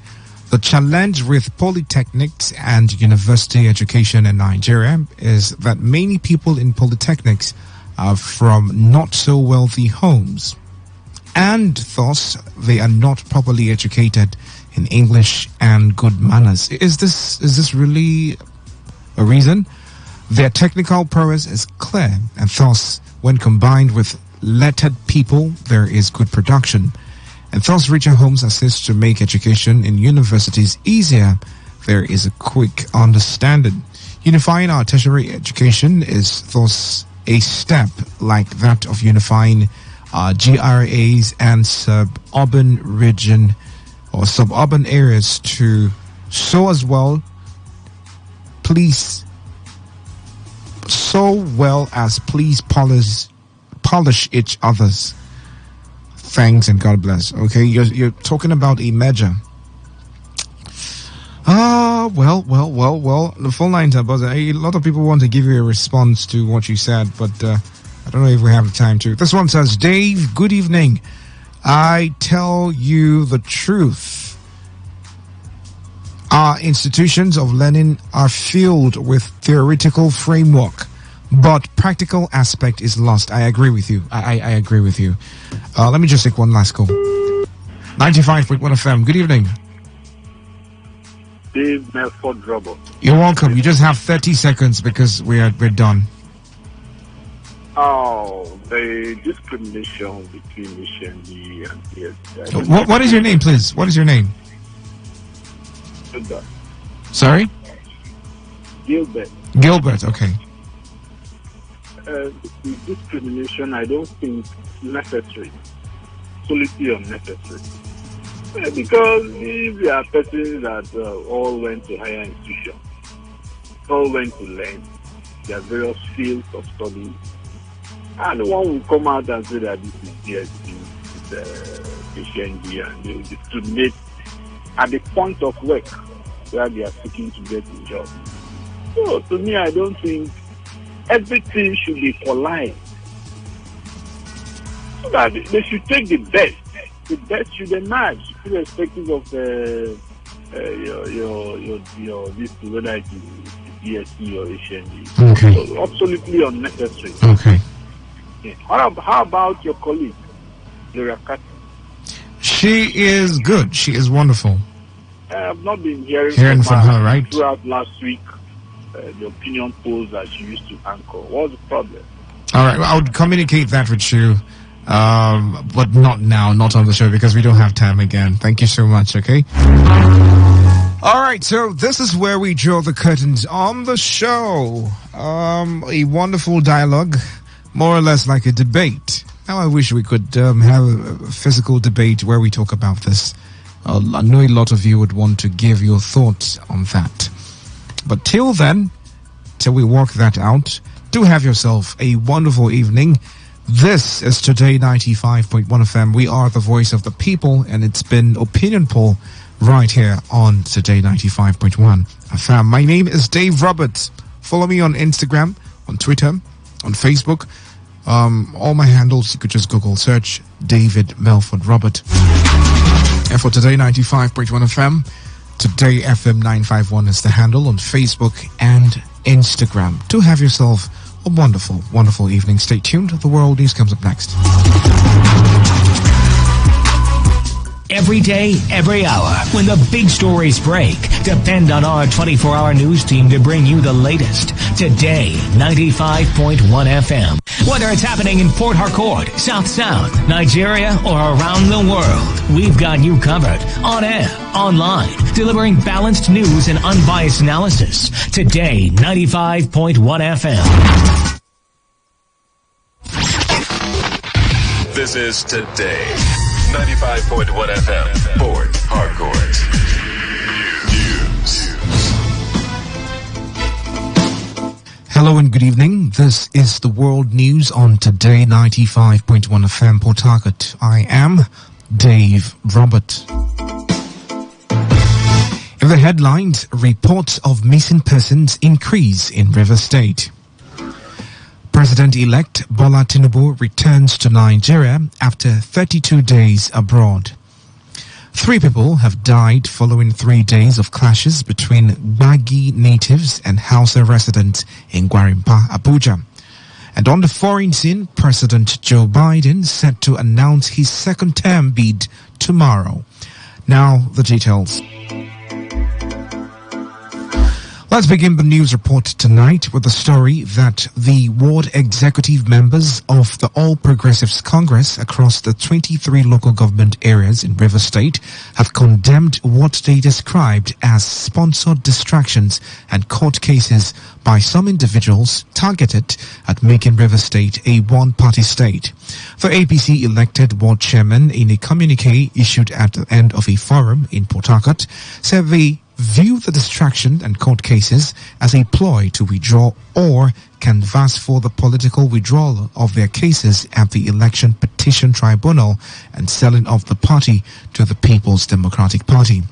The chairman of the APC board chairman in the state, Ekpumugo Loki Joshua, who read out the communique, said those who ran to court should have known the end point of the matter between one George Olu and 4 others, and INEC and APC, and the appeal court's decision in a lead judgment delivered by Justice Mohammed Lawal Shuaibu, who frowned at the party members rushing to court without first exhausting the party's internal mechanisms. Lucky Joshua maintained that the ward chairman reaffirmed their loyalty and support to the leader of the APC in River State, former transport minister and former governor of River State, Rotimi Amechi, as well as adopt and endorse the vote of confidence passed by the Ward 3 executives of APC in Emoha area on Chief Emeka Bekay. In us by the party constitution, we the major torch bearers and taproots of the party at the grassroots collectively agree that we reaffirm our loyalty and support to the leader of APC in River State, Right Honorable Chibike Rotimi Amechi, that we subscribe 100% to his leadership and totally condemn all propagandas targeted at discrediting his leadership credentials, that we resolve to solidly adopt and endorse the vote of confidence passed by the 3 body executive of our party in Emohua LGA, Emeka Beke, and condemn the sponsored distraction and court cases targeted at making Rivers State a one-party state. We view this as selling off our party to the PDP. The forum, while also endorsing the position of their colleague in Wards 10 in Tai, 12 and 15 in Obiako, 19 in Port Harcourt City, 9 in Ahoda West, 3 in Eleme, 9 in Okrika, 8 in Omuma, who invoked the relevant sections of the constitution of the party to enforce discipline against erring members and uphold the supremacy of the party, also called on all ward executives across the state to ensure the protection of the Constitution. We wholeheartedly endorse the position of our colleagues, ward executives, who invoked the relevant section of the Constitution of our great party to enforce discipline against erring members and uphold the supremacy of our party. The forum calls on all ward executives across the state to protect the Constitution of our great party by investigating and summoning all members of the party who openly worked against the interests of the party. This forum believes will help strengthen our base for party discipline and cohesion. We commend the courage and tenacity of all candidates who have approached the tribunal to seek redress over the INEC state managed process in the name of elections in Rivers State. We promise our full cooperation and support to all our candidates and pray that justice prevails.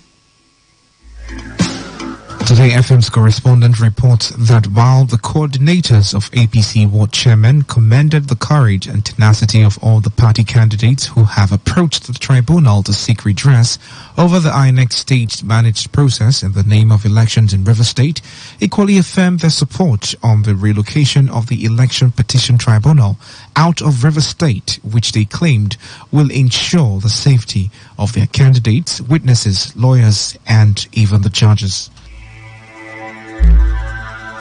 The River State Police Command has confirmed the killing of a yet-to-be-identified man who was attacked over the week at Akuzo Lumumba Street, Marwan Diob in Port Harcourt City local government area of River State.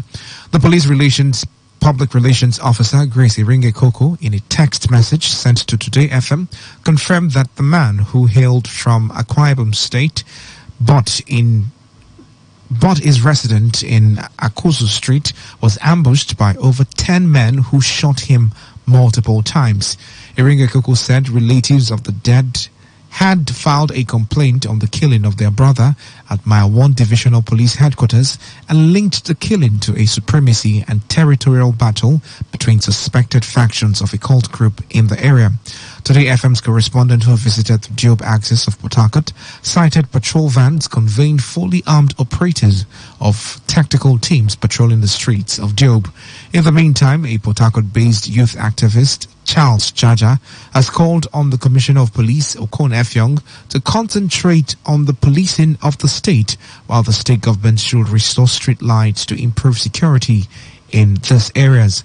Jaja also expressed worry over the growing insecurity, saying that the relevant authorities should not allow the level of insecurity to prevail without being checked. With the growing insecurity in Port Harcourt and its environs, it becomes very important that relevant security agencies and outfits saddled with the responsibility of protecting lives and property need not allow the current trend and spike of insecurity in River State to continue without being checked. I want to appeal especially to the police commissioner in the state to spread his tentacles more, concentrate with policing in River State, and then ensure that these kidnappers don't have a free run. Once we continue to allow this kidnapper operate in this manner, they have a field day in doing what they want because they feel that there's no security in the state, and this shouldn't be so. And I also want to appeal to the government of River State to lit up the streets of Port Harcourt because the street lights are all gone off, and this is not good enough for security reasons. I also want to appeal to individuals that we need to help ourselves.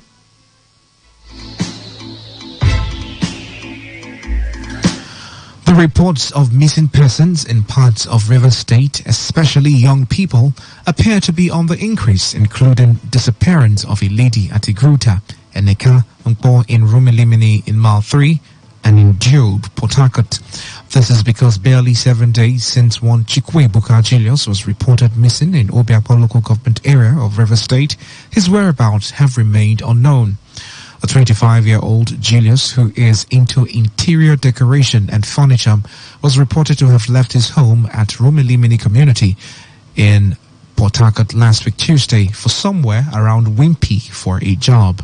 Ejike Julius, the elder brother to the missing man, spoke to Today FM in an interview. My mom and my younger sister, they were calling me that since on Tuesday that they have not seen Ebuka. On Friday, I had to call the apprentice that worked with him. He said he was at home when Ebuka called him to meet him where they are working at Wimpy. So when he now came, he now told him that he was going to Chuba to take some measurements. But what he didn't know was that if he entered public transport or he booked a boat, after like 5 minutes, the apprentice said he called him to ask him money to buy material for the job they are doing. And he said that he should use his own money to buy it, that when he comes back, that he's going to refund him. And later in the evening, he started calling and he was not picking. My mom and my younger sister, they went to police headquarters to report, and we were also reported to the local police station at Iwafe Road. And my younger sister and the boss went to report at the Kala police station. And we have also reported at DSS and also Minokoro police station.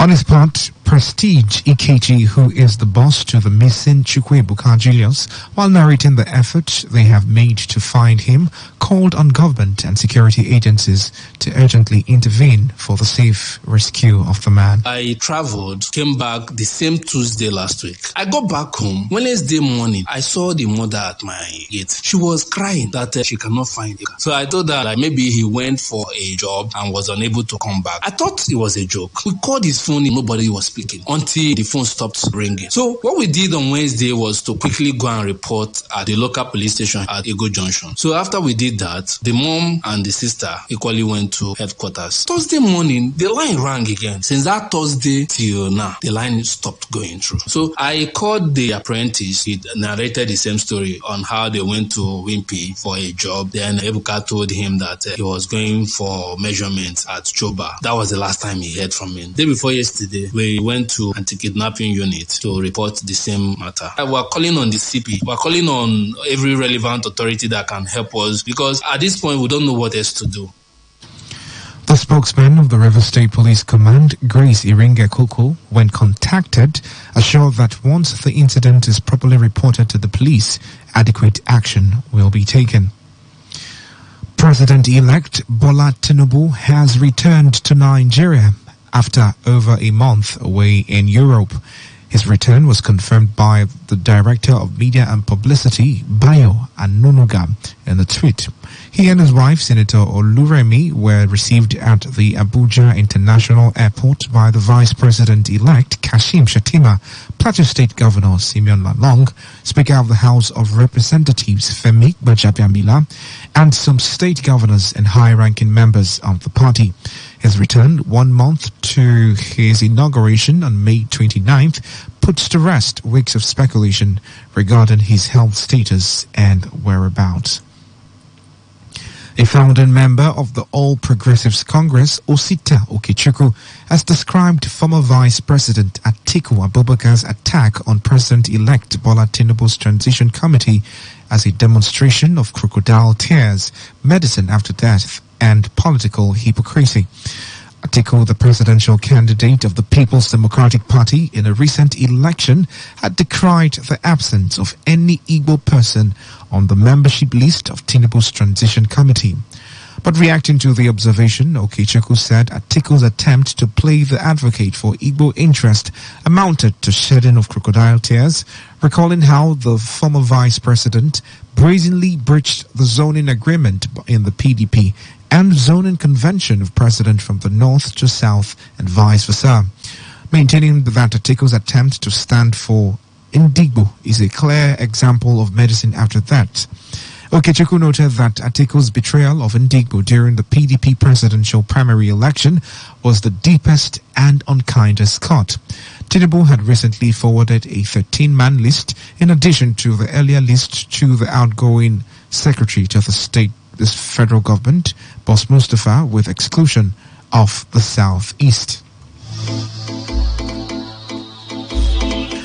The National Association of Polytechnic Students has urged President Muhammadu Buhari to make efforts to end the dichotomy between the higher national diploma and Bachelor of Science holders before leaving office on May 29, 2023.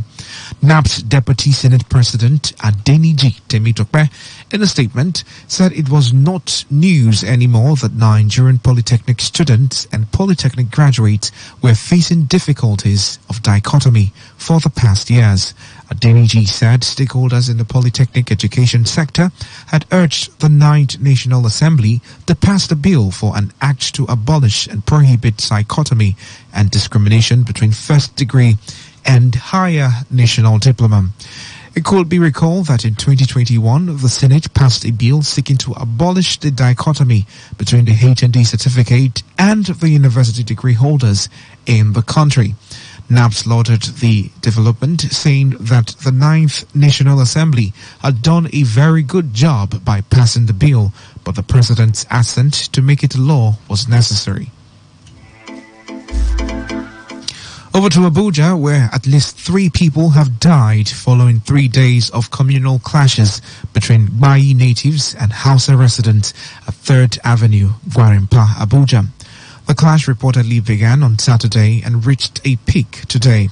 According to reports, the fight began between keke drivers who are predominantly Hausas and Bayi indigents after the Bayi asked the Hausa commercial tricycle operators to leave the area after some of them allegedly broke into the councillor's house to rob.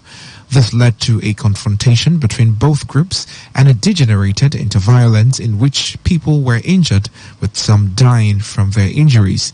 The military reportedly intervened and restored order, but after the soldiers left, the violence continued late into Saturday night and resumed today morning.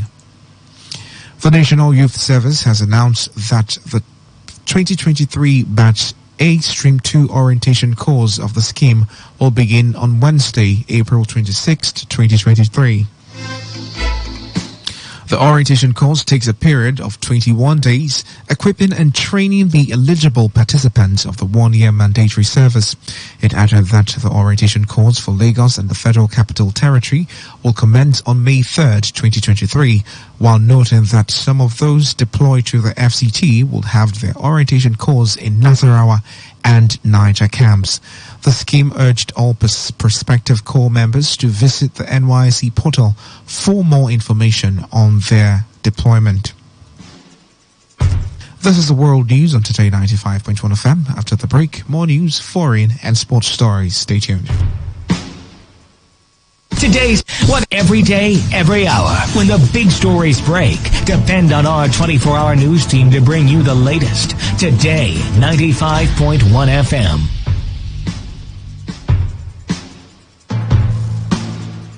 Welcome back. This is the world news on Today 95.1 FM.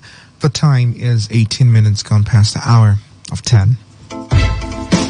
The Nigerian police says the Inspector General of Police has sanctioned an investigation into resident Electoral Commissioner Hudu Yunusa Ari's role in the recently held supplementary Adamawa State governorship election. Now, this comes after the Commission's appeal to the IGP seeking an investigation and possible prosecution of Yunusa Ari over allegations of misconduct. The Public Relations Officer Olumoyiwa Adejobi, in a statement yesterday, confirmed receipt of a letter from the INEC detailing the alleged inappropriacy of actions of Yunusa Ari and calling on the police to investigate and possibly prosecute him for his actions. The statement also assured Nigerians and the international community that there would be no stone left unturned in unraveling the remote causes of the conduct of the wreck, and to ensure all persons fingered in the cause of investigations are brought to book. AirP says it will evacuate Nigerians stranded in Sudan free of charge as fierce fighting continues to rage in Khartoum. The chairman of the airline, Allen Oyema, stated this in a statement. Oyema said the stranded Nigerians who he noted need urgent assistance could be moved to neighboring countries like Kenya or Uganda, where they will be evacuated by the airline as Sudan's airspace is closed from civilian aviation air flight. Recall that the National Emergency Management Agency says it has concluded plans to evacuate over 2,000 Nigerians stranded in the crisis-hit Sudan tomorrow morning.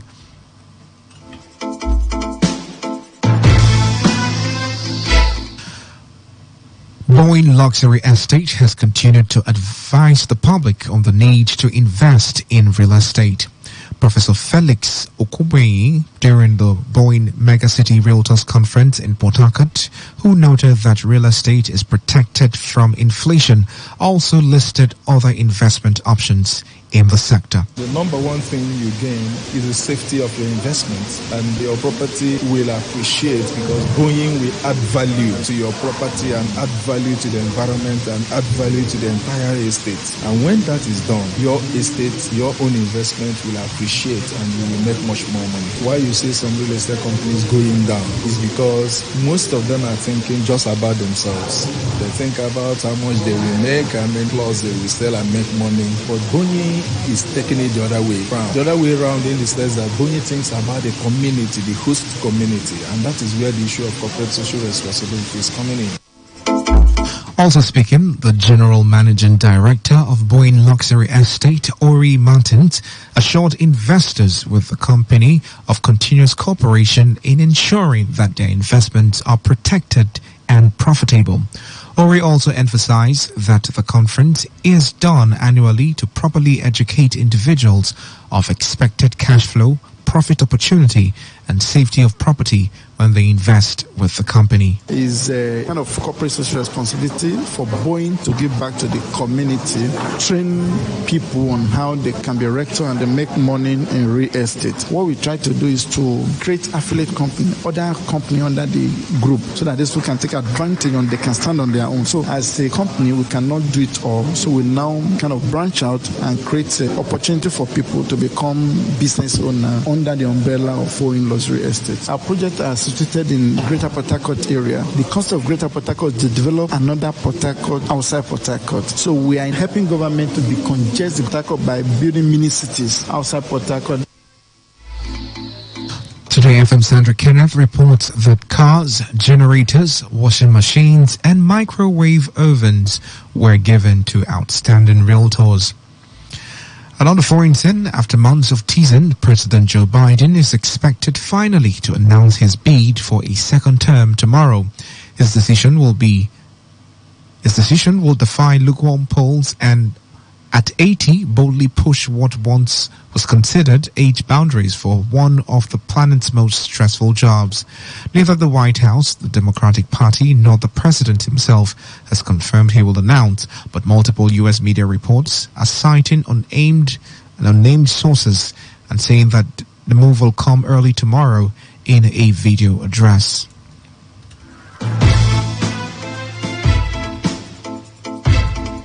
In entertainment, George Wade, ex-lover of Nollywood actress Empress Njama, has been arrested in Liberia. The actress made this known via her Instagram stories, where she shared a video of Wade being led in handcuffs. This followed after Empress accused Wade of domestic abuse and blackmail after their relationship went sour. The actress had revealed that the engagement video posted on her personal media page earlier in the month was made under duress and that she had been scammed, beaten, and held hostage by Wade before she eventually escaped. Even after the escape, Wade continued to threaten the actress and eventually leaked her nude pictures and videos via a WhatsApp group chat in which he added blogs and several people. And now to end the news, here is a summary of the major stories. Reports of missing persons seem to be on the increase in River State. We told you that the President-elect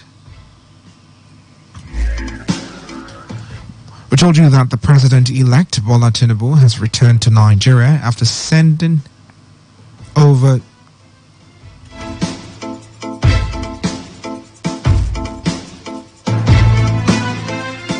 We told you that the President-elect Bola Tinubu has returned to Nigeria after spending over 1 month abroad.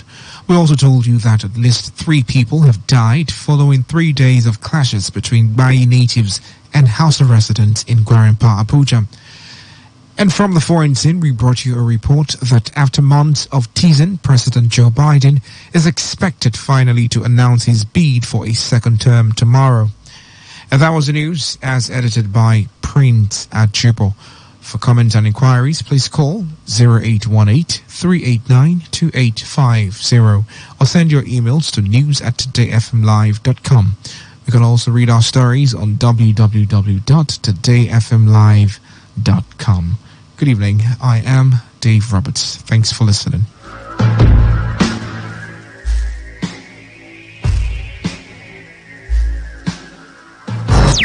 Okay, it's live on Today 95.1 FM. Where else can be better? Tuning on to Today 95.1 FM, and we will make your day.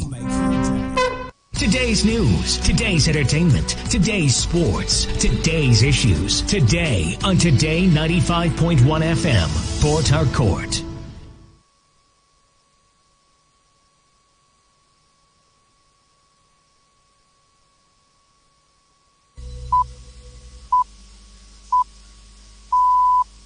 BBC World Service, I'm Bola Mosuro in London with Focus on Africa.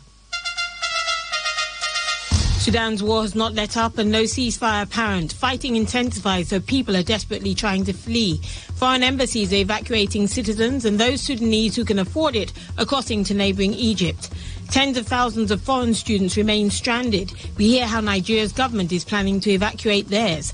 Elsewhere, at least 58 bodies have been found in Masindi in Kenya, the victims of a religious cult. It's feared many corpses may be found. And I'm Nishat Lada in sport. After running the second fastest marathon of all time in London, Kenya's Kelvin Kiptum is being described as the new Kipchoge.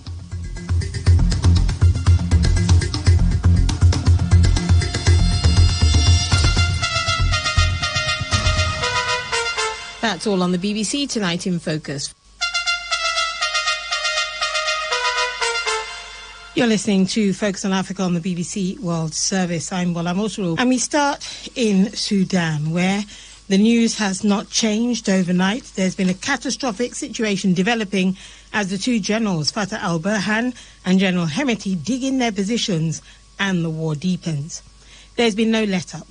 Families and communities are sending SOS messages as their situations worsen. A group of 40 Indians yesterday, for instance, said they were stuck in Amalat without food and water. Others have been caught in the crossfire and are scared they'll be added to the toll of those killed if they venture outside. So there's been a flurry of activity over the past 48 hours as foreign missions have started evacuating their embassy staff.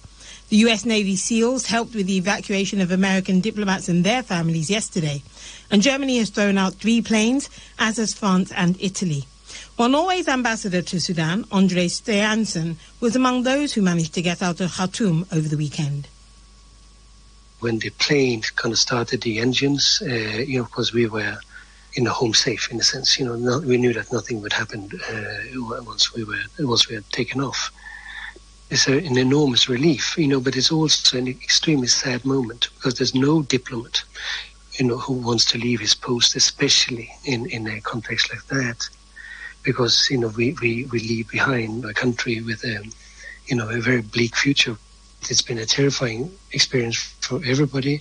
In my case, my house is very close to one of the centers of fighting, if not the most intense scene of this war, because it's very close to the airport, and so it's been very, very, very heavy pounding. The streets are deserted. So to move along these streets is a considerable risk. We had people dying outside the embassy for no reason, really. It's just they happen to be in the wrong place. And it's heartbreaking. It's absolutely heartbreaking. Norway's ambassador to Sudan, Andre Stiansen. Many Sudanese who are in the diaspora talk of their despair and anger that they feel when they talk to their families who are unable to leave. Well, there are, of course, hundreds of thousands of people from millions of other foreigners who are in Sudan. Among them, hundreds of thousands of students from across Africa. Among them, thousands of Nigerian students hoping their government will announce evacuation plans. They include a student who spoke to us anonymously from the International University of Africa in Khartoum last week. Well, as I found out this afternoon, she's still holed up in the conference hall with hundreds of other female students. Yes, we were supposed to evacuate yesterday. We got ready, we packed our stuffs and everything, and then all of a sudden we had the information was not true. The embassy did not know about it. we received a statement from the embassy saying that we'll get evacuated possibly tomorrow to Egypt border. So we hope it will happen tomorrow. How did you mark Eid in the midst of this terrible situation that you're in and the war raging around you? Okay, as I was saying, there's gunshots right now. So I was saying we went to yes, we can hear that. Are you safe where you are? Yeah, I am. The mosque is so close to where we are because the mosque is inside the university. So we just wore our clothes, went to the Eid prayer. While we were praying, we can still hear the gunshots and everything. So I'm just thinking how crazy it is that as we're speaking, as I'm speaking to you, the guns are going off in the background. This is just our situation. Any day, anytime, the gunshots are non-stop. It sounds like it's getting closer. Am I wrong? Yeah, it is. That's the scary part. I think we are used to it. Before, we had and we just started running and, lying down. But right now, I think we just had and it's just normal for us. But where you're speaking to us, are you safe? Is it safe for you to be speaking I'm safe now? Yeah, I'm safe. So is this what you've all been doing? I assume there are hundreds of you in this conference hall. Are you all just huddled up together as this fighting is raging on around you and you're just hunkered down in the conference hall? Yeah, it's even more harder than before because now I told you we are much, much more people than before.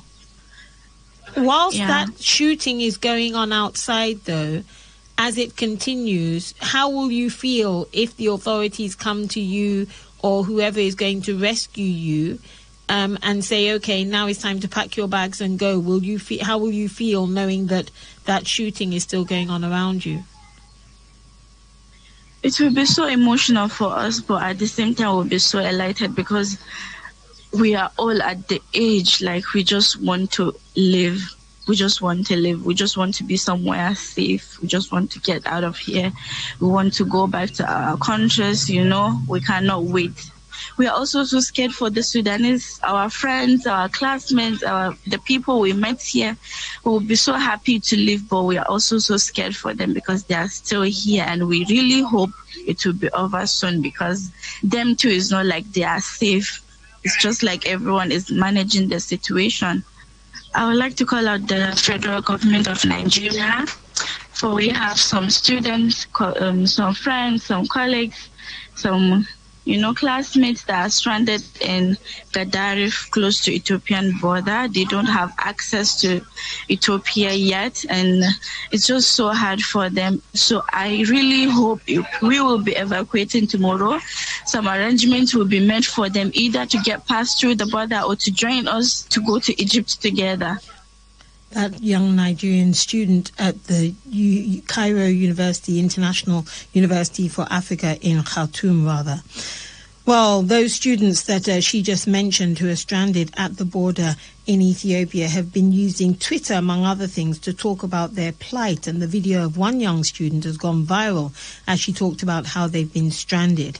And the person who it's hoped their plea may be answered by is Abike Dabiri Erewa, who is the chairman of Nigerians in Diaspora Commission. I asked her what was being done to help students just before we came on air. We are hoping that by tomorrow, the first set of buses will be leaving Khartoum, heading towards Cairo, heading towards some borders in Cairo, basically Luxor, Aswan, to evacuate the first set to a safe place where we can now airlift them back home to Nigeria. So I know that the National Association of Nigerian Students actually sent a message and told all of them, come somewhere so you can pay some fees, but that was a dangerous move. So they've all returned back to base, and there's a contact from the Nigerian mission in Sudan where they will be coming to. So as soon as the buses are ready, and like I said, most likely by tomorrow morning, they'll we'll convey them safely, and that is the key word. Now, here is the thing. Why are we waiting? Because we must ensure that we get the permission of the military on both sides. Imagine, now we have a large number of Nigerian students. We're talking of thousands, nothing less than 3,500 that are stranded there. So we're conveying them in a whole lot of buses. Imagine seeing 10 buses without any security. You're putting them in harm's way. So we want to ensure first and foremost their safety and security. So by tomorrow morning, we believe that they will now go en route to Egypt and get to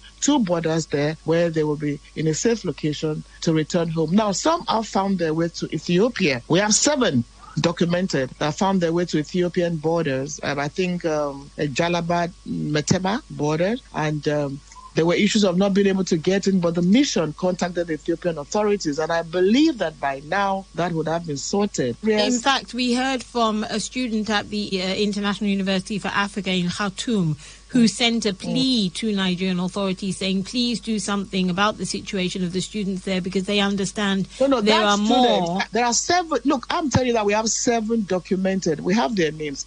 If there are more, whatever is happening now, the Nigerian mission in Ethiopia, there definitely will be more. The Nigerian mission in Ethiopia has contacted the Ethiopian authorities, and we expect that by now they will have opened the borders. Now, at these borders, the major challenge is communication. Ethiopia itself has its own issue with the Tigray crisis. Our mission have asked to be at the border, but they can't because of the Tigray crisis. So usually at these borders, there are communication issues. But the Nigerian mission in Ethiopia has reached out to the government of Ethiopia that to allow Nigerians in once you show your identity as a Nigerian. I believe that will be sorted. Now, that video by that lady, who is one of the 7, that lady that said the video is one of the 7 from the information available to me. Yes, in fact, so I think it's other students that we also heard about that are stranded. As you say, there may be many. So it's good to hear. I'm sure it'll be reassuring for them to hear that you're now in deliberations with the Ethiopian authorities. May I go back to something that you said before, which is very, very crucial, Madam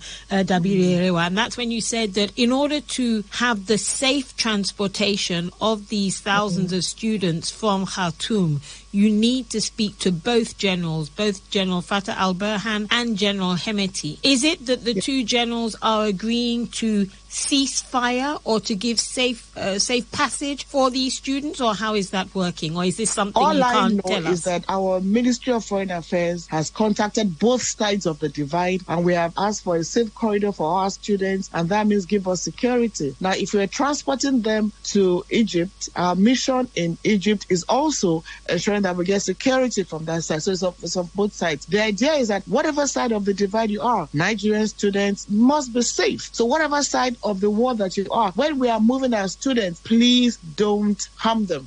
And that is why there must be security for those buses. And that is more critical to us than Russian. I mean, I hope you know that some French nationals, Qatari nationals, even British nationals had to turn back to Khartoum because their life was in danger. Yes. Now, we are talking of thousands of our students. So we want to ensure that we're not taking them from danger to a grave danger. And she's Mrs. Abike Dabirewa, who's the chairman of Nigerians in Diaspora Commission. Well, let's hear about the situation in Egypt, where many people have fled to, because among the evacuations from Khartoum overnight, many have been of Sudanese families who've organised their own road transport in order to cross the border for their own safety. Sally Nabil, our correspondent in Cairo, has been telling me how things are developing across the border. What we know so far is that some of the Sudanese people who managed to flee the conflict, they are crossing through the borders with Egypt, and we don't have exact numbers yet about how many of them managed to cross into the country, but we know that Sudanese women, they do not need a visa for Egypt, but men under 50 years old, they need a visa, so that's the only document needed. And there have been calls on social media to allow them in without a visa. Many Egyptians have been calling for that, given the precarious and tight situation they are going through. Also, more than 400 Egyptians have also been evacuated from Sudan via border crossings, but we understand that more and more will be coming in the next few days, as there is no sign of de-escalation so far in Sudan. Can you describe, from those that have been coming so far, across the border to Egypt. What have they been saying in terms of their journey, how they fled? Because it's still a very precarious situation, isn't it? Absolutely. And there is a team from the Egyptian Red Crescent by the borders to try and provide any needed medical help for those coming in. But we understand that they are coming through a long journey, maybe more than 1,000 kilometers long, and they are mainly coming by bus, and they might be waiting for quite some time to be allowed into the country because of the visa requirement for the Sudanese men, and maybe because of the long queues, and also roads inside Sudan are not quite safe. The situation in Khartoum is the worst as far as we know. Yes, and I'm reading somebody who's tweeting saying my parents, grandmother, sister and niece are leaving for Egypt to escape the war in Sudan, a 12-hour bus ride on unsafe roads with no internet.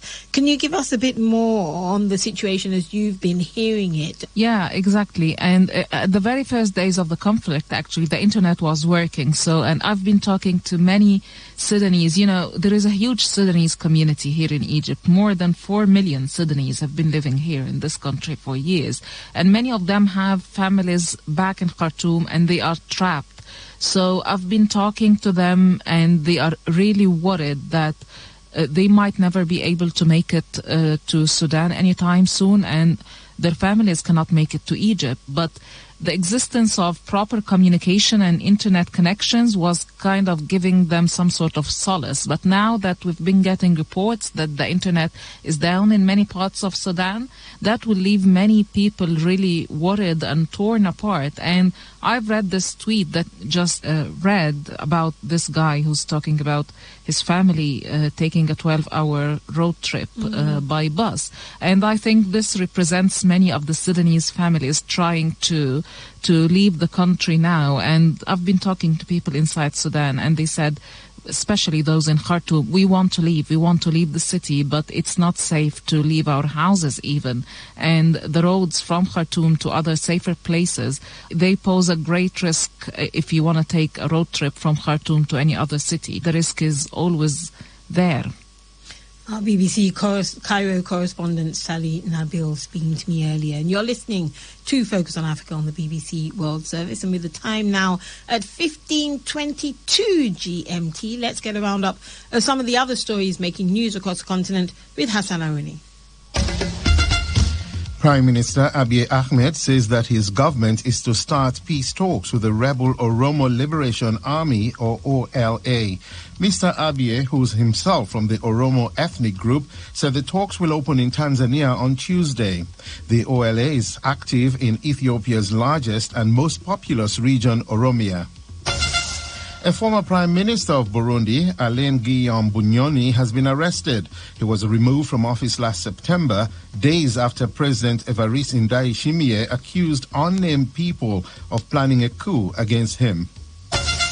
Nearly 3 weeks after Kenya's opposition suspended anti-government protests, Raila Odinga's side says their supporters will resume mass action on the 2nd of May. A spokesman said that this time the demonstrations will be limited to Nairobi. Mr. Odinga has refused to accept the outcome of the presidential election held last August, alleging fraud. About 60 people have been killed in a village in northern Burkina Faso, according to a local prosecutor who announced an investigation into the attack.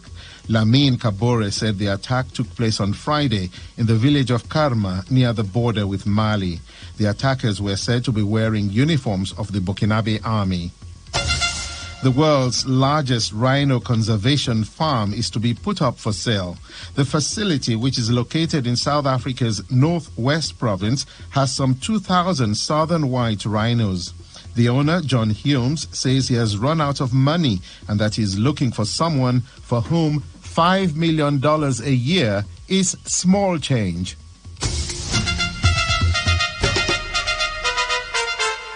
Thank you very much, Hassan, the wonderful Hassan Aruni, to the equally wonderful Nishat Lada, who has the sports news. Thank you, Bola. Let's start with athletics because Kenyan runner Kelvin Kiptum has been described as the new Eliud Kipchoge after running the second fastest marathon in history in London on Sunday.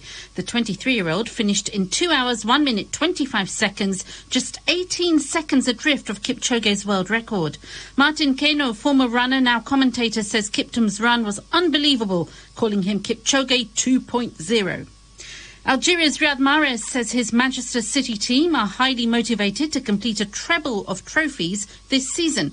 Mahrez hit a hat-trick against Sheffield United to put City into this season's FA Cup final, where they will play Manchester United. City are also second in the Premier League and are through to the Champions League semi-finals.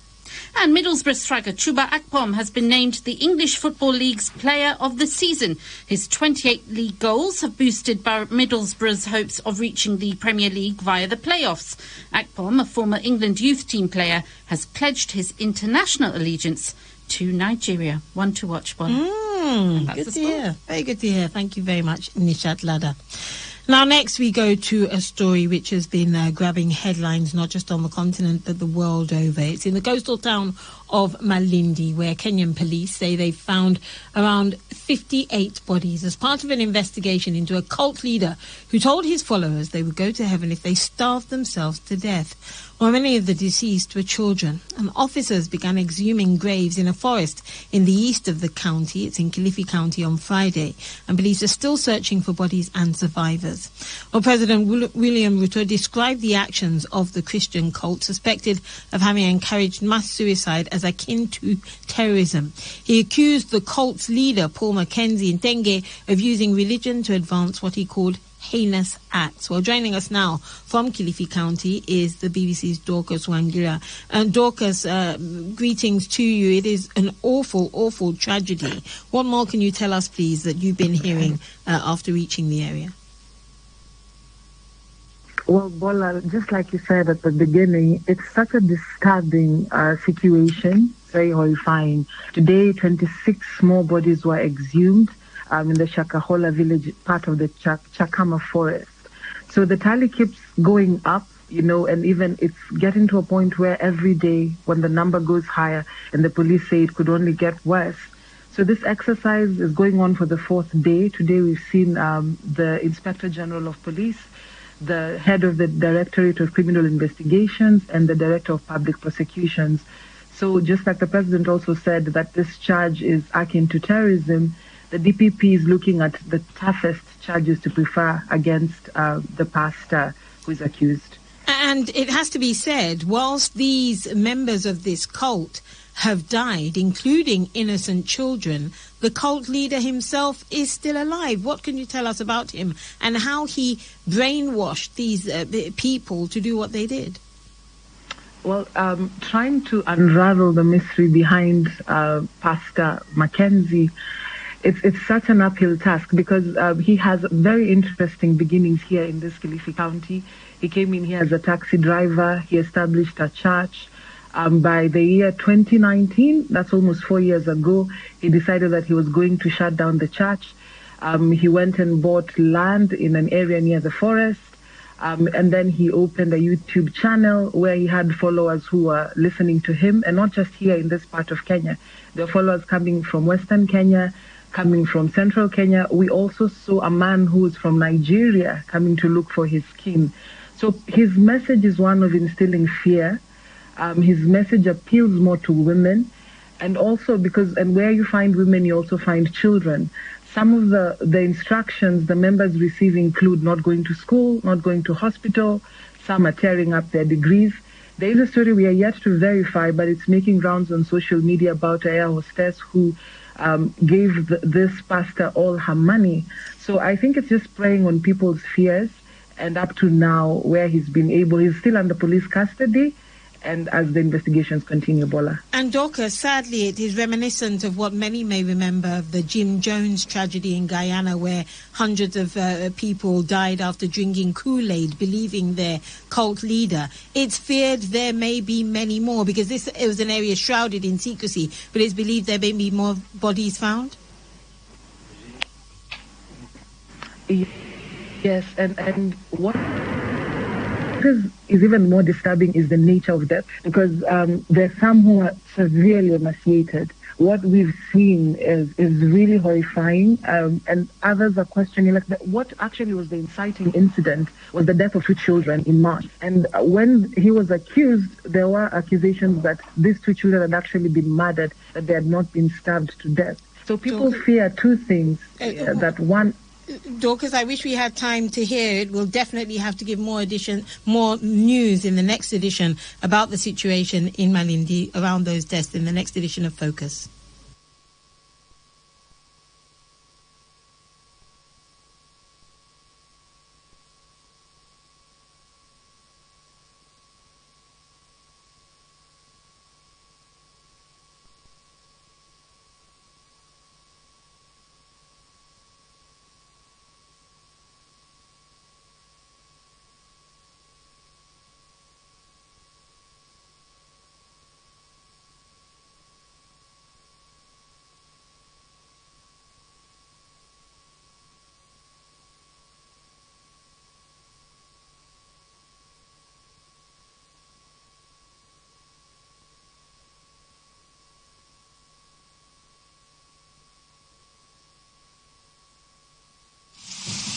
When the weather becomes strict and everything becomes unsteady, the only way to go is tune to Today 95.1 FM. And the world of information, entertainment, and education will be served as breakfast, lunch, and dinner. Welcome to the show. You're listening to today's Quest. A newspaper review segment is what we've Now got. he says I can't bring the party to your house right now because, even if it's raining, I still bring the heat right here. I am here for you, and I know you are here for me. It is surely the best 15 minutes of football you can find anywhere on radio.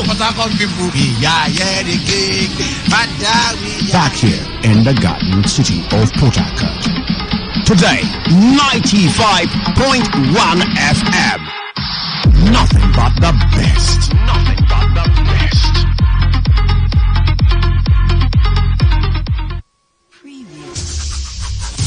You're about to listen to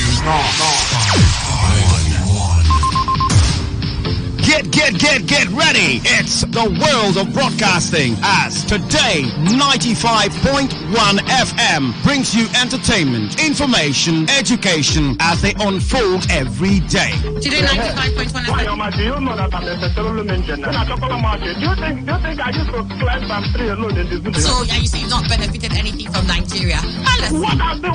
What was your favorite Nigerian movie growing up? 1, 2, 3. Isakaba.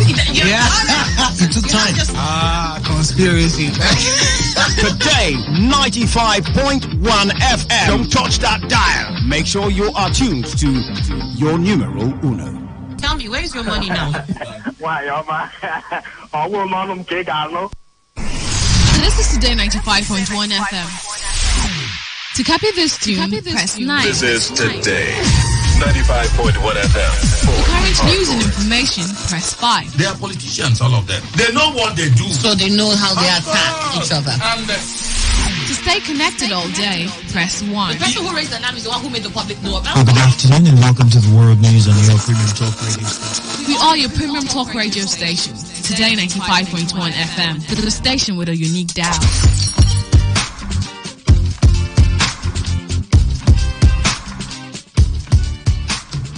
Ladies and gentlemen, may I have your attention, please? This president's failed. It's about the future of this country. We're going to take it back. We're going to take it back.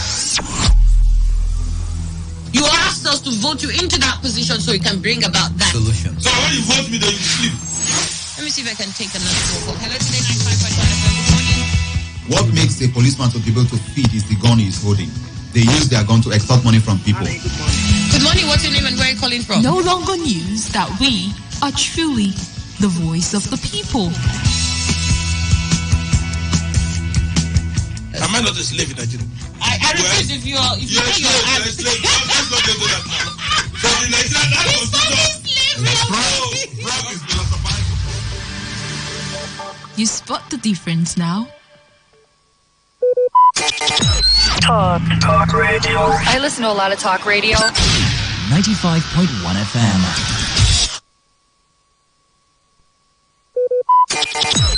What? Talk radio. I listen to a lot of talk radio. 95.1 FM.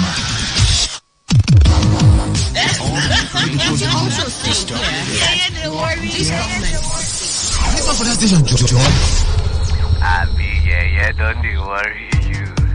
We're passionate about it. We love talking. We are. Your number one talk radio station. 95.1 FM. Red is passion. Pink is for unconditional love. Blue is for loyalty. While black is secretive and mysterious. Baby, tonight. Let's talk about love. The passion, the bliss, the betrayal, and everything in between. On Lovey Dovey, Mondays to Thursdays from 11 p.m. beneath the night sky with D. Amaka Felix on Today 95.1 FM.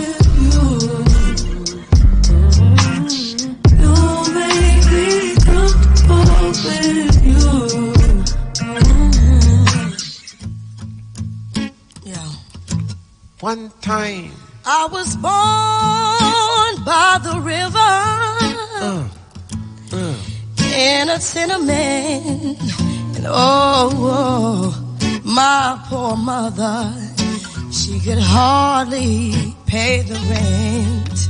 It's been a long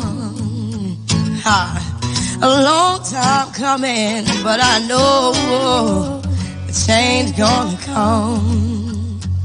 Oh, yes, it will. Two time. It's been too hard living, and I'm afraid to die. Why? I don't know what's out there, yeah, beyond the sky. It's been a long time coming, but I know change is gonna come. Oh, yes, it will. Say Wyclef, say yeah. See, I go to my brother. Come on. And say what, yeah. Say what. And I say, brother, help me believe. Come on, help again. And he winds up knocking me, yeah, back down on my knees. Oh, it's been times when I didn't think that I would last for long, but now we think we're able to carry on. It's been a a long time coming, but I know a change is gonna come. Oh, yes, it will. Oh, this has been the Fugees. Oh, El Boogie, Prizewell, Wyclef. The refugees are out. Yeah. Yes, it will. Yes, it will. Yes, it will.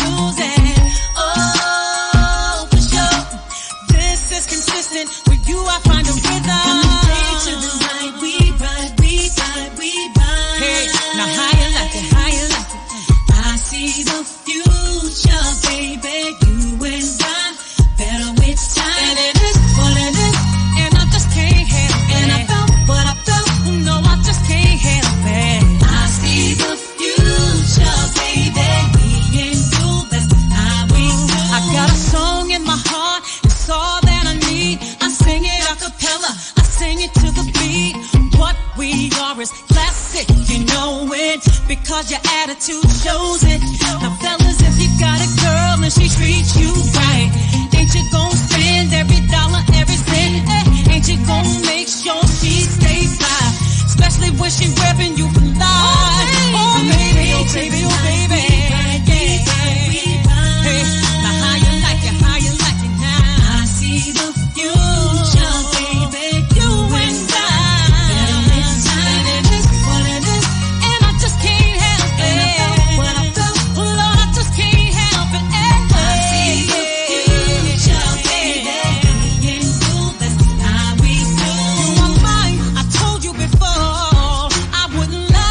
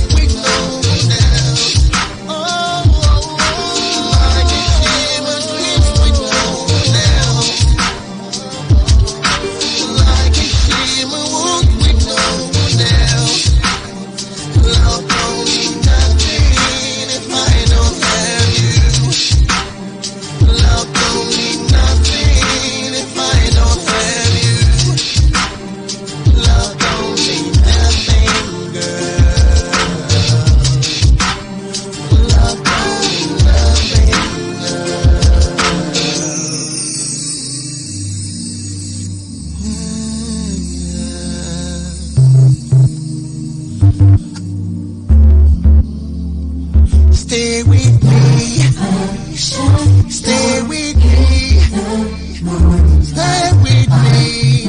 Stay with me. Stay with me.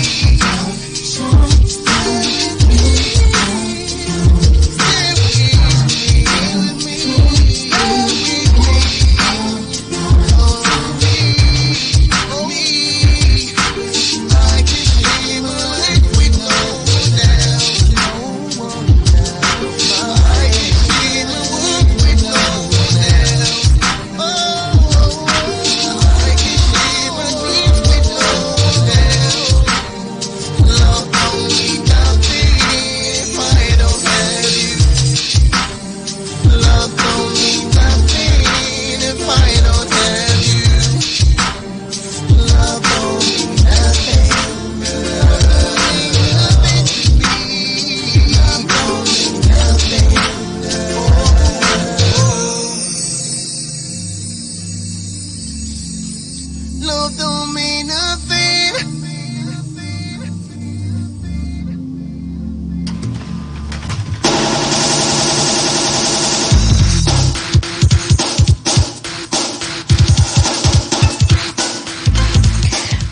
Well, it's an evening full of love, and in this space, love should mean a lot of things. I mean, to a lot of people, love is a lot of things. Now, you are in the best position to, determine what your love story is going to look like. I mean, you have the pen, you have the paper, and you have to do the writing by yourself, for yourself, because nobody will write your love story better than you can. So you know that it's a couple of minutes past the hour of 11. It's a Monday night, and we are back with yet another interesting episode of Lovey Dovey. Who's ready? Well, I hope you all had a fun weekend. I hope that your weekend was exciting. What did you do? For those of you who had to attend weddings or who had to attend other occasions, I hope you had fun doing those things. Well, it's Monday, and Mondays are usually the craziest, the busiest, but this week Monday is over, so you can rest easy now. And for your sake, I'm going to hope that the rest of the week comes easy. I'm going to hope that everything you have to do here on from Tuesday, I hope you have it easy, because I know that life can be difficult for everyone, so it's just really, it's a good feeling when we have things go smoothly. So I might want to apologize for my voice, because it might be a little lower today, because I think I'm a little under the weather, so you might have to manage this voice of mine tonight, okay? But don't worry, I'll try to serve you in the most possible delish way and that it can be. Yeah, so we're going to begin this week's episode of Lovey Dovey with a rather interesting question. And that's why, being under the weather, I was able to do a little bit of vox pop earlier in the day. So I'm going to let you know what a lot of people think about the subject matter. And I'm going to make sure that we all have fun and that we go home with important things. Life's lessons at the end of the night. So, are you ready to come with me on this ride? I hope you are. I really hope you are, because I cannot do it alone now, can I? I need you. Meanwhile, I'm in the spirit for a giveaway as well. So, yes, we're going to have another giveaway today, and it's going to be for the lucky partner of a lucky partner. Okay, so when it's time, I'm going to explain what the giveaway is about. But I think you might want to start. Yeah, I think I want to announce that right now so you can start. And then at the end of the show tonight, we should have a winner. Okay, so if you can hear me, if you're listening to me, I'm going to need you to go to Facebook. Okay, I'm going to need you to go to Facebook right now. Follow me on Facebook. Okay, Amaka Felix, you can just check Amaka Felix. Then my recent post, my last post I made, is where you will find the topic for tonight and of course tonight's conversation. So I kind of restricted comments, to specific people, because it's supposed to be for my listeners. So all you have to do is to participate. You have to follow at Prissy Craft, because she's the vendor responsible for tonight's giveaway. Okay, she's giving out another beautiful Zara cap. The pictures of the Zara cap are on that Facebook page, so you can check, and guess what, you get to pick. Remember, we had the winner the last time, so it's about time for us to have another winner. So all you have to do is to go to my page, okay, drop a comment and get your friends to like your comment. And to also be an authentic winner, you have to follow the vendor on Facebook there. She's on Facebook as Prissy's Place. Okay, so you follow her on Facebook at Prissy's Place. First, you have to go to my page, because that's where you find the content. So my page first, Amaka Felix. Okay, I know there are 1,000 Amaka Felixes on Facebook, or you just have to check. Don't worry, check and you see the one that looks like me. Okay, you see indications that this is the Amaka of Today FM. So you get that done. Okay, so checking us on Facebook, yeah, and then on the last post I made, that's where I have details concerning tonight's giveaway. Okay, so all you have to do is drop a comment under that post. All right, any comment, whatever it is, you can just indicate that you're listening to me from tell me where you're listening to me from. Okay, you're listening to me from Port Harcourt, you're listening to me from Imo State, you're listening to me from Delta State, you're listening to me from Akwa Ibom, whatever it is you're listening to me from, just let me know, okay? Or any other thing that you'd like to drop, you'd like to comment, okay? So just drop your comment and have your friends like your comment, okay? The person with the highest likes wins wins one Zara cap. And then we're going to have another giveaway. I'm going to have another type of giveaway while we are doing the show, in the course of the show. So that is going to come up later. But for those who are interested in participating if you're interested in participating in the Facebook giveaway, then please go ahead and do what I just said. I hope that the instructions are clear. Go to Facebook, type Amaka Felix, comment on my last post, which has pictures of the Zara cap, courtesy Prissy Craft. Click on Prissy's Place. Follow that page. Come back to Amaka Felix page. Drop a comment. Get your friends to like your comment.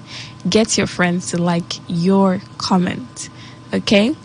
If you have the highest likes on that page, you get to select what color of Zara cap you want. I'm sure you can see the pictures. Amazing stuff. Beautiful. I've already ordered for mine, because y'all cannot be the only ones having such beautiful caps, okay? So I've ordered for mine already, okay? And of course, you can order for yours afterwards, right? So if you happen to be the winner, then congratulations. But if you do not win and you like what you see, then please go ahead to send Prissy's Place a DM, okay? For everything hairpiece, everything concerning women and the things we like to put on our body. All right, so that's that. We're going to be talking about something interesting tonight. Like I told you, I did a Vox Pop earlier on. Yeah, for tonight's show. I don't know. I hope that you are ready for tonight's show. Well, you're listening to Lovey Dovey with the Amaka Felix on your premium talk radio, Today 95.1 FM Port Harcourt. Now, for your sake and for my sake as well, I don't think you want to go anywhere else. I don't think you want to touch that dial, so do not touch it. Don't do that. Don't touch it, okay? After this, well, it's not exactly music break. I'm just trying to catch my breath. We'll, move into the business of the night. Tonight is going to be a very interesting night because I can only imagine what your response will be. Because, I was out there in the streets and boy, did I hear a lot of things. Well, you'll be hearing those things as well. Yeah, you will be hearing those things as well. So, let's see.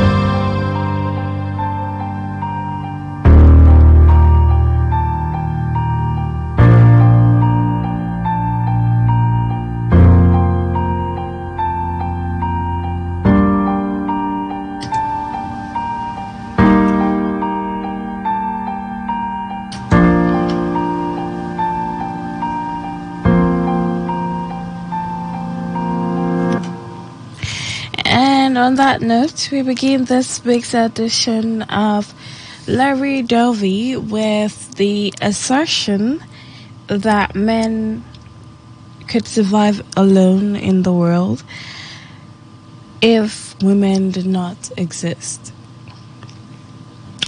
It shock you. Okay, I'll take this again. There has been, in recent times, I think between yesterday, the day before yesterday, the session was going on. It was making the rounds actually, where some people got to say that men can survive alone in the world if women did not exist. What do you think? Do you agree or do you disagree? Well, I think you might need to even listen to a clearer version of this assertion, because the funny part of it, I don't know if it's funny or if it's interesting. I actually did find it interesting because, it came from a woman. Yeah. So I don't know if, like me, you'd find it interesting, to say the least, but I saw it and I went, oh wow. I'm surprised, but not too surprised that this came from a member of my gender. But then, from what she said, she was implying that men can survive without women. Men can do without women. So if women did not exist, that men would do just fine. Well, what do you think? Do you agree or do you disagree? Well, I took this to the streets earlier on, and I got different views. And it seemed when it comes to our Nigerian men, the narrative is quite different, because the lot of them surprised me with their responses. I was like, oh wow, you guys have this line of thought going on in your head, yeah. I was really not too surprised, not overly surprised, but hey, I was surprised, because my gender was one who said, a particular person, from my gender, came out to say that men can survive without women. Men do not necessarily need women. That if women did not exist, men would be just fine. And then I got to hear, different things from men. So, I don't know. Well, here, listen to this one first, okay? Men don't need women. Women need men. Men could survive without women. If all the women disappeared tomorrow, men would be fine outside of reproduction. If tomorrow they made artificial wombs, what would they need a woman for? Who's a better companion, men or women? So men built the world. All the hard jobs are done by men. Mm-hmm. If men disappeared tomorrow, the society would collapse. Men built the world that we complain about. Men can be alone. Women can't. Women are social beings. We need attention. And men don't. You don't see women going out to the woods and just roughing it. That's a man thing. Who's camping and fishing? It's not us. Okay, so what do you think? So she listed a couple of things that men can do that women can maybe do, but obviously do not do, probably because those things have a gender attachment to them. So, she said women are emotional beings. Men are what now? Logical beings. So women need emotions, women need attention, women need all these but men do not need that. Men go camping and fishing and hunting. Women do not do any of that. So is it that men have a lot of things to keep them busy? that they do not have to worry about the, mushy things that women worry about because women are more emotional than logical. Well, I don't know about you, but to an extent, while she was right about the fact that some things have a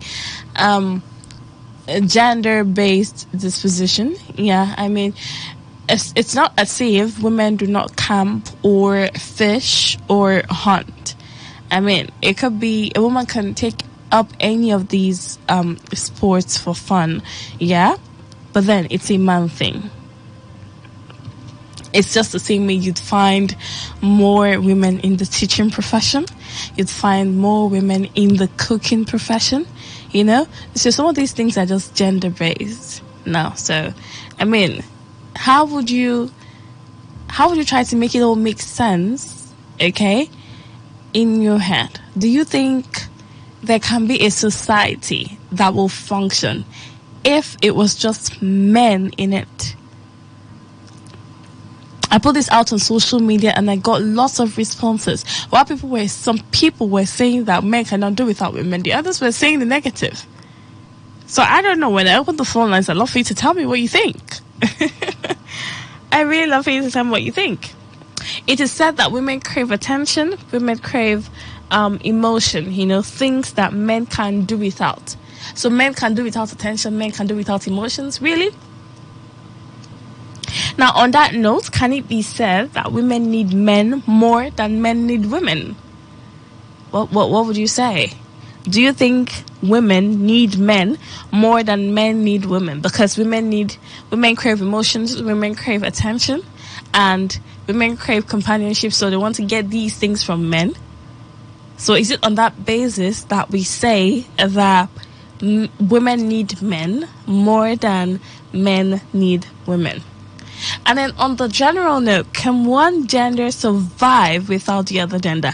Is it possible that men can live alone in this world, without women? And is it also possible that women, on the flip side now, is it possible that women can live alone in this world, without men? They think it's possible. I don't know what you think. I don't know.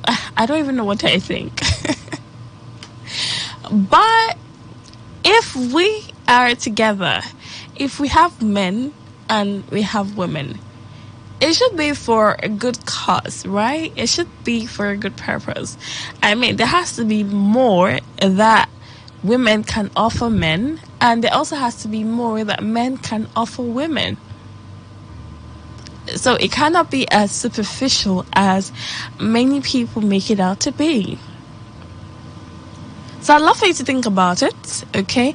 Meanwhile, I hope you are doing what you can do on Facebook if you want to participate in today's giveaway, okay? So let's have that work. Let's have that work, and let's see what we can derive. I'll be playing the Vox Pop that I did earlier today. I'll be playing all that for y'all to listen to, so you can begin to form your opinions. Tell me the people you agree with and the people you do not agree with. And of course, I'll be taking WhatsApp messages, text messages later on. All right?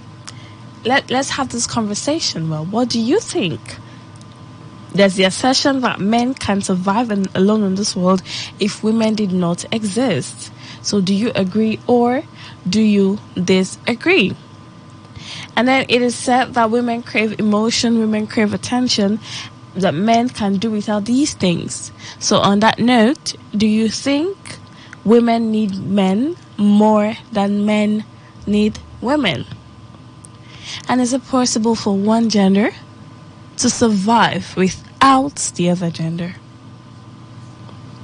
Well, let's have all of that going on. Are you ready? Are you ready for me tonight?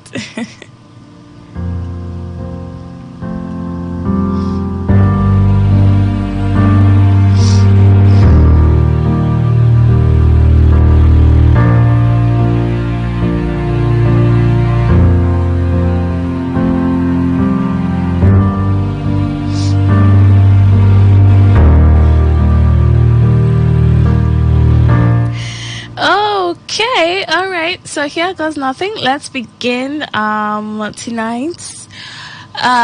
Well, we have already begun.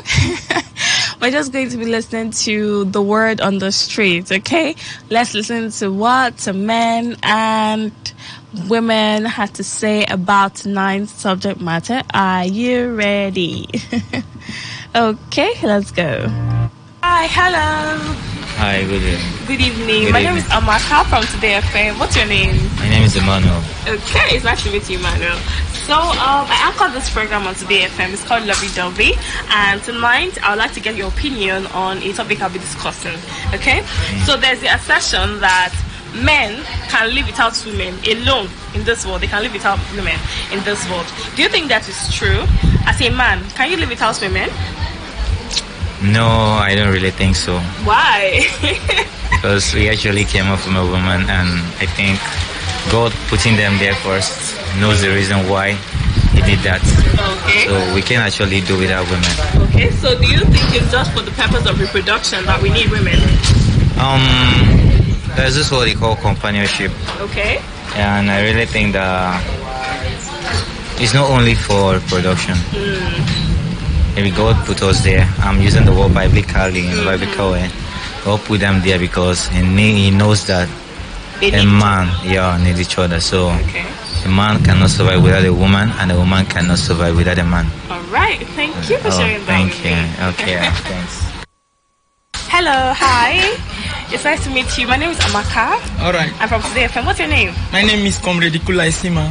Okay, nice to meet you. Well, so I'm going around the streets here asking people this very important question. So there's the assertion that men can survive in this world alone without women. What do you think? As a man, can you survive alone without women? No. As a man, I can't survive without a woman because normally it is made that man will live with a woman. From the beginning, God said when He created man, He found out that he's not complete. Man is not complete, so He needs to create a helper, something that will help that man. And He made man to go into deep sleep and remove a rib from the man and made a woman. So if you're looking from that perspective as the creator and the author and finisher of our faith, that means man cannot survive alone because God knows why He has made it so. Except that person has a divine assignment. Outside that, I don't think if there is a man that can survive that a woman. All right, thank you so much. It's nice to meet you. Thank you for your thoughts. Bye. Hi. Hi. Good evening. My name is Amaka. What's your name? I'm from Samadi. All right, it's nice to meet you.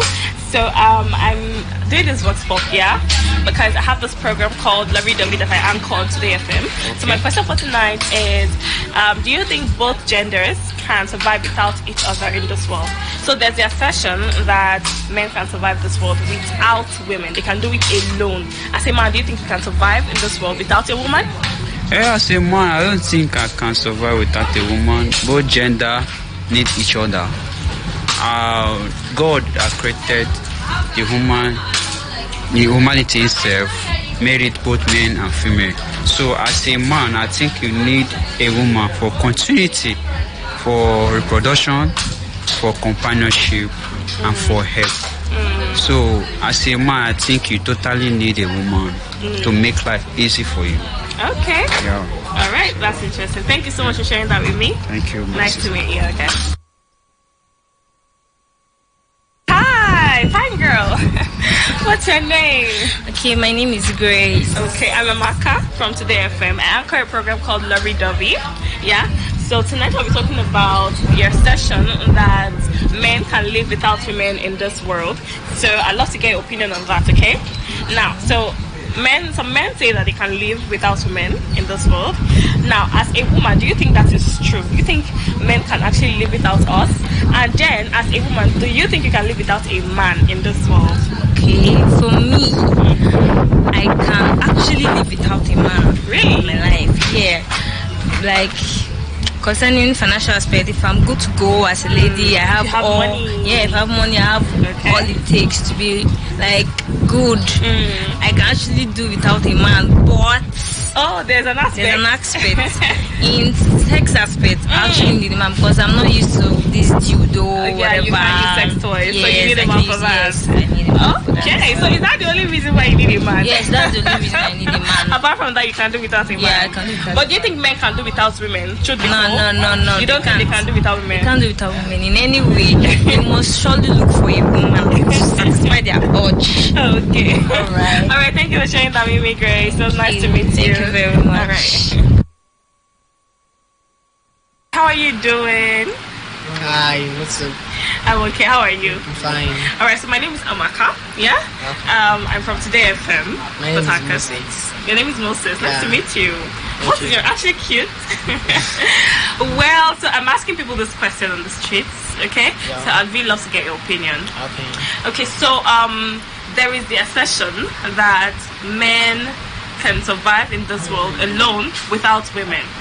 There's that assertion going on that men can survive without women. Now, as a man, do you think you can survive in this world alone without a woman? Nope, because the both genders, they need themselves. Really? Yeah. So as a man, you need a woman? Yep. Yeah, sure.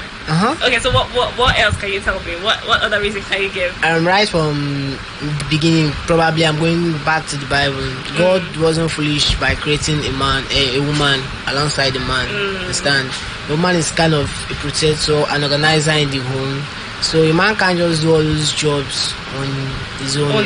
Yeah. He needs a woman. Yeah, he needs a woman that can take care of everything. Okay. So you are advocating for women and men being together. I saw. Okay, thank you so much, Mr. Moses.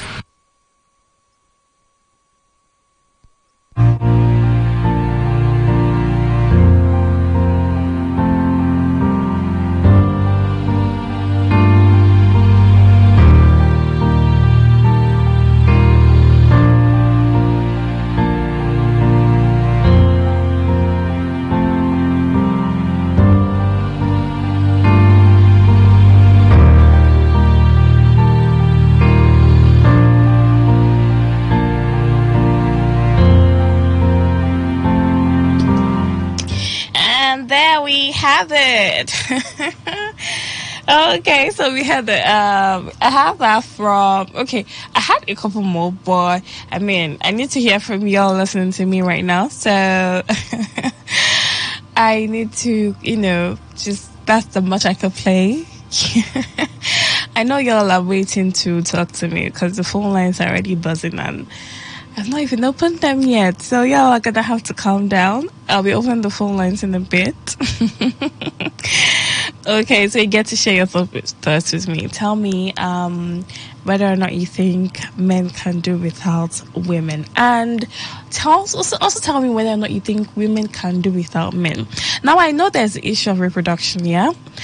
Some people made reference to the issue of reproduction as being the reason why men need women, for the fact that procreation has to continue. I mean, human beings, to continue the human race, because human beings have to be born, and women are the only people with the sexual organs that allow for childbirth. But then somebody made reference to the introduction of artificial wombs. So if we have artificial wombs, what then do we need? What else do you then need women for? I mean, so that also came to play because there has been talks of scientists trying to make something that looks like a womb. I don't know, but it's called artificial womb. And then that is supposed to carry a child for full term, and well, there's still a whole lot going on in that direction, but then references were made to that situation. If it becomes a reality, then why else would we need women in the world? Well, I don't know, but if you think there are more reasons, valid reasons, solid reasons why women are needed in the world today, then when you call me, please highlight them for me. let's know those reasons why you think women are important. And tell me as well, if you think women can survive in this world without men, and when you're doing all the things that you're going to do tonight, please can you do that without gender bias? Forget the fact that you are a man, okay? Temporarily take out that fact, and then forget the fact that you are a woman. Temporarily do it. And just tell me the things you like to tell me. Let it come from a place of, I don't know, let it just come from your heart. Let it come from your place of fact, a place of knowledge, a well thought out place. Okay, let it just come from the innermost part of your something. Whatever it is. Okay, so 0701-9339-962. That number is for text messages and WhatsApp messages as well. Okay, so 0701-9339-962. Okay, so you have a message for me. That is the number to text into. So you can either do text messages or WhatsApp messages, whichever one you prefer. Okay? 0701-9339-962. Talk to me. Tell me. Let me know what you think. Do you agree or disagree? Do you think men can survive alone in this world without women? Do you think women can survive without men? Let me know. I don't know what you think. So when you call me, let me know. Okay? So send in your messages. And then for calls, 0810-9510-951. 0810-9510-951, and then 0817-0000-951. Again, that is 0817-0000-951. Okay, let's talk. Hello. Hello. Hi. Good evening. I'm Barry, calling from Port Harcourt. All right, welcome, Mr. Barry. How is it work? Fine, thank you. How are you? I'm fine. I'm cool. You are welcome. Yeah, thank you. So talk to me. Well, as regards to the topic, can you hear me? Yes, please go ahead. I think you have several patterns that they don't have anything to do with women. Haven't you seen them? Okay. Yeah. So are they a proof? Are they a cogent proof that men can live without women? What are they? Can you hear me? Are you saying Reverend Fathers are a proof that men can live without women? Yes, there are majority of men that can do without women. No, I just asked. You made reference to Reverend Fathers, right? Can you hear me, Mr. Barry? You said Reverend Fathers. Yes. So I asked, is that a proof? Are they Reverend Fathers? Are they a proof that men can live without women? Yes, no. Really? Proof. Yes, but it's not that there are on this. There are what now? Men that they stay without a woman. I'm struggling to hear you, Mr. Barry. Okay, can you hang up and call me again? Okay, hang up and call me again. Yeah, I really love to hear. I really love for you to make your point, so I don't come to the wrong conclusion. So hang up, call me again, please. Hello.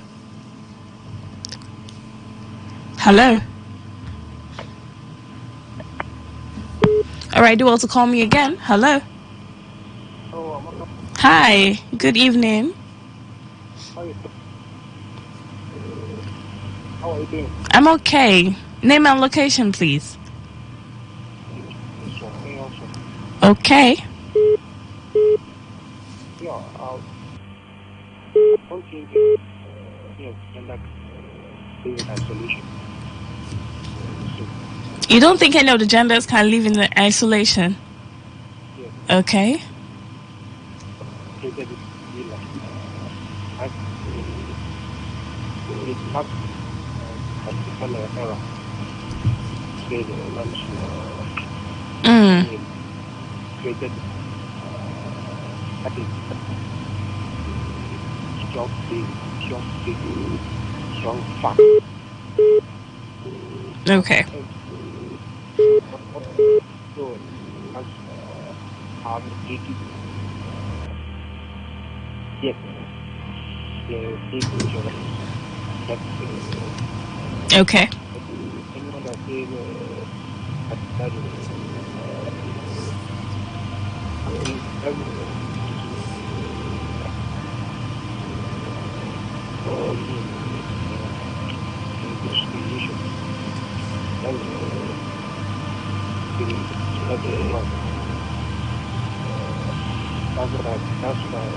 that's all I All right.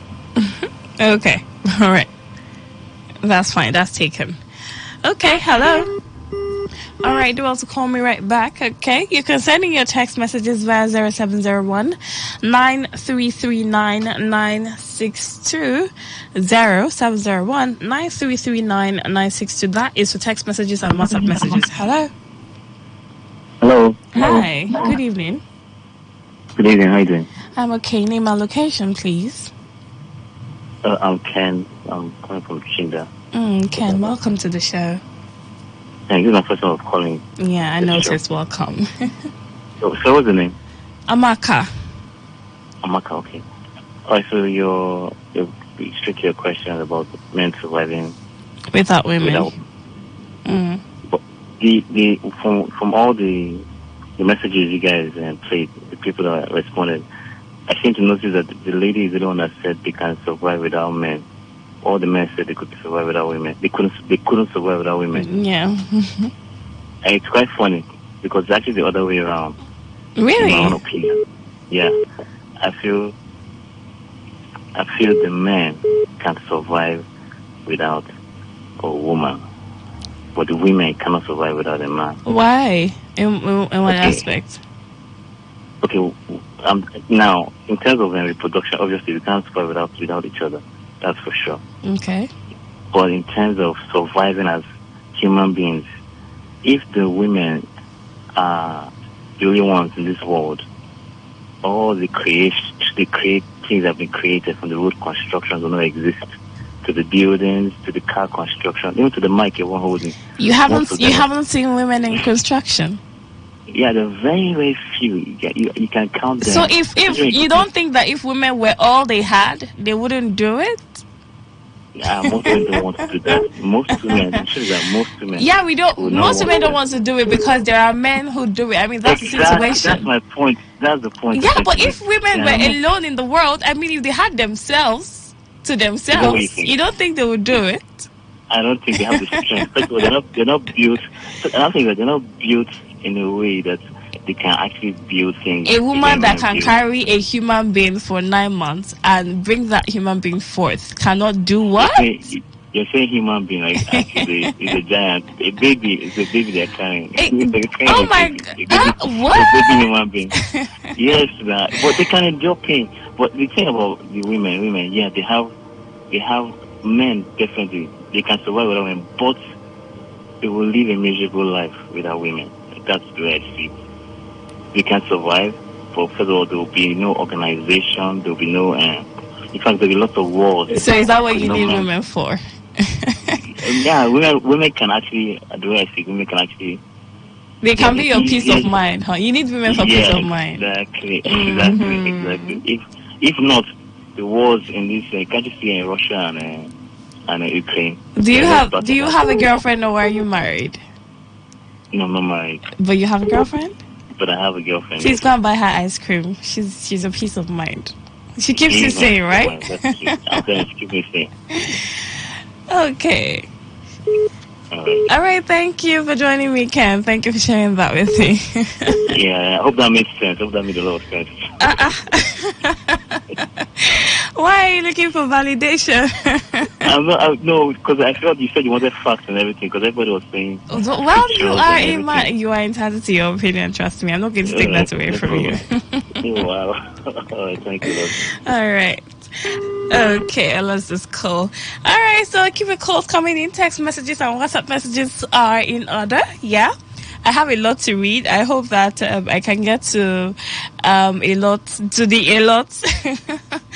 before we have to say, before it's time for us to say goodbye. Hello. Hello, good evening. Hi, it's still evening, so good evening. What's your name and your location? Okay, my name is Flash. Oh, Flash. Where are you flashing from? From Port Harcourt right now. Okay. Welcome to the show. Okay, I think for my own side, I can survive without a woman. In terms of aspect of sex something. Mm-hmm. But I remember the last time a girl that that's my girlfriend, she deceived me by telling me that she has never slept with a man, only for me to have something with her, and I realized that she has slept with almost 3 people. Well, that is the first time in my life, and since then I've never done anything with any woman again in my life. Why? Because of one Yes, thing? Because of that, I was very angry. Oh, I'm sorry, El Flash. Please do well to call me again. Yeah, so who wants to talk to me? Do you think men can live without women? And do you think women can live without men? Is it true that that women need men more than men need women? Talk to me. Hello. Hello. Good evening. Hi, good evening. Name my location, please. Mr. Barry, I called back. Oh, okay. All right. Yeah, I was trying to tell you that there are men that can do without women. Mm. And there are, on the other side, women cannot do without men. You know why? Why? If you are in an organization, there are positions they will not give to you as a woman. Really? You answer with the husband that you answer me. And that will enable you to answer me. There are positions they will never give you. Are you aware? I'm not aware because women are taking the world by storm. Yes. Things are changing, Mr. Barry, so. Yeah. See, let's face it. Let's face the fact. You may not be regarded, you may not be respected as you supposed. You are not a married woman. I don't really know like that. No matter the class, no matter the status, the woman possesses. So are you now boiling it down to, okay, being a married woman and then, okay, that's in the light that women actually need men. So are you saying a woman's relevance will now be tied to the fact that she's married, so she needs a man? So women need men to stay relevant? Is that what you're saying? Yes, on the other side, on the other hand, can you get? Okay. They need men for security. I don't know if you understand. You haven't seen female security officers. We have women in the police force. We have women in the army. You haven't seen women as security officers. I don't mean that type of security. They need a man that will be around them to protect them against any intruder. That's what I'm saying now. So if I'm a woman and I'm in the police force, I'm trained to protect myself. You don't think I can protect myself without a man? I'm coming. On the other side, you know, listen, can you hear me? Go ahead. You know, any woman that does not have a child, in this world, as you are back. As you get to the age of the woman who dies as a mature woman, if you don't have a child, you know you will not talk in certain places. Are you aware? I'm not aware of that. Listen now, any woman that does not have a child, that is, you are not married and you don't have a child, you are at a certain point in life, that person will not have regard, that it will not be respected in the society. I don't know how we explain it. It depends on what society that person is in. If you're talking about 50 years ago, maybe, but today that no longer holds water, because women deliberately stay away from marriage and childbearing now. And I mean, they do things. They achieve so much. I'm coming. I know that one. Please be coming. I'm waiting for you to come. Please, I'm coming. Now there are men that love to be with a woman that will give them problems. Are you aware? That love what? They prepare to adopt children. Okay. Instead of them to be with a woman that will be giving them problem in the house. You know, are you aware? Mm-hmm. I don't know how to say something. I have them 3 on ground. I'm talking with you now. They said they can't withstand the pressure of a woman. Mm. So now, what am I saying? There is a song that says, "No woman, no cry." So there are a lot of challenges, a lot of problems that goes with it. So there are men that on their own they decided. Okay, so are you part of those men? No. As for me, just to make my to raise the seed for my family, I decided to marry. If not to raise the seed. Okay, so the reason why you're getting married, are you married? I'm married already. Okay, so was it because of procreation? Was it for the purpose of procreation that you got married? Yes, I got my someone that will answer my name. If not so, nothing. I thought I even regretted. I was even going to homeless moderate to adopt if I had known. Is your wife listening to Lovey Dovey? Because I want to tell her to reduce the number of meat in your soup. Excuse me. Can you hear me? Yeah, go ahead. I said no soup for you this night. In fact, tomorrow no soup. No. How many pieces of meat do you eat? Because we are about to reduce it. No, don't say so. Okay, thank you, Mr. Barry. Okay, so you call me, tell me what you think. Can men survive without women? I don't know. Do you think men can survive without women? Or do you think women can survive without men? Well, so you want to call me, you want to give me your facts, okay? I have messages to read. Keep it coming, yeah? Keep the messages coming. I'm ready to talk to everybody. Hello. Hi. Amaka baby, the only special woman with a smile give me joy. Ah, okay. I didn't know that.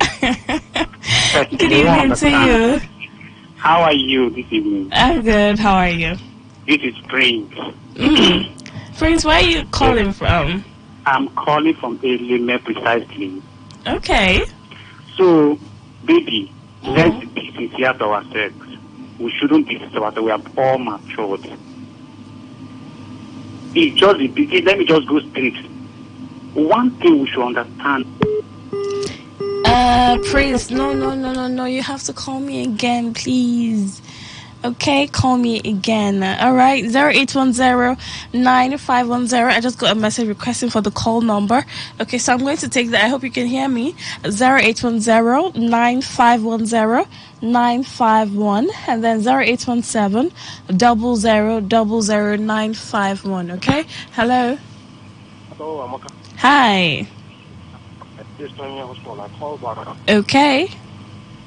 Yes, this program is for the purpose of the men.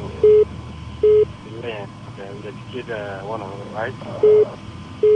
It's for the purpose of? Learning and educating. I just want to correct some callers about one. And I was just want to correct women are doing amazing things. They are men. Like in America, the Condoleezza Rice, that was the former Secretary of State, American Iron Woman. I think, to the best of my knowledge, at that time she was married. But she navigated the world. She transversed the world in intellectual and everything. She was doing amazing. There are a couple of women like that. Likewise, this is men. You go as that. What is it that without the man cannot survive? Yes, it is true, but all because of creation. It's true because of creation. That is why we need some men. And you still need the woman. So for creation, you said it. That is the reason, and that cannot be taken away from the fact that a woman. Man cannot survive. That is the man. And the man cannot survive. That's a man. He definitely needs something from each other. That is what they fail to that. One thing, there's no point in rigmaroling or hide and seek. It is as clear as the air. So need each other to survive. Okay. Because we understood and that is my friend can survive that father and that some of them I mean definitely have the point is that is to tell you that you cannot survive without that. The stimulus in you that you cannot survive without it. Okay. So what are we doing? So I was saying, I mean, like I said, everybody's entitled to know opinion, but let's exactly. So let's tell us that it cannot. But it can try and survive outside of supposed to be like that. But so that is it. All right. So, okay, thank you for sharing that again. Hello. I call back Special Baby. Okay, this should be a flash. Yeah, Prince. I think that's special in our case. So you are special. Okay, if you say so. So the point I'm trying to make is there is no way we cannot do without each other. Now, some persons feel, maybe let me use this word now, it's only sex that can relate a woman and a man. No. Let's just get it right. You know that there are some life a man will live, a particular life that a man will live. Once a woman walks into life, everything becomes okay.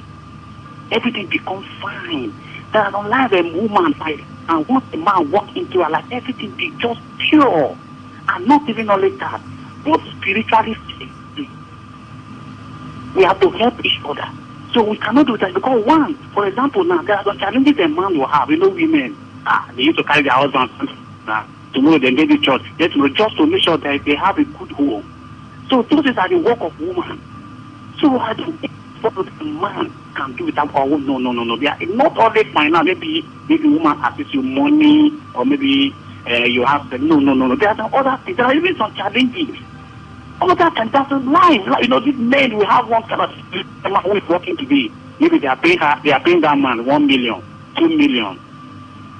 At the end of the month, you can't even give a account of 100,000. It could never over 2 to 3 years. But the moment a woman, if you have a good work into your life, at the end of the day, even that 2 million you aim at the end of the month, you can even be able to give a account of 1.6 or 1.7.7 at the end of the month. So can you do without a woman that time? It's not only maybe no, there are other things. So we cannot stay without each other. So God has created a woman to assist a man does not do anything wrong. So we should all understand because the mentality most of us have is after all, I cannot say. So it's not always said, what will I carry woman do? No. Woman will help you if you meet a good woman. Will help you and arrange your life. Okay. Just as if you meet a good man, that man will help you as a woman to act. I think a woman has been going from one man to one man, one hotel to that. But there's a particular man you meet, and that man will change you. Now, can you do without a man that time? There's a man also you meet, that man to know that hotel, this and that, or maybe one thing or that, attacking his spiritual and all that. But there's a woman you meet, the woman say, young man, no be your money where I come for. I don't want to arrange you. So women go come here like arrange you, say come out. I don't know how a story like that. Women will just come and they don't just arrange you. They thought it was a God sent. Arrange you, finish. You can't live your life. They don't need anything from you. They just want to arrange your life for you. So we shouldn't say, hey, I cannot do without a woman. I cannot do without a woman. No. Okay. So God did not do mistake. Special baby. Good night. All right, thank you for calling. Yeah, so phone numbers again 0810-9510 951. Okay, this is for those who are texting in, who are requesting the phone lines. Okay, 0810 9510 951, and then you can also call 0817 00 951. Okay, hello. Hello. Hi, good morning. Good morning. It's Patrick from Port Harcourt. Is who?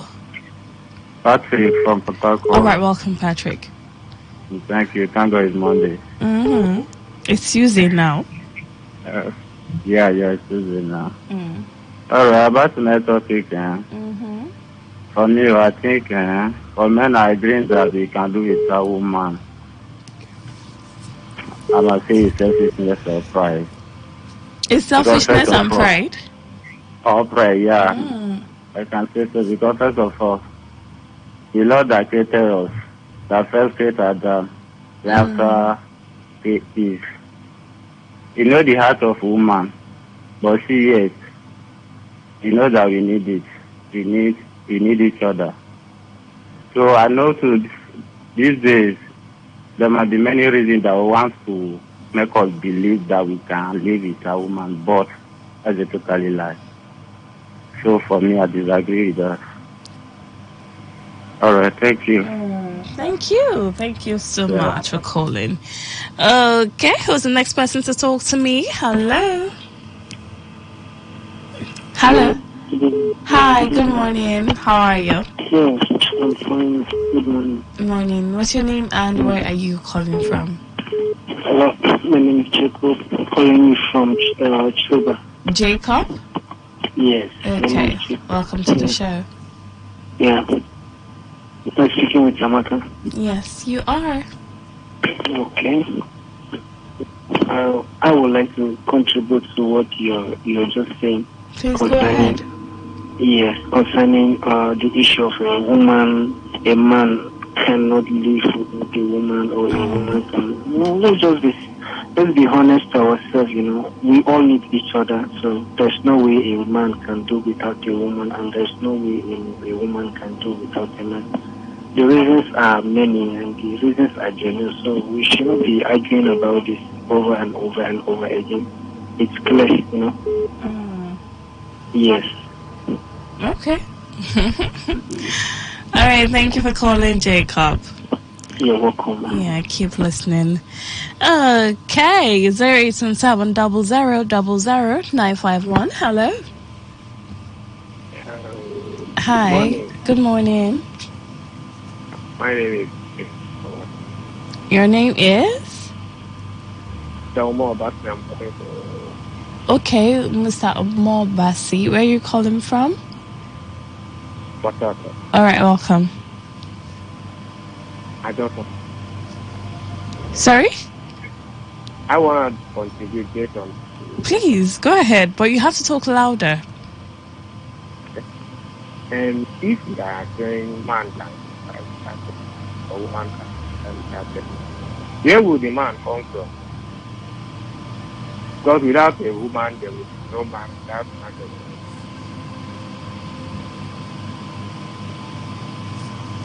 Okay. So if there's no way a man can survive without a woman, there's no way a woman can survive without a woman. But both are working pari passu. Yeah, that's all right. Thank you. Thank you for calling. Hello. All right, do you want to call me again? All right, so keep your calls coming in. Keep your text messages coming in. Let's get to the root, to the bottom of this matter. Can either gender do without the other gender? Can one gender do without the other gender? Do you think women need men more than men need women? They say women are emotional, women crave attention, women want love, women want this and that men can do without all these things. So women need men for that purpose. Well, I don't know, but what do you think? Hello? Hello? Hi, good morning. Good morning. Yeah, what's your name and where are you calling from? My name is Marcos. Okay, I got you're calling from Umudumaya, but I didn't get your name. My name is Mabweze. Mabweze. Okay, welcome. Please talk louder. Tell me what you think. Okay. I think we are important to each other. Men cannot do without the women. Okay. Capable with the women as well. So that is what I see. Okay. All right. Thank you for sharing that with us. Hello. Hi, Mami. Hi. Good morning. Good morning. How are you? I'm okay. How are you? I'm fine. How was it today? Okay. Pretty much. Okay. I'm Lucky calling from Aoda. All right. Welcome. How have you been? Fine. I'm fine. Okay. How are you too? Good. Okay. I missed the show. I actually traveled for a while. I came back very late. Trust me, you were missed. I choose. Yeah.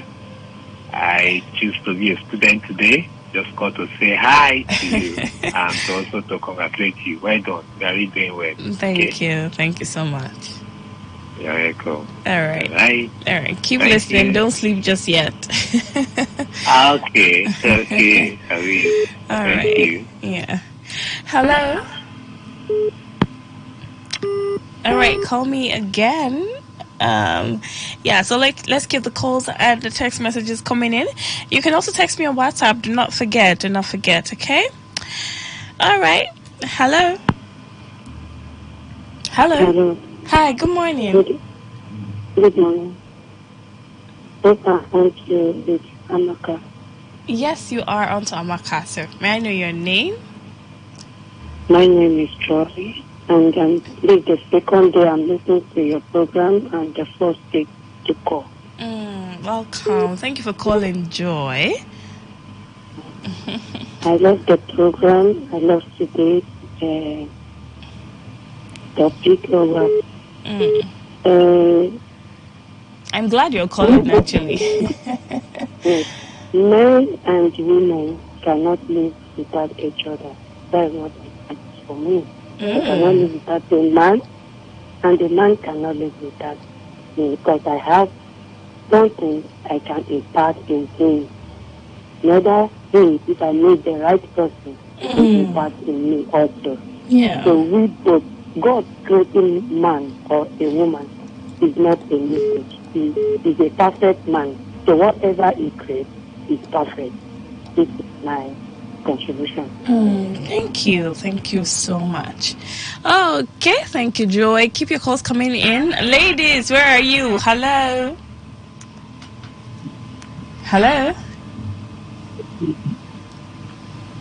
I can barely hear you. I'm here. I'm very, very happy for your program. Okay, good morning.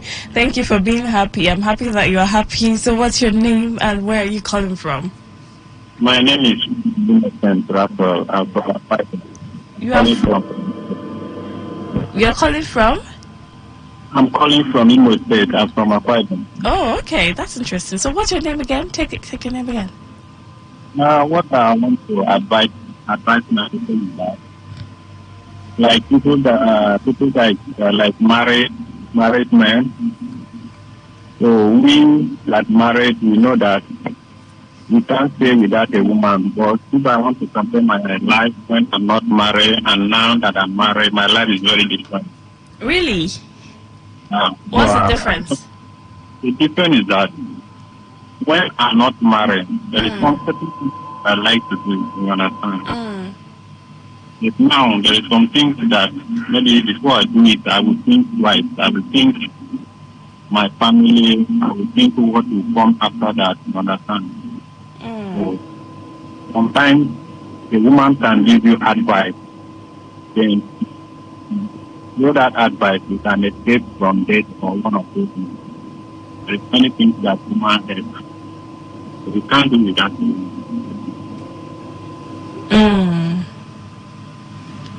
Okay. Are you there?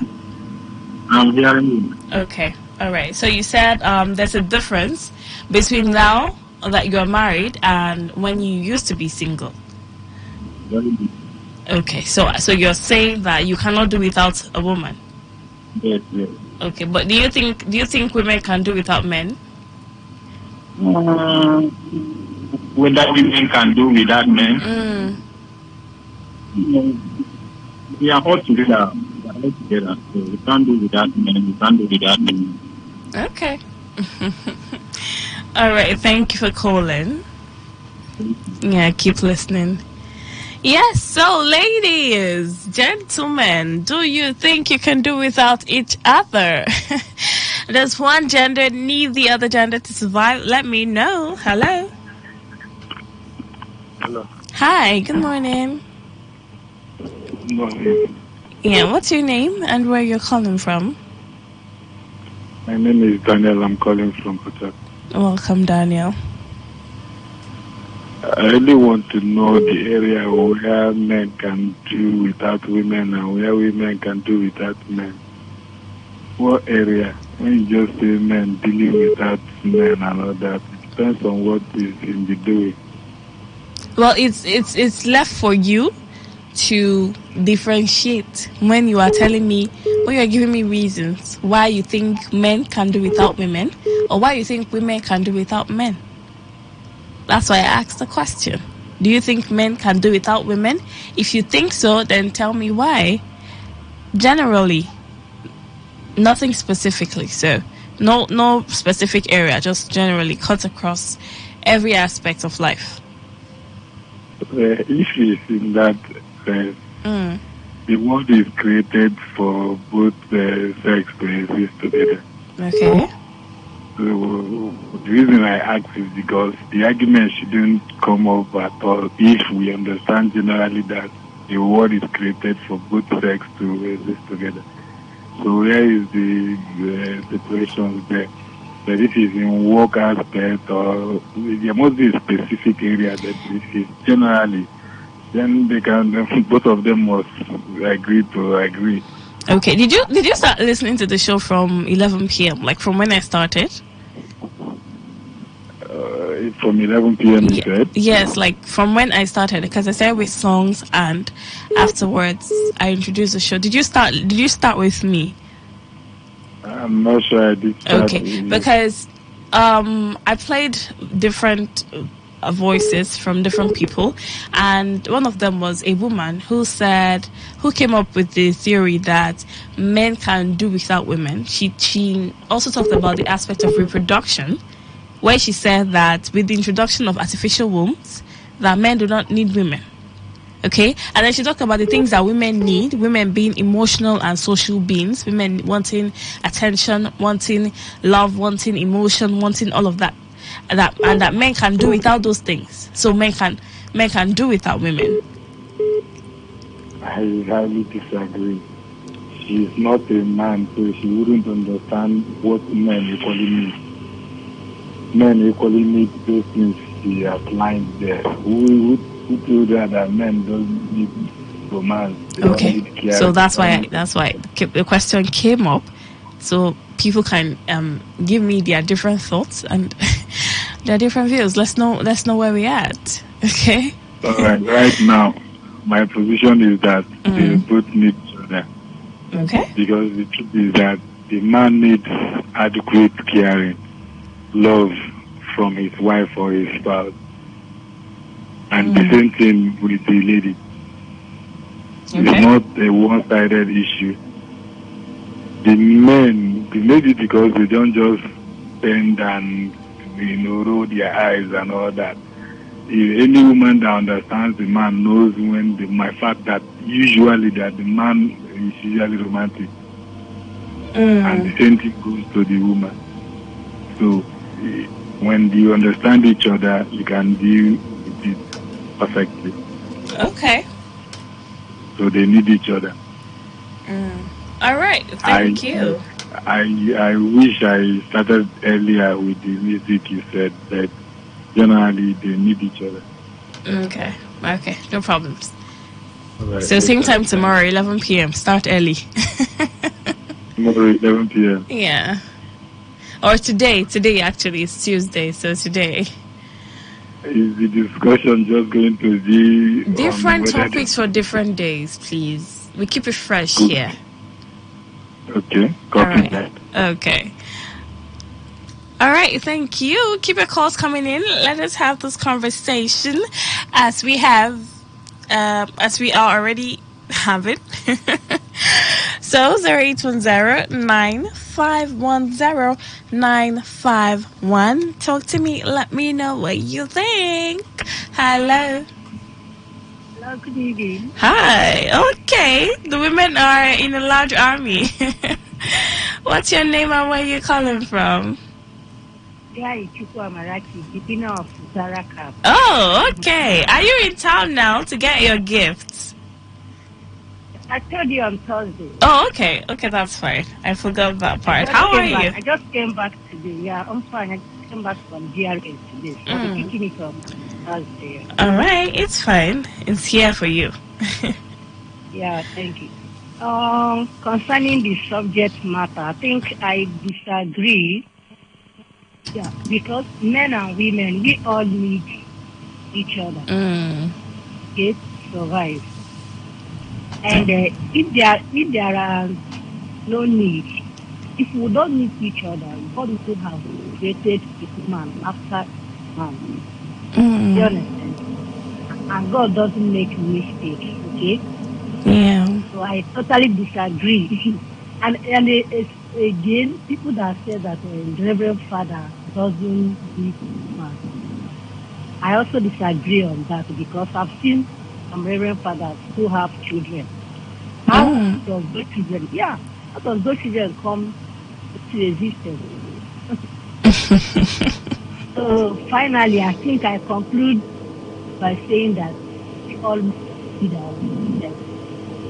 And also talking of sexual aspects. Yeah. I think a love making between a man and a woman is perfect. Okay? To compare that of same sex. Thank you. I think I've made my point. Thank you. All right, thank you for calling, Amarachi. Okay, well, making reference, because everybody has making reference to the fact that God made Eve for Adam. I remember there's this passage, of the Bible that says God saw Adam, he looked at Adam and saw that he was alone and thought to himself that it's not good for the man to be alone. Yeah, right? So if you want to look at it from that aspect, then you can see that, well, I don't know, but it depends. If you are religious, you can you can't look at it from the aspect, of God making a woman for the man. Like women were made for men. Maybe if you look at it that way, then it might influence your line of reasoning. Yeah? The idea that women were made for men. And then men were made for women as well. Of course, I'm going to say that. Men were made for women as well. So, I don't know, but think about it. Think about it from that direction, okay? Hello? Hello, I'm Elizabeth. Good morning. Hi, good morning. Mr. Barry, I called back. Okay. Okay, yeah, just as we are saying, I know when we need each other. Are you hearing me? But nevertheless, I didn't think God didn't create woman. Adam would have stayed alone and he would have been in that garden till today. Are you aware? No, we have no way of knowing that. Listen now. You probably would not be in existence. I'm coming now. Listen now. There are certain friends that you may have at your company that can deprive you of good fortune. Are you aware? There are certain what? There are certain people you may have around you that can deprive you, that can hinder you from good opportunity that will come to you. Okay. There are people that can frustrate good things in your life. That is what I mean. So, in my own reasoning, I believe that if God didn't brought Eve to Adam, Adam would have been in that garden. He wouldn't have made any mistake. You know. You don't believe me. Something like that. I do not agree with you because Adam had a mind of his own.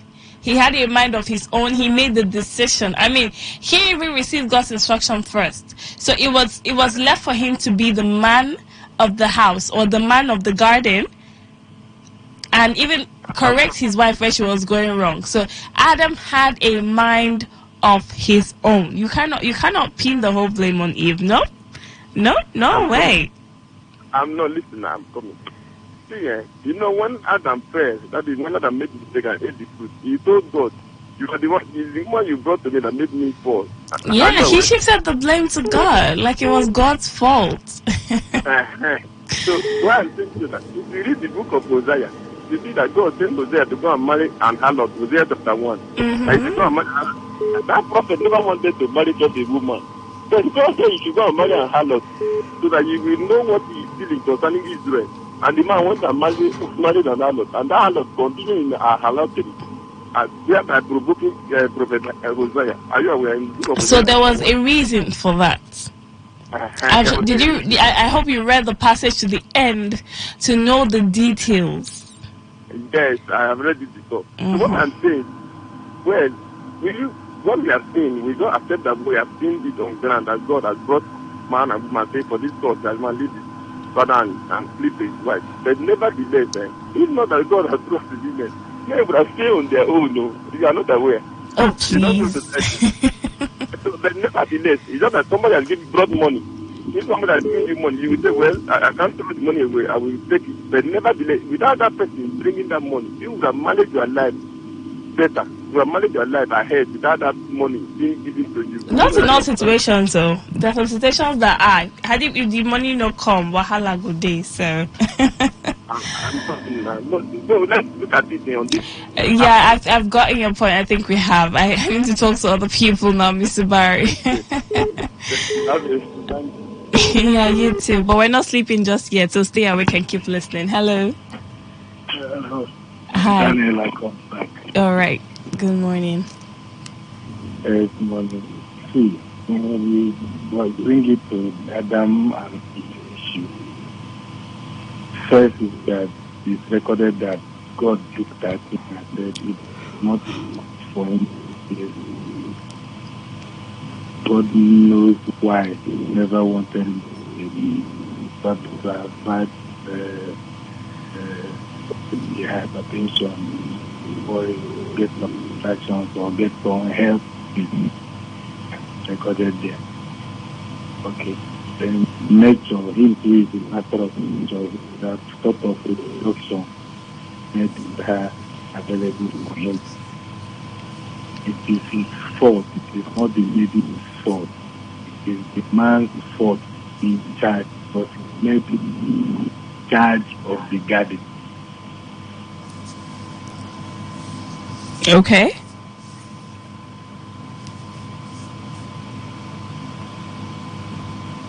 All right, I think we lost you there, so you might want to call me again, okay? So I think I should start taking text messages at this point. All right, you can keep your calls coming in, by the way, but I'll be taking messages at intervals. All right, so okay, let me take this call first. Hello. Hi, good morning. No, I really can't hear you. Can you talk louder, please? Charles. Yes. All right, Charles, where are you calling from? Yes. All right, welcome, Charles. Yes. Men can do without women. Really? Yes. How? Why? In terms of maybe making something for themselves. Men they are home builders. Mm. You know that many women frustrate men in their career. You know, women do. When you are doing something and you are relating to a woman, she can frustrate you or put you down. Look at these men that are wealthy. When they, if you have not do enough, you have not balanced enough in terms of well, and you are pursuing women, that woman will put you down. So that's of organization and thinking well. If they are thinking about a woman will put you down. But without a woman, can build mountains. In terms of sex, men can do without sex.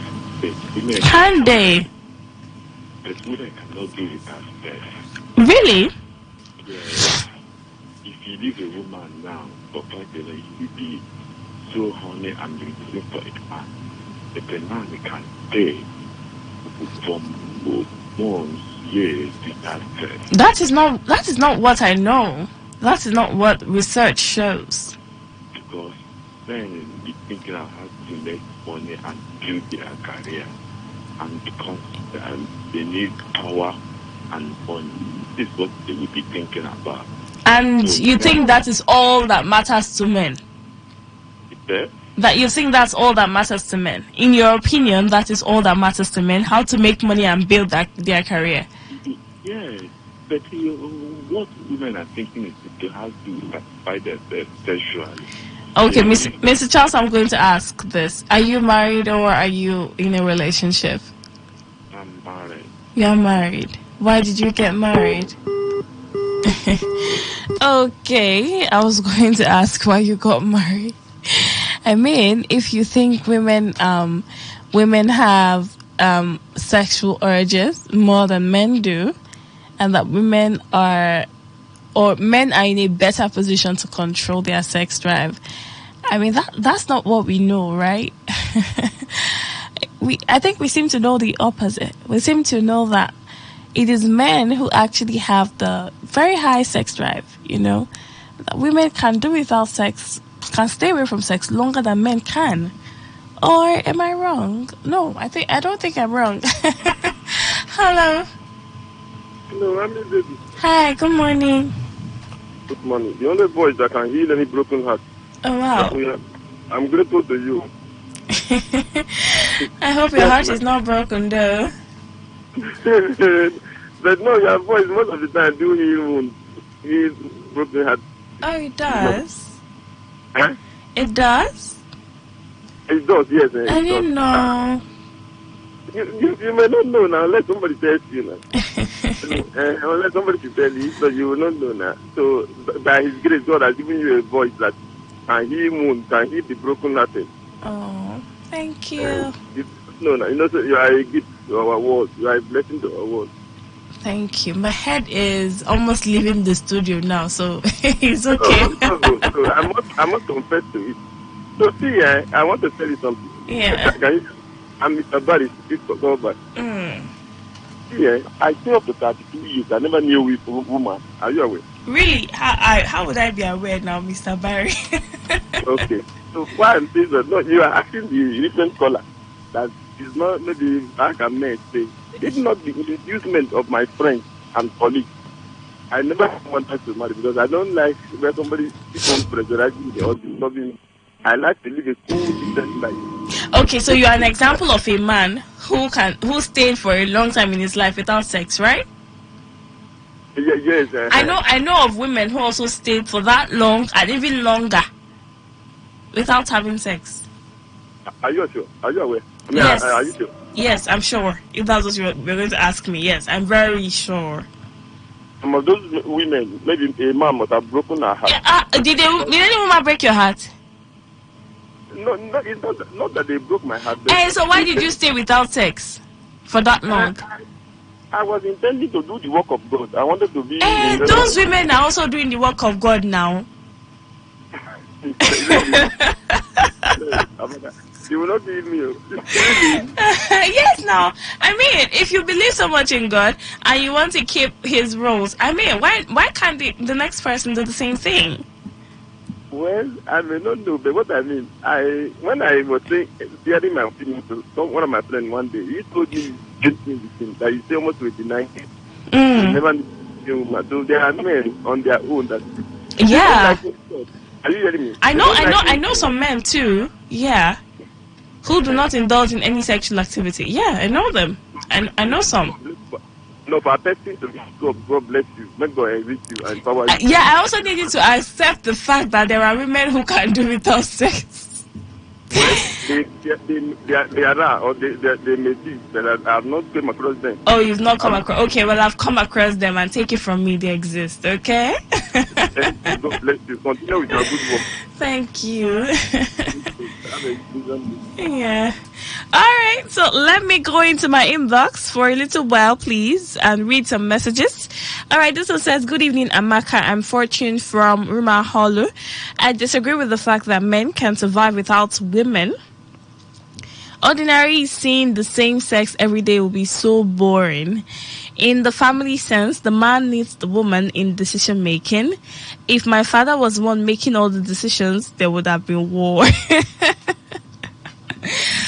Okay, well, Fortune, actually, somebody did concur. Somebody said something in that regard as to women being the reason why some men can remain sane. You know, like women try to protect, they move for peace. Like, there has been situations, yeah, we've heard stories where a man was all charged or angry, wanted to go and fight, but a woman calmed him down, and then he did not, thereby preventing, some sort of calamity that would have resulted in the fight and all of that. So, yeah, Fortune, you are on the right. You are in the right, actually. Okay, let me move to this other one here.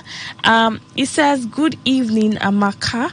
On a general note, the both gender needs each other, but a man needs a good companion by his side. Why is the good in capital letter? Do you want to explain that?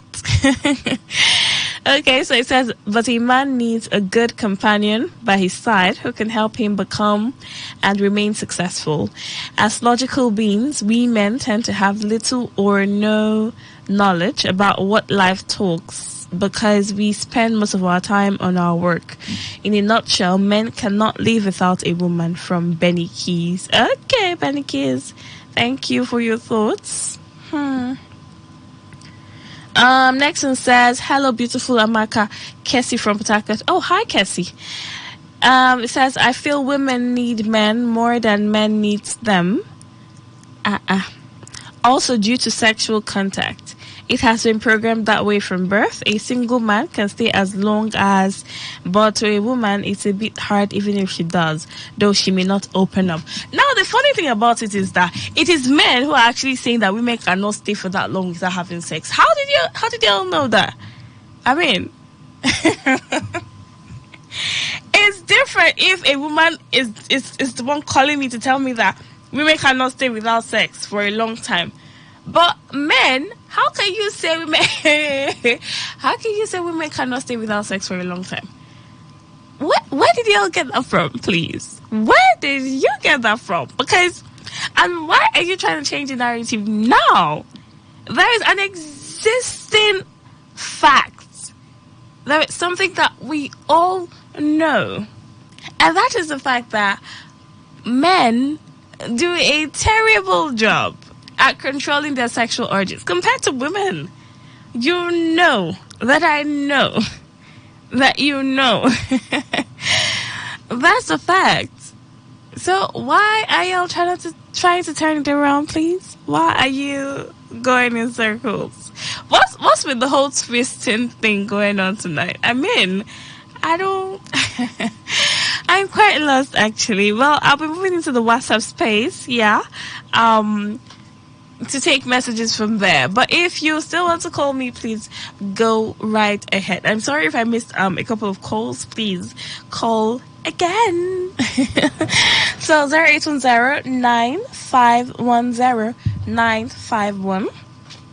Okay, 0810-9510-951, and then 0817-0000-951.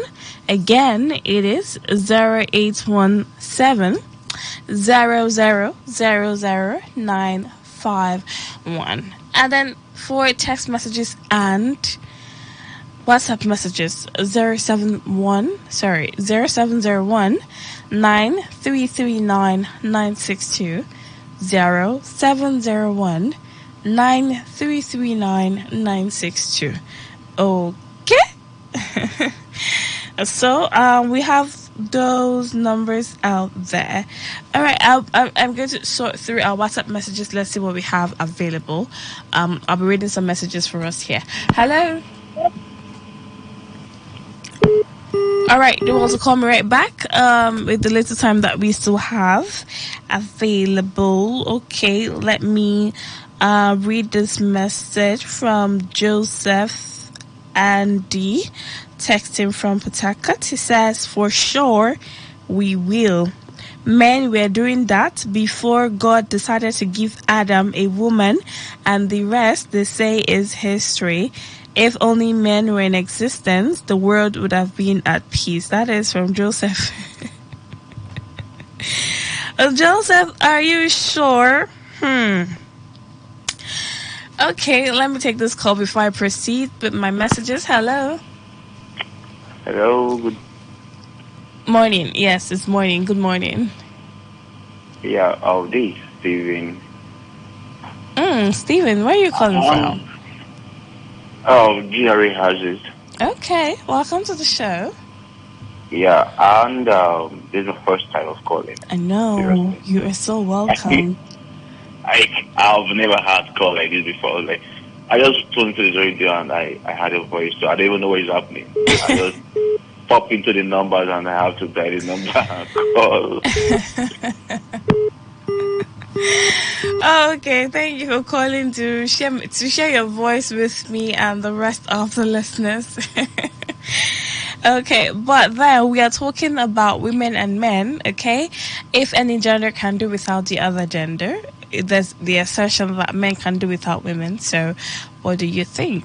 Do you think women need men more than men need women? They say women want attention, women want love, women want all the rishi that comes with, emotions and all of that. And that men can survive without that. So they say men can live without women. Well, what do you think? Hello? Hi, good morning. Sorry, good morning. I call back. All right. It's much time. Okay. Okay.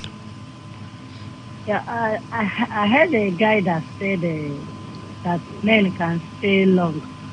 Yeah, without men sex. can stay long. Yeah, without sex. More than women. I disagree on that. Please. Because of my evangelical calling, I think I stayed up to 10 to 15 years without sex. Since I'm single, you understand?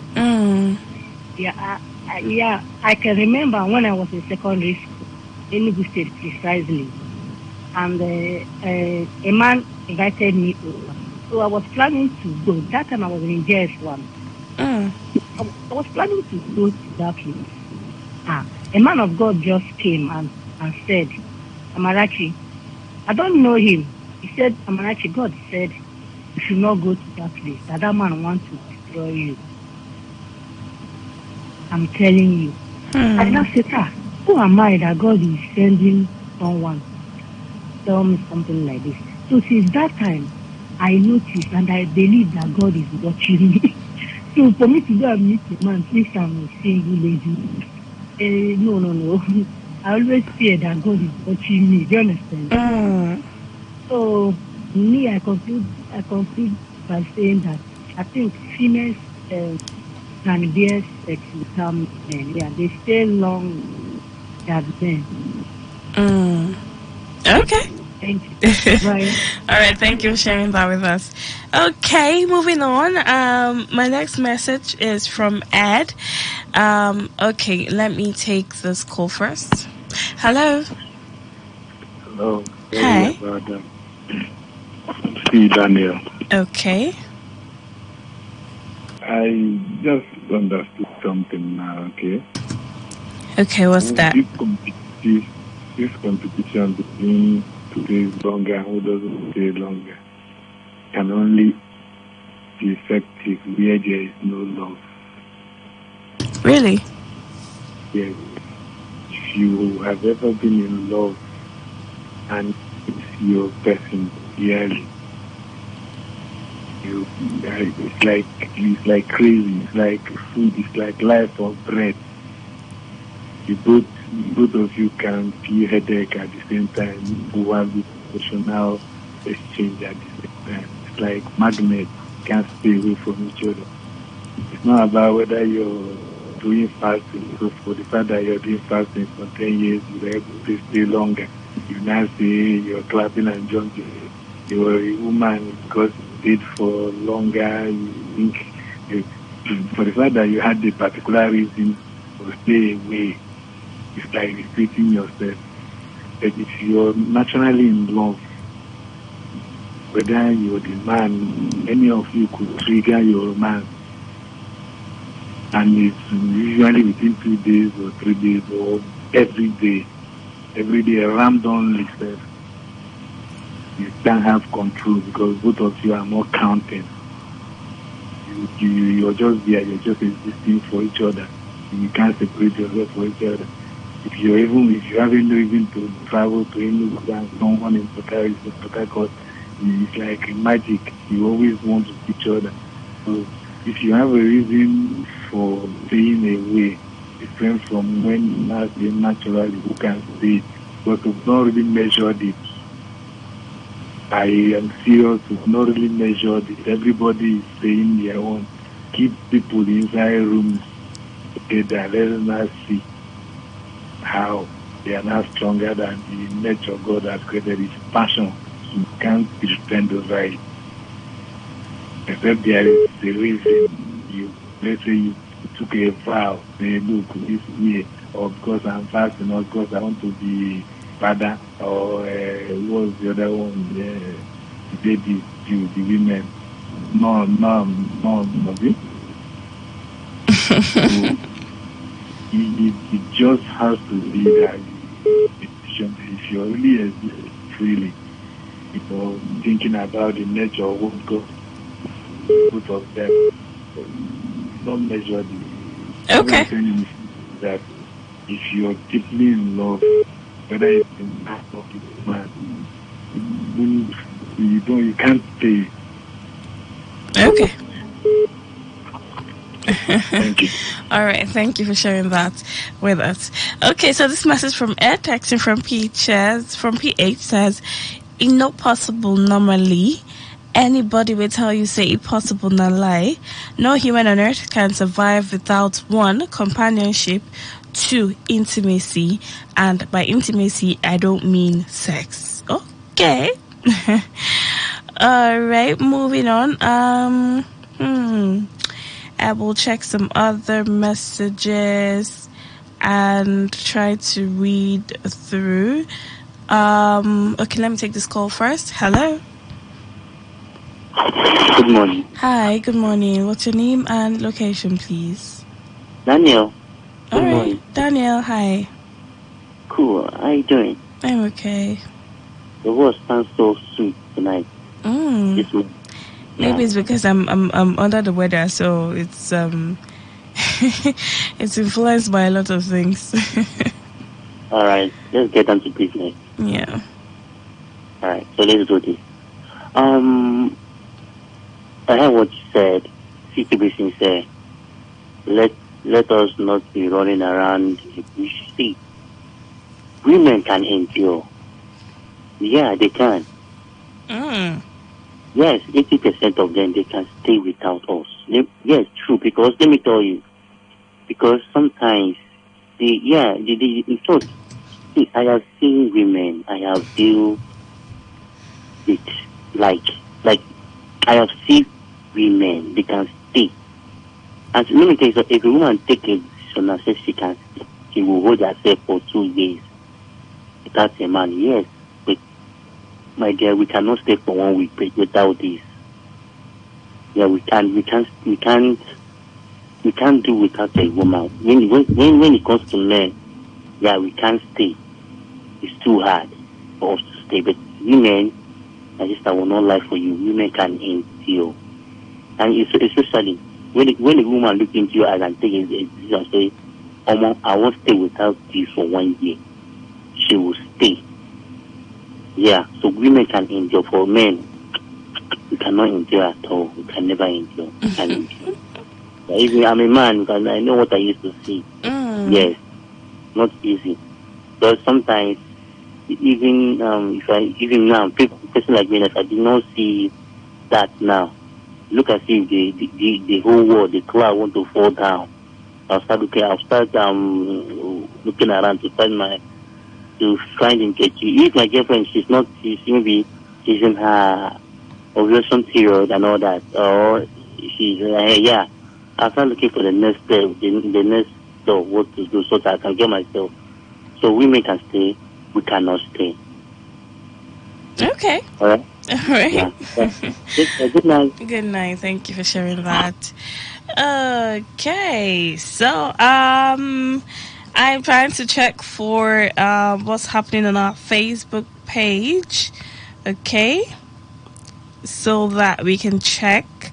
Let's see who we're going to give the things that we have for you tonight. So commenting is a little bit restricted, but I will check because we need to have a winner. Okay. All right. Okay. Well, now searching through this thing can be a little bit tasking. But I hope that you are following us. I hope you're following the person responsible for our giveaway, Zara Cap giveaway, that's at Prissie's Place. All right, so you can rush down to Facebook. Okay, rush down to Facebook. Follow me on Facebook, Amaka Felix, and then comment on my last post. Follow at Prissie's Place. All you have to do is just tap. I tagged the vendor. Okay, so Prissie's Place. Follow at Prissie's Place on Facebook. All right. That will take you to a page, and then you qualify, so you can qualify for the giveaway that we are running. Meanwhile, you can reach Prissy Craft via 0906 992 6522. Okay. Prissy Craft rather is on Facebook as Prissy's Place. She's on Instagram at Prissy's Craft. Okay, and then you can reach her via 0906 992 6522. So we're now to the end of the show. We're going to have a winner. I'm going to pick a winner because I'm not just running this giveaway on my page alone. It's also running on Queen Mercy and Nafisa TV, okay, on Facebook still. So I also going to get a winner from that other space. All right, so let's have our winners, and then a date will be communicated to you as to when you can come pick up your goodies. Okay, so if you're not following me on Facebook, if you haven't checked out my latest content, my latest post, to follow Prissy's Place, I don't know why you are snoozing on this. I promised y'all a lot of things on the show, and I've been pulling through. I've been coming through because you need to check out those Zara caps on Facebook. Really, you need to check them out because amazing. I almost wanted to keep them all for myself, but hey, I love you guys, and I already made this promise. I already said I was going to give them away, so I have to. I just have to. Yeah. But then I've ordered for mine.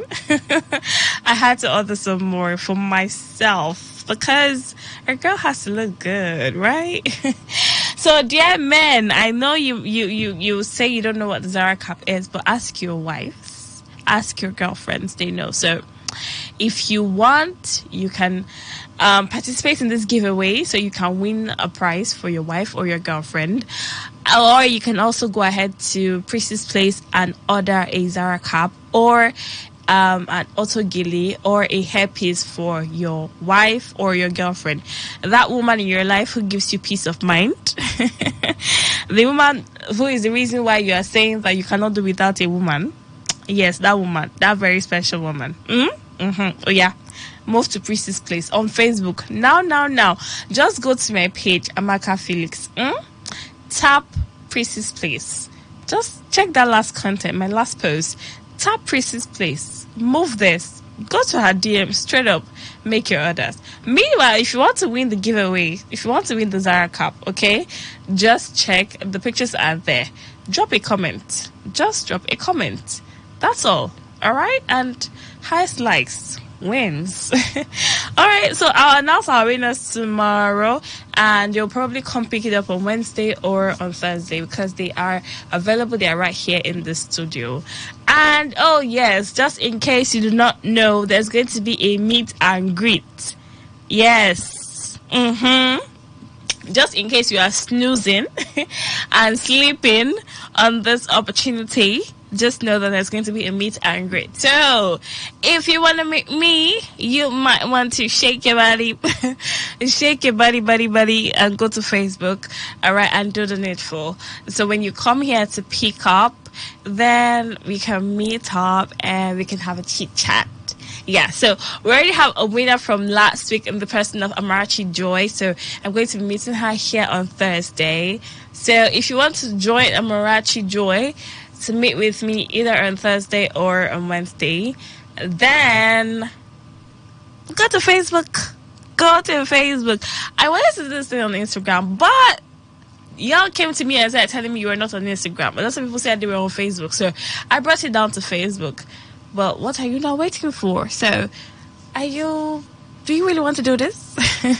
Man, you're not left out though. Like I said, get a Zara cap, get a hairpiece, get an auto gele for your significant other. The woman that gives you peace of mind. This is an opportunity to gift her. Okay? A gift her courtesy Larry Davy with the Amaka Felix on your premium talk radio Today 95.1 FM. So I want to believe that you all had fun on the show tonight. I'm just going to say that whether or not we want to sweep it under the carpet, whether or not we want to talk about it or we don't want to talk about it, or whether we agree or do not agree, I think that in most cases we agree to disagree. Yeah, so please, we need each other. Women need men as much as men need women. So imagine a world without one gender. Sheesh. I shiver to think of it. I shiver.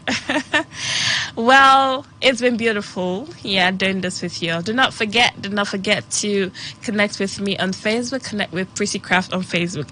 And then I said, if you want to just call her to place an order, please, you can reach her via 0906 992 6522. Again, it is 0906 992 6522. That is how you can reach Prissy Craft. All right. If you want to reach her on Facebook, you can reach her on Facebook via Facebook rather, Prissy's Place. Okay, on Facebook. And then if you still want to do Instagram, Prissy Craft. Okay, I think I need to read this text message here. This one is it looks interesting. I don't know. It says, to be honest, we can't live without a woman, but most of the women I have met here in Nigeria, I tried so hard to emulate. My dad having a woman from Nigeria, but the Nigerian women I have met so far are making me feel like maybe I don't need a woman in my life. I'm Judy Van Gustavo dos Santos. I'm Brazilian. Oh, okay. Hi, Mr. Brazilian man. Well, you know what? I think you should just keep on searching. Well, not like I'm not saying resign your fate to just searching and searching, but take your time, okay? Take your time and do a more careful and calculated search. And then before you go into a relationship with the person, try to get to know them on a platonic level and see if you can decipher a lot about their true characters before you delve into the love and the, intense, intimate level things.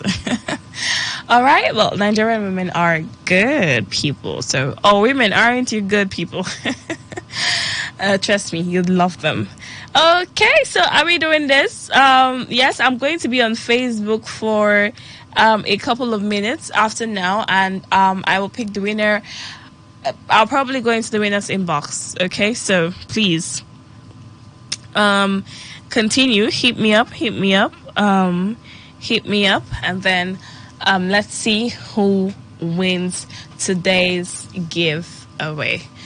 Okay, so it's been amazing doing this with you, like I always say. Keep it locked with me, same time tonight, 11 p.m. 11 p.m. I'm going to take you on another ride to a destination that you love to visit. Yes, trust me. I know that you love to go to wherever it is I want to take you to. Or wouldn't you? So, same time tonight at 11 p.m. Yes, I'll probably begin by serenading you with, some nice melodies. You know me now, and you know that I love to put you in a good mood for lovey-dovey, so why not? Okay, so lots of things up ahead, meet and greet, and giveaways up for grabs. So you want to stay listening to your Premium Talk Radio today, 95.1 FM, Port Harcourt. I have been your host, your delightful host. It is at this point that I'm going to take a bow so we can all go and sleep. So if you're ready, please, let's all go to bed so we can wake up refreshed. And yes, do not forget to wake up with us because we'll be serving you hotness, delish, and everything nice right here on this space. Okay, beautiful people, have yourselves a wonderful night rest.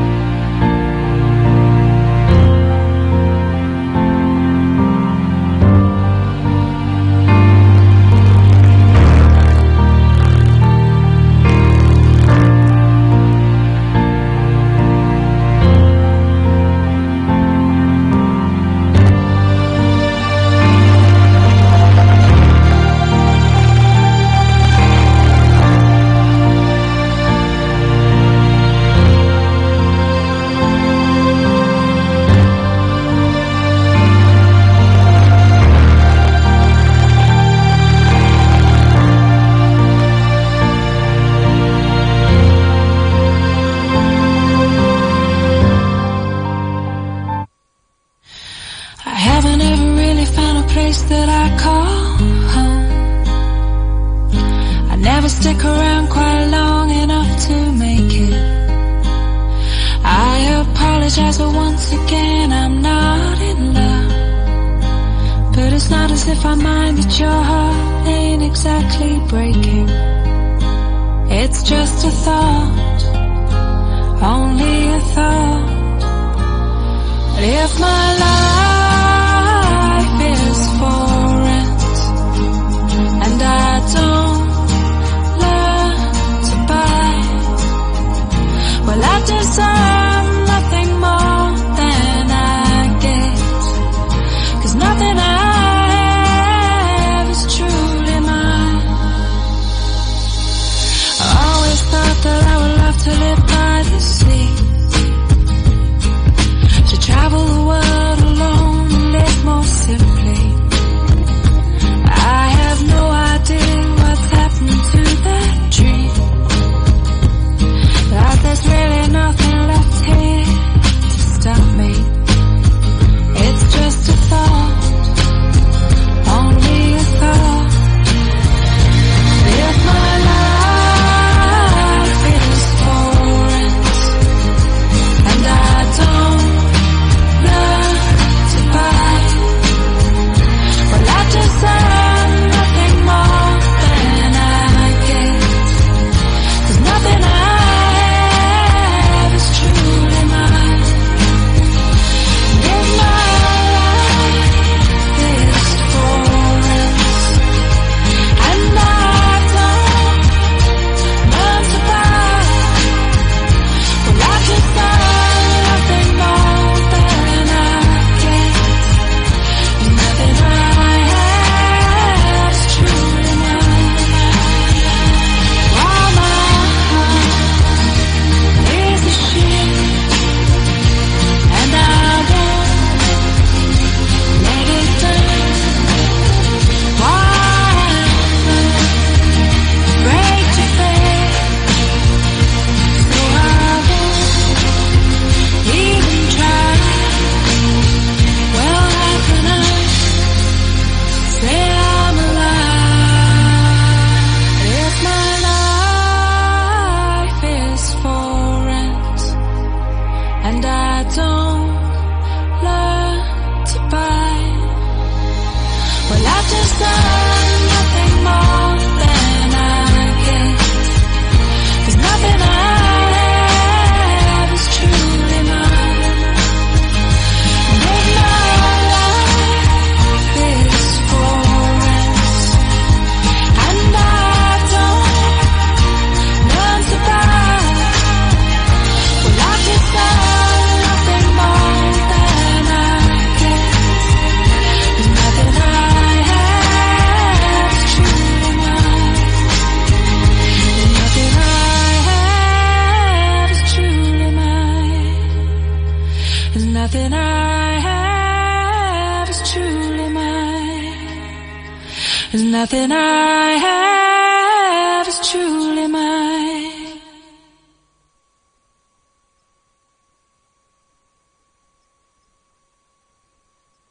Port Harcourt, are you ready? Today, 95.1 FM, the voice of the people.